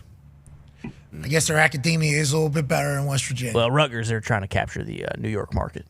You see. Yeah. Well, they brought in Shiana. They got a chance. They did. Beat the shit out of Michigan State to end the season. Who didn't? Yeah, that was bullshit. Come on. We're a hockey school, though. Number one in the nation in hockey. Wow, when's the Frozen Four, Paul? Pretty far away, actually. Yeah, there it is. Okay. End of March. Okay. April. I love that. All right, let's do some overreaction, shall we? Every Monday of the football season, I'll put out a post on X. I'll say, hey, listen, I'd like to hear where your NFL fandom emotions are at. I'd like to hear your thoughts on your team. Use it as therapy. Don't feel like you're going to get judged. No. The best ones, in Ty Schmidt's eyes, will actually make the program. All you got to do is use the hashtag I don't want to overreact. But today got all the way up to number 2 on the trending page of the United States of X, right behind Hunter. Obviously, it is hunting season in a lot of part of the United States of America. Yeah. So Hunter, also pardon season. For turkeys. Yeah. You're right. Pardon turkey. You saw the two, right? Yeah. Like flea and peach. Yeah, okay. You're pardoning turkeys and Hunter. Obviously, Tim McAfee got a big buck this weekend. Back there in the hills. On top of that guy. Yeah. On top of that thing, remember? No, that was in Indiana. He won. Oh, he's got more. That was a different one. Yeah, he no-scoped a buck here in Indiana, and then he walked into 17 fucking mountains at 4 a.m. in Pennsylvania at his old hunting spot with his old buddy Tim, and he got a buck, I think, a nice shot. So that's why we couldn't get to number 1, because all the hunters were out there in the woods hunting. Over a million tweets about hunting. That's right. A lot of them. Sweet boy. And good. Congrats to those 2 turkeys getting pardoned. That has to feel so good. Think about that. You come right out of the turkey farm, and you see all these other fucking turkeys. And it's like, you're dead, you're dead. You did what I did, you're dead. You did what I did, you're dead. If you were to do what I'm about to do, dead. But instead, those turkeys walk right up there. President Biden was like, You guys are good, man. all right, man. You too, man. Did see some people saying the survivor guilt on those 2 turkeys are going to take them to the grave anyway. No, I don't think these 2 turkeys have the ability to do that. They don't need to worry about it. 15 minutes after that, they're getting their fucking heads cut off anyway. That's not what Joe said. That's not what Joe said. No, that is not how pardons work, brother. You pardon you from the first wave of killing. Yeah, You're exactly. the next. And then at like 6:30 p.m., he's like, I could use some turkey, man. Where are those sons of bitches I just pardoned? I cut their heads off. No, that's not how pardons work. Deep fry them. I'll deep fry them on the White House steps. No, that isn't. Those turkeys are A-okay. Why are we pardoning these dogs? I think they were 10-year-old turkeys, too, and they just said, you're good. You're good to roll. Yeah. So congrats to those turkeys. Yep. Congrats. Anyways, number 2 overall trend in the United States. Hashtag I don't want to overreact. But let's dive into them. This one's from Tone Diggs. Hashtag I don't want to overreact. But the Bengals defense might be the worst unit I've ever seen. They're like the cocaine of the NFL. If an NFL offense needs a little pick-me-up, just head to Cincy for 4 quarters Do a little bump. That little bump is the tune of 414 passing yards for Russell Wilson. Over 500 yards of offense for Arthur Smith and the Pittsburgh Steelers. Something that hasn't happened in Pittsburgh since Ben Roethlisberger was kind of manning that offense, and they were the triple Bs or the killer Bs or whatever it was. Tone Diggs, what did you mean by this particular tweet? And are you overreacting as a man that was actually there live in person? Yeah, Ben did it 5 times. Tommy Maddox did it 1 time. Russ joins that illustrious crew. And I may be overreacting. I don't know, because the Chiefs beat them by 1. The Ravens beat them by 1 and 3. And some people on TV after those wins were like, "Oh my God, these teams are the greatest teams ever." But when Russ and the Steelers to put 414 up, over 500 yards total, it's just a piss poor Bengals defense. Now I was there in person. They are fucking horrendous. That's one of the worst units I've ever seen. But it's an NFL unit, and the boys were rolling. They made no mistakes. I mean, Russ threw the pick 6, but could have been a pick. That was early. They responded. They no answered. punts. They looked awesome. It was unbelievable. Because you know why? Last year's team against this Bengals defense, same Bengals defense, would have been they would have lost 33-13 or 9-7 or 9-7. Yes, correct. But no, this team different. Russ, by the way, 2nd in yards per game since he's started, and they are 6th in points per game since he's a starter. So nice time to remind everybody that Coach Tomlin decided to put Russell Wilson as the starting quarterback over Justin Fields after Justin Fields had won some games. There was a lot of people that weren't necessarily thrilled with that. What has happened since then is an unlocking of an Arthur Smith offense that is fun to watch. Now, what the hell's going on with Lou Anarumo and boys in Cincinnati, AJ? And who's the person on TV that Tone Diggs is talking about, you think? I believe. Well, I just know that Tone Diggs has been going back and forth with Dano. I don't know if they've patched things up, but I know you guys are taking shots. Yeah. You're taking shots at each other on the internet. Well, he made it personal. Okay. What do you mean he made it personal? Okay. He said something about you? Well, no. Well, kind of. The Steelers played the Ravens, and he said, you can't beat the Ravens just kicking field goals, and was talking about the offense, which whatever you say on TV, that's fine. I completely agreed with him, and whatever you say on TV, because I say stupid stuff on TV all the time, that's fine. Okay, but then Thursday night against the Browns, Steelers lost, and as soon as that clock hit zeros, he sent the night Steph Curry gif, and I took that personally because that was a personal attack at all Steelers fans. That wasn't just him on TV talking about the Steelers offense. Oh, he had to put that in his hand. Yep. At night in his bed. Yep. Fuck Tone Diggs. Off, yeah. Yeah, and he said, "Fuck this team, fuck this fan base." We all took that personal. So yesterday was a little bit of get back. Is he going to be right in the end?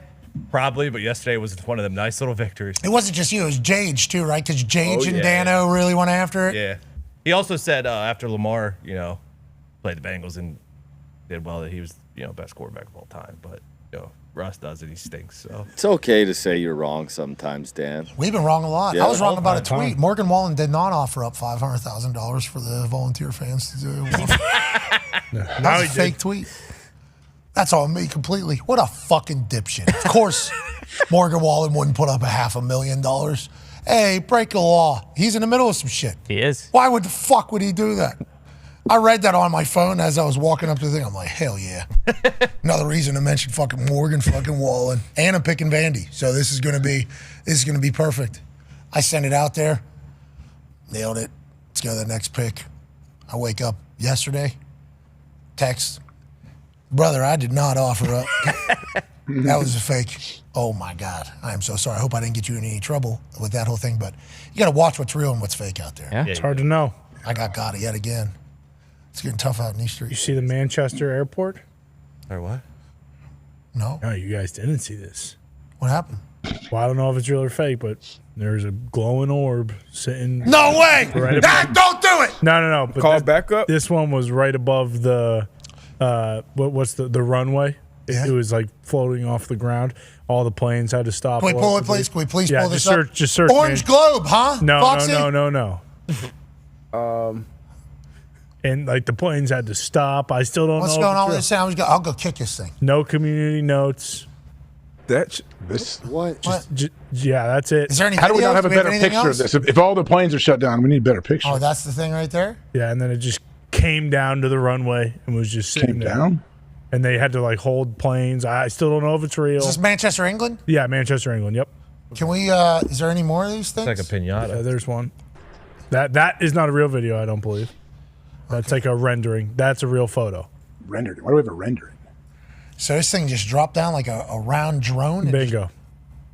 That ain't what me and Foxy saw. Me and Foxy saw a orange glow. portal. Yeah. But maybe that's what it looks like during the day.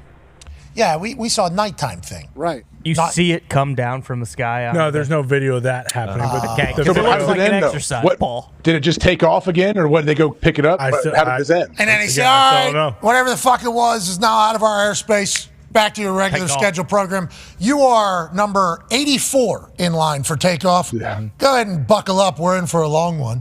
And hopefully we don't see any more UFOs. Yeah, no community notes. So again, I don't know. Hey, there's a lot of that coming out. There's a ton of stuff happening. Yeah. We want to shake their hands. Shit, what do I know? And if they're in that little thing too, I'll go shake their little fucking hand. Yeah. What's up, you little fucking thing? How you doing? My name's Pat. These are boys. Seeing the A gap. We're here to talk about your sports. Yeah. If we were to Oklahoma drill with you, we would fucking murder you. Okay? What can you bring to us? And then what if they pop up some sport that's just amazing? It's like, oh. Then we got to beat them at their game. That's right. Yeah. And what happens if they can shape? We're bringing in Tyler. We're bringing in Have fucking to. Tyler from Dude Have Perfect. to. Yeah, I got to bring Tyler. And he's going to beat you at your own goddamn game. Purple Hoser, Twins. Purple Hoser definitely needs to be there. Tall He had guy. good vibes. Tall guy was sweet. Twins too.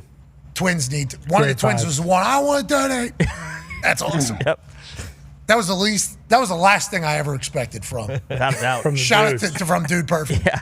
I don't want to donate, miss it. Thank you. That's awesome. All right, let's get some overreactions. This one's from Josh Gilbert. Hashtag I don't overreact, but the Falcons are dead. Can't walk into a trap, much less protect their own. Kirk, no change, has been abysmal the last few weeks. Raw, not him. Morris looks lost at times. Boo birds were loud yesterday. Might be time for Penix and new coaches in the ATL. Holy shit. The only birds down in Atlanta are the boo birds, they said. Fuck the Hawks, fuck the Falcons, fuck this team. That's what the fans are saying already. 4 picks will get the boys buzzing. That'll get Yes, it will. That'll get the boys buzzing. Especially with Penix sitting there. I'm excited to see how Raw, not him, more. Love that. I know. That's not his name. That's messed up because that was the best game of defense played all year. Yeah, he's Raw him, I think, when it comes to certain things. You think they figure it out, the Falcons, or you think they're on a one-way trip to poop time? Oh, no. I had to figure it out. I like Kirk. But if they don't, like, Penix in a game or two could be in there. They're still going to be in it. Saying, who do you trust? I know, that's more what on I'm the saying. stretch? Like, That's what's crazy. Cousins or Baker? Yeah, but Kirk back in Minnesota this weekend. They're not taking him out now. Makes me deal. And No, right now, Daniel Jones on the practice squad. We knew that? But what, they have to move him up here soon because otherwise someone else can claim him? No. They don't have to move him up. you can sign someone active to your practice squad. Can I steal him if I want him active on my team? Yeah, he would just have to decide. Remember, this is just like the kicker from the Jets. Yeah. Kicker from the Jets on the practice squad. Chiefs offer him a job, and they go, he could have stayed with the Jets. Instead, he goes to Kansas City. No doy. But, like, that's a decision, I think. Like, practice squad is basically free agency, but you're assigned to a team, like you're in a building. So, like, him getting accustomed to the building and the offense and everything like that. But I'm interested how many other offers were there? And was there any active roster offers, practice squad? It's a lot of vets have been doing this practice squad thing since COVID, though. Remember, they opened up the practice squad rules during COVID. So now you got a lot of vets on practice squads around the league. And it's almost like a tryout period for some guys, too.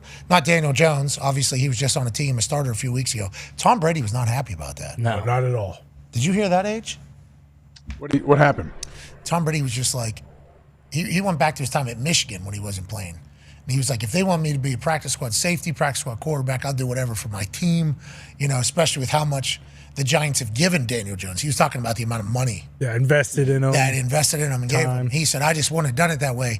And obviously that blew up because it was like Tom Brady speaking about a situation that is very pertinent to the largest city in the United States of America and this whole thing. But that was a fascinating take from Tom. I didn't expect that from a former player to say that about a player currently. Yeah. And I think we all kind of just were like, all right, Daniel Jones did a sign off. See you later. We're not going to do this entire thing. I was kind of like, I thought his apology was good. I thought his message was good. Yeah. I thought he took accountability.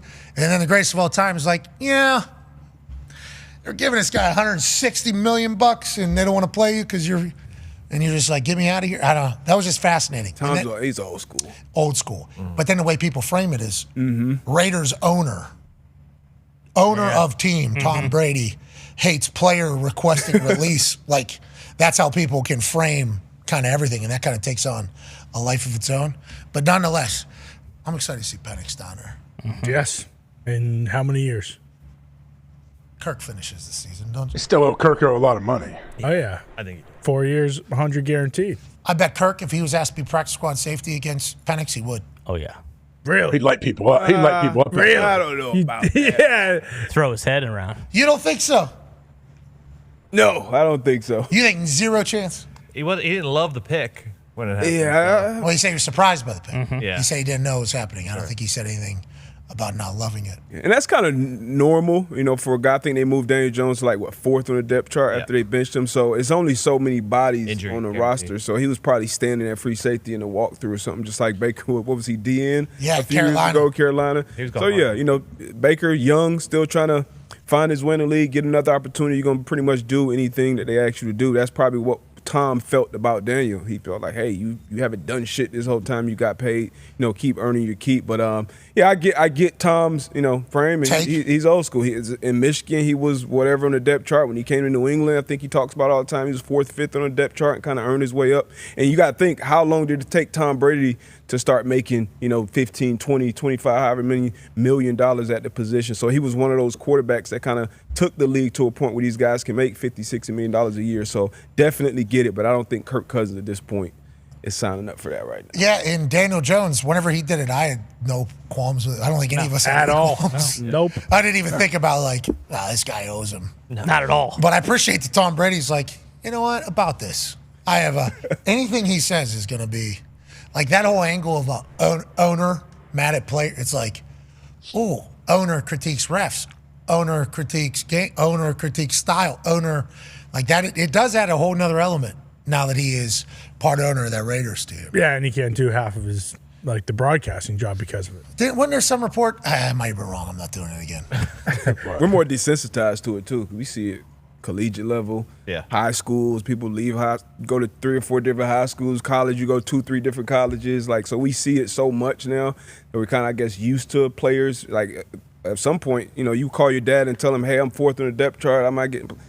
My dad probably hang up the phone, figure it out. You went up there, you signed 11 10. Wow, there's 3 people better than you your own position. Yeah, Jesus Christ. Figure it out. So at one school, there's 3 people already better than you. Think about the whole country. Probably sick of the New York media too. It's like, hey, no matter what I do here, people are going to talk about it. I can go to Minnesota where there's probably 5 media people. Practice squad. You can just get the fuck out of here. He's not even on. I mean, he's practice squad right now. Yeah. Probably loving it. Oh, God. Kidding me? They're going to cut his ass anyway. I could fucking be the 4th string, practice squad safety, or I could fucking go be on a playoff team. Bye-bye, New York. Vikings are number 2 team in the league with 1 score wins, 7. Eerily similar to a couple years back with this Vikings I didn't team. like those Vikings fans booing yesterday. Yeah, was it 23-6? It's like, okay, if I told you at the start of the year you lose Kirk, your first-round pick, quarterback blows his knee out, and you're 9-2, what would you say? Well, Gumps, that's a good perspective. But they start booing down there. Oh, yeah. I was told I wouldn't get it because I'm not a Minnesotan. Well, I think they were actually trying to do that thing, and then they were all going to do this, but it didn't get to the end of the it just boom. They came back, though. They did. Yes, they did. How about that Vikings team? Cardinals team, are we wondering now? No.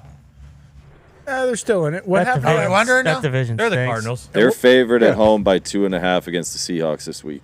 What happened to that Vikings team that won all those 1-score games? They lost to who? Oh, Dan Jones and the Giants. Maybe that's why they brought him in. Back. Yeah, he doesn't exist anymore, so. Who? Dan Jones. He exists, but he's in their locker room. He can't defeat them anymore. Okay, so. He's also the only quarterback, he's the only NFC quarterback to beat Lamar Jackson, too. So. Well, up until yesterday. Jalen got it done. Yeah. Saquon, both of them. Coach Mooch told me that. He said, oh, what's that one that has been lost? Who's running back for the team? Saquon. True. That's our guy. Mooch went on a full Paisano rant. Pretty sweet. Those game day mornings are fun. Have no idea what's going to happen in there. I have no idea how prepared they are for what I'm saying, because I have zero interaction with any of them. All I get is an email with a link, and then I email what I'm thinking, and then that's about it. And I'll see you guys in there. And then it's just like, here we go. It is. Kurt Warner's so handsome. Love Kurt on there. How about that? Salt and pepper. It is. Good beer. When he pops up on the screen, I almost stop what I'm doing every time and just be like, Kurt, wow, buddy. Yeah. How's He's the- aged well. Yeah, he is. You guys two-stepping, you and the wife, doing the whole thing? Oh, yeah. And then every time I listen to it back, and I'm like, God, I sound so terrible. There's an echo, and the quality is so low. But if I put on the AirPods, it cuts off. They need to figure that out a little bit. I need that whole setup that AJ's got at his house. But there's no way I'm going to be smart enough to do that. I like that Game Day Morning Show. Rich was buzzing. Rich was floating. Yeah, how could you not be? Beat Ohio State. He's a Michigan man. I get it.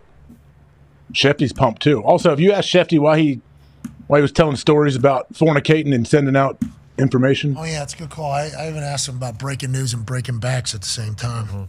Phew. Let's call him. Yeah. Just load still stuck to him. I mean, he might be doing that right now. Yeah, we don't know.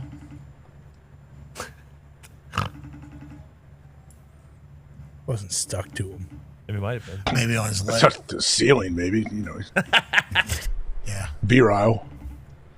Super V, right? I don't love that nobody's answering your cold calls. Yeah, what's going on? Is he on TV? Let's call it till we find someone to answer. All right. Keep calling. Call somebody. Dano, maybe. Let him and Tone go. He did text me, actually. Dan did text me. I think he has heard. Schefter, no answer. What'd Dan say? fucking guy. You better watch what you're saying. He asked for an address. I assume to send a Christmas card, but it was at about the same time that we were talking about him, so I think it was Maybe a bomb to Tony's? Yeah, sure. Maybe. Speaking of bomb, how about that fucking guy at Texas A&M picking up a live round? Oh, Nuts. man. Out of the cannon. I didn't know that happened. I saw that during a commercial break. I watched it back. That guy's holding a live fucking round. And I know a ball doesn't come out of that thing, but there is a full-on, well, that guy loses on game day. I mean. Oh, he dies on national TV. Threw it in a bucket of water? Yeah, I don't know what that does. I was standing there, I'm like, yeah, this guy just picks up a live round. What the fuck? You hear them all basically. Oh, shit. Ah, my hands! That's insane. I don't know when it's coming now, right? I don't know what the full protocol is. I did see some panic in some eyes, so I thought, oh, we're not going to get one. And then Jimmy G's in my ear going, we're leaving. And then there's a full conversation about it being back. Oh, they got another one.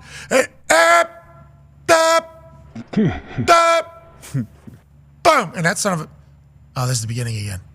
Oh, I thought we were getting to that. Guy next to the cannon turns around like, It got what's so fun? loud. It was so loud when man. that thing goes off.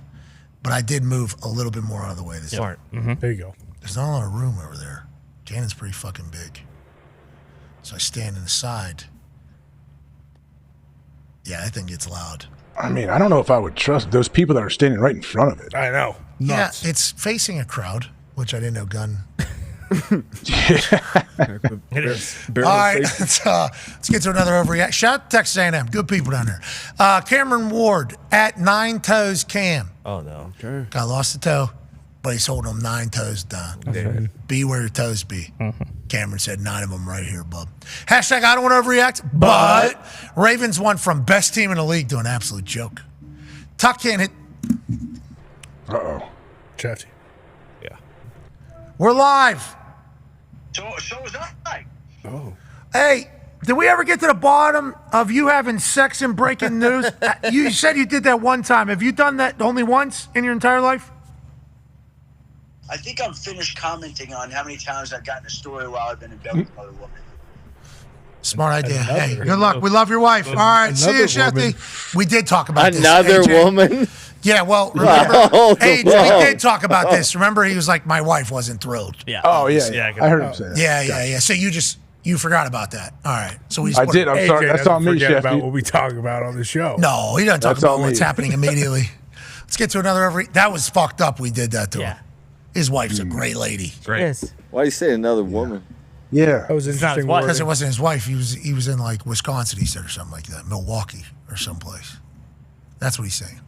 I don't want to be telling stories about other times. Well, you did. It's probably a fun night at the bottom you of the did. bed that night. Bottom of the bed? Oh yeah, I mean like the thing, whatever the hell it is, like the little chase at the end of the bench. The extended. Yeah. The bench. You sit and put your shoes I don't on. know if he's in the same room. I still don't know if he's been back in the same room for the entire thing. Beanbag in the hallway. But I like the fact that he's like, listen, this is how committed I am to the gig, and we appreciate you, Shefty. Thank you, Shefty. Can't tell. He's in a good suit. Oh yeah, Great suit. Hashtag I don't overreact, but Ravens won from best team in the league to an absolute joke. Tuck can't hit the side of a cruise ship if it was sitting still. Wow. At what point do we just sign one of the randos who kicked on game day this year? And old Yeller, that son of a bitch, Tucker. Oh, my God. Nine Toes Cam said, get rid of this guy. How much of this was there? That's all it is. You know, usually it's like, hey, fire Harbaugh. This guy fucking sucks. He's been here so long. We still can't win. Every single one this week was like, we can't keep going on with Tucker. We just can't do it. I understand he's the GOAT. This guy stinks now. Classic move. And they're in a bye week right now. And he either figures it out, which I think and hope is obviously the outcome. But the IR thing is normally a move that would fall into this world. Scapegoat, everything. So then you just punt it to the offseason. Was there any talk of the black magic? You're talking about whenever Travis Kelce decided to move his kicking team. Maybe one or two. He hasn't really been able to kick since he messed with Taylor's boyfriend. And Taylor's man's quarterback. That's right. Mm-hmm. Yeah. I mean, why would you even? You don't. There's play no with the reason. dark arts, my friend. I don't know about all that, but there's no reason to mess with the aura. Hey, Travis just walked off, by the way. Travis would go on to have a great, win another Super Bowl. Yeah, he would. Travis would go on to have a great offseason, traveling around to greatest show in any town of all the towns. Yep, different countries. He get a new contract, be right back in it there, 11-1. That's one side of that situation. The other side, where have we been? Worst year ever. Was there any tweets about that? That's a good question, dude. Maybe one or two, but not really. It's mostly just like, hey, this guy fucking sucks. He's going to ruin a great year from Lamar. Sage, Tuck. All the sage. Yeah. All of it. Just do the whole energy reset.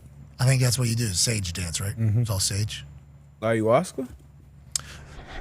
What? I don't know if you're smoking sage or drinking sage. I don't think sage is enough, brother. Oh, you think he needs No, he might need a full reset. Go down in the jungle, brother. She just start like smoking cigs or something. Now we're just do something he's never done before. Yep. Now we don't know if cigarettes. we don't know if he is a chain smoker or cigs or not. True. I assume he's not. Right. But with that opera voice too. Exactly. I'm assuming he's not chain smoking. Maybe that's what he should do. 5-pack of Marlboro Lights. Can you imagine he trots out on the field with a cig in his mouth? Like Nigel. He should start singing opera as he's kicking. They should mic him up. Clear the brain. What if he stopped with the opera? Because we're trying to change things up here. Rally cap, flip that thing backwards, and goes like rage screamo. Good. Yeah. Cool. What if the next special we see about Justin Tucker singing, he's like, I hate, like the whole opposite end of opera. That's not a bad And idea. he's rolling pinning his shins like in the accountant. What's that? Yeah. Ben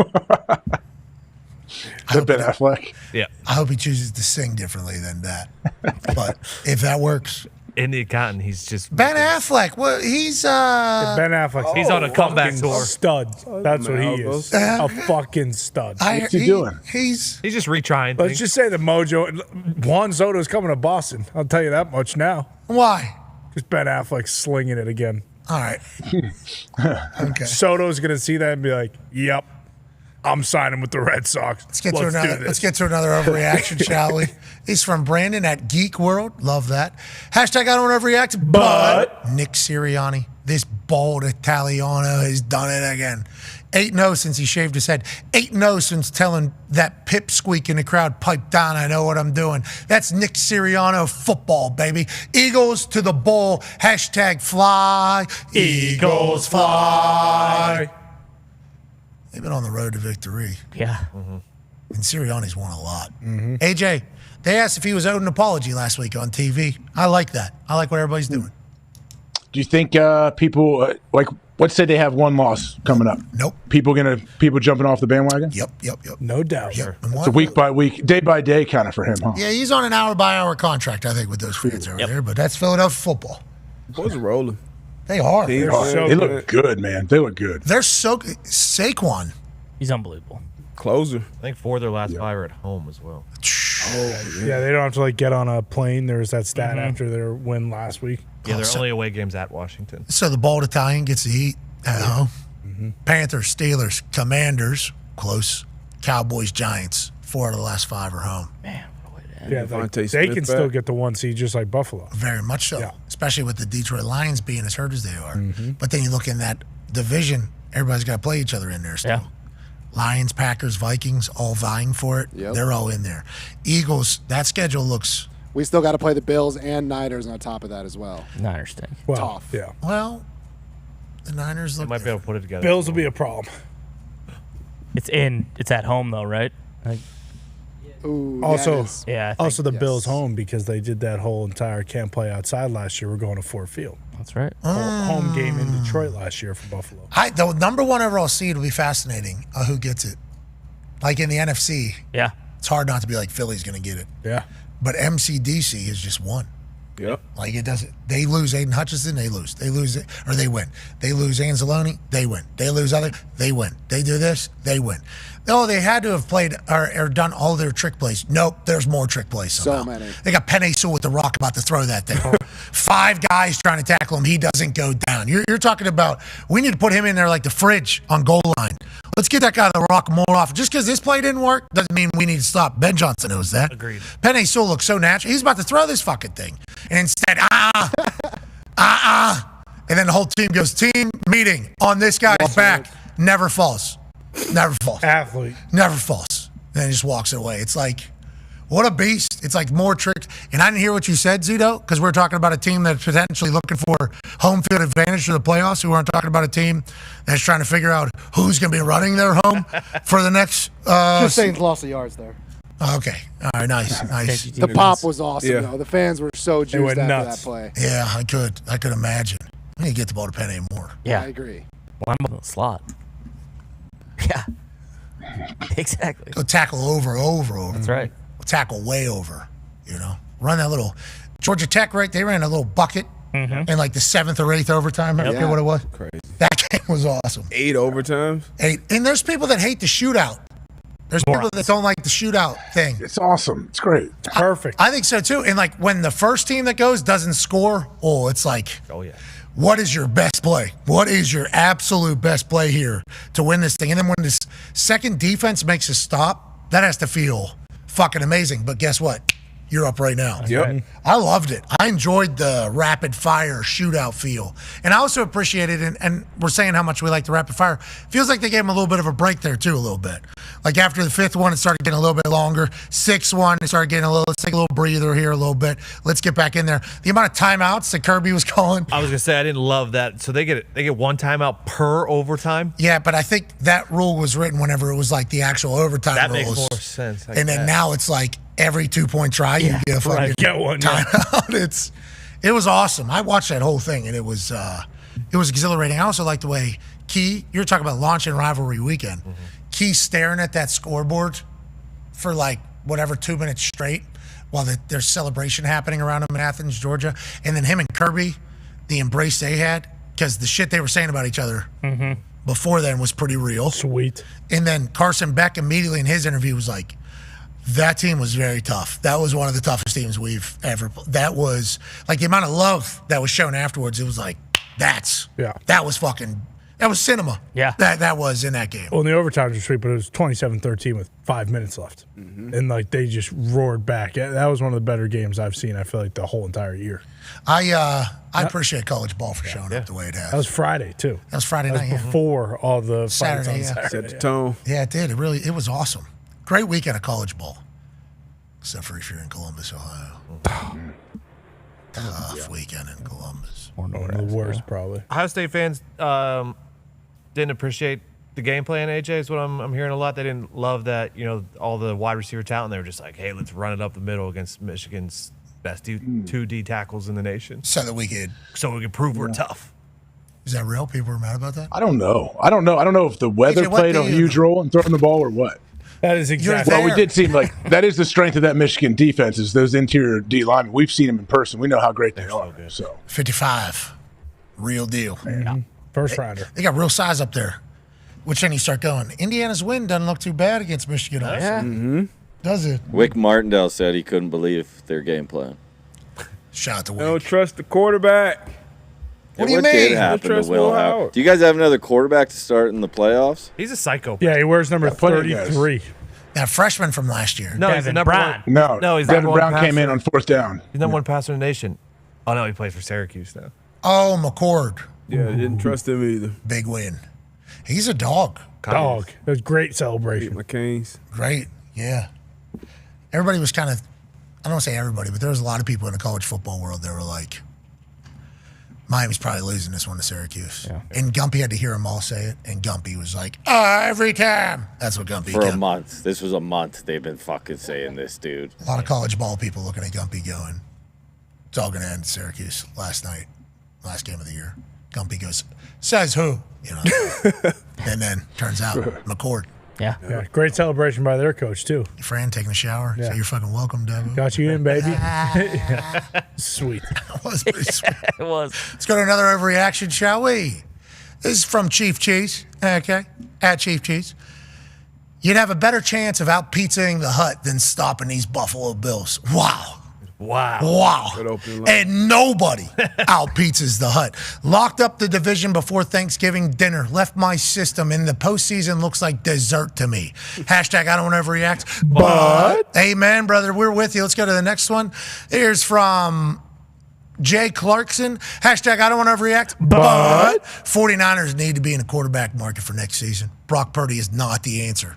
Would be a fool to give him a big contract. Oh, no. Yeah, I know. Sad. Is there a lot of that? There's a decent amount of that. It's kind of two-handed between that and, like, Shanahan fucking stinks. This guy's a choker. When are we finally going to admit that and maybe move on? Golly, Brock Purdy's catching heat? I guess, I mean. Everybody can get it now. Yeah, you lose games. Mm-hmm. Man. What happened to the defense is my question. Fred Warner heard you. That's what I was told by the commentators. Whole D-line's out, I get it, but it's a snowball. They're only running it. Packers just beat them up the week before. It's the curse of Brandon Staley, my friends. Any team he's on stinks. Oh, he's there? Yes. Yeah, he's on the coaching staff. Oh, yeah, everybody's saying Coach Saleh is having fun here consulting for the Packers, but he's taking a one-way orb from the Manchester airport to San Francisco next year to be the Niners DC again. That's what a lot of people are starting to think. Who knows? Brandon Staley over there is interesting. That's the one addition.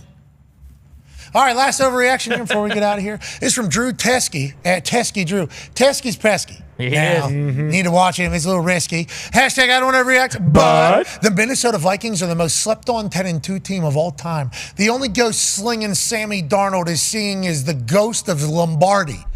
The only ghost slinging Sammy... Okay, so that should be a capital S there. The only ghost slinging Sammy Darnold is seeing is the ghost of Lombardi. Vikings are going to the Super Bowl. Hashtag Skull. Hashtag Vikings. Hashtag Super Bowl. That would be crazy, Drew Teskey. And shout out to Kevin O'Connell being a fucking dog. Weapon. We love what you're doing over there. We appreciate the hell out of everybody so much. I am on the Browns plus 6.5. Darius is on the Browns plus 6.5. AJ has the Broncos minus 6.5. I have to win to tie him for yet another week against the spread. Hopefully that'll be the case. Boys, it's been great seeing you. Hell yeah. AJ, hope you had a fantastic week. We'll be back tomorrow. Aaron Rodgers Tuesday should be a good one. Oh, yeah. Just turned 41. Ladies and gentlemen, be a friend, tell a friend something nice that might change their life. We're in this thing together. Never forget it. Team on me, team on three. 1, 2, 3. Team. Goodbye.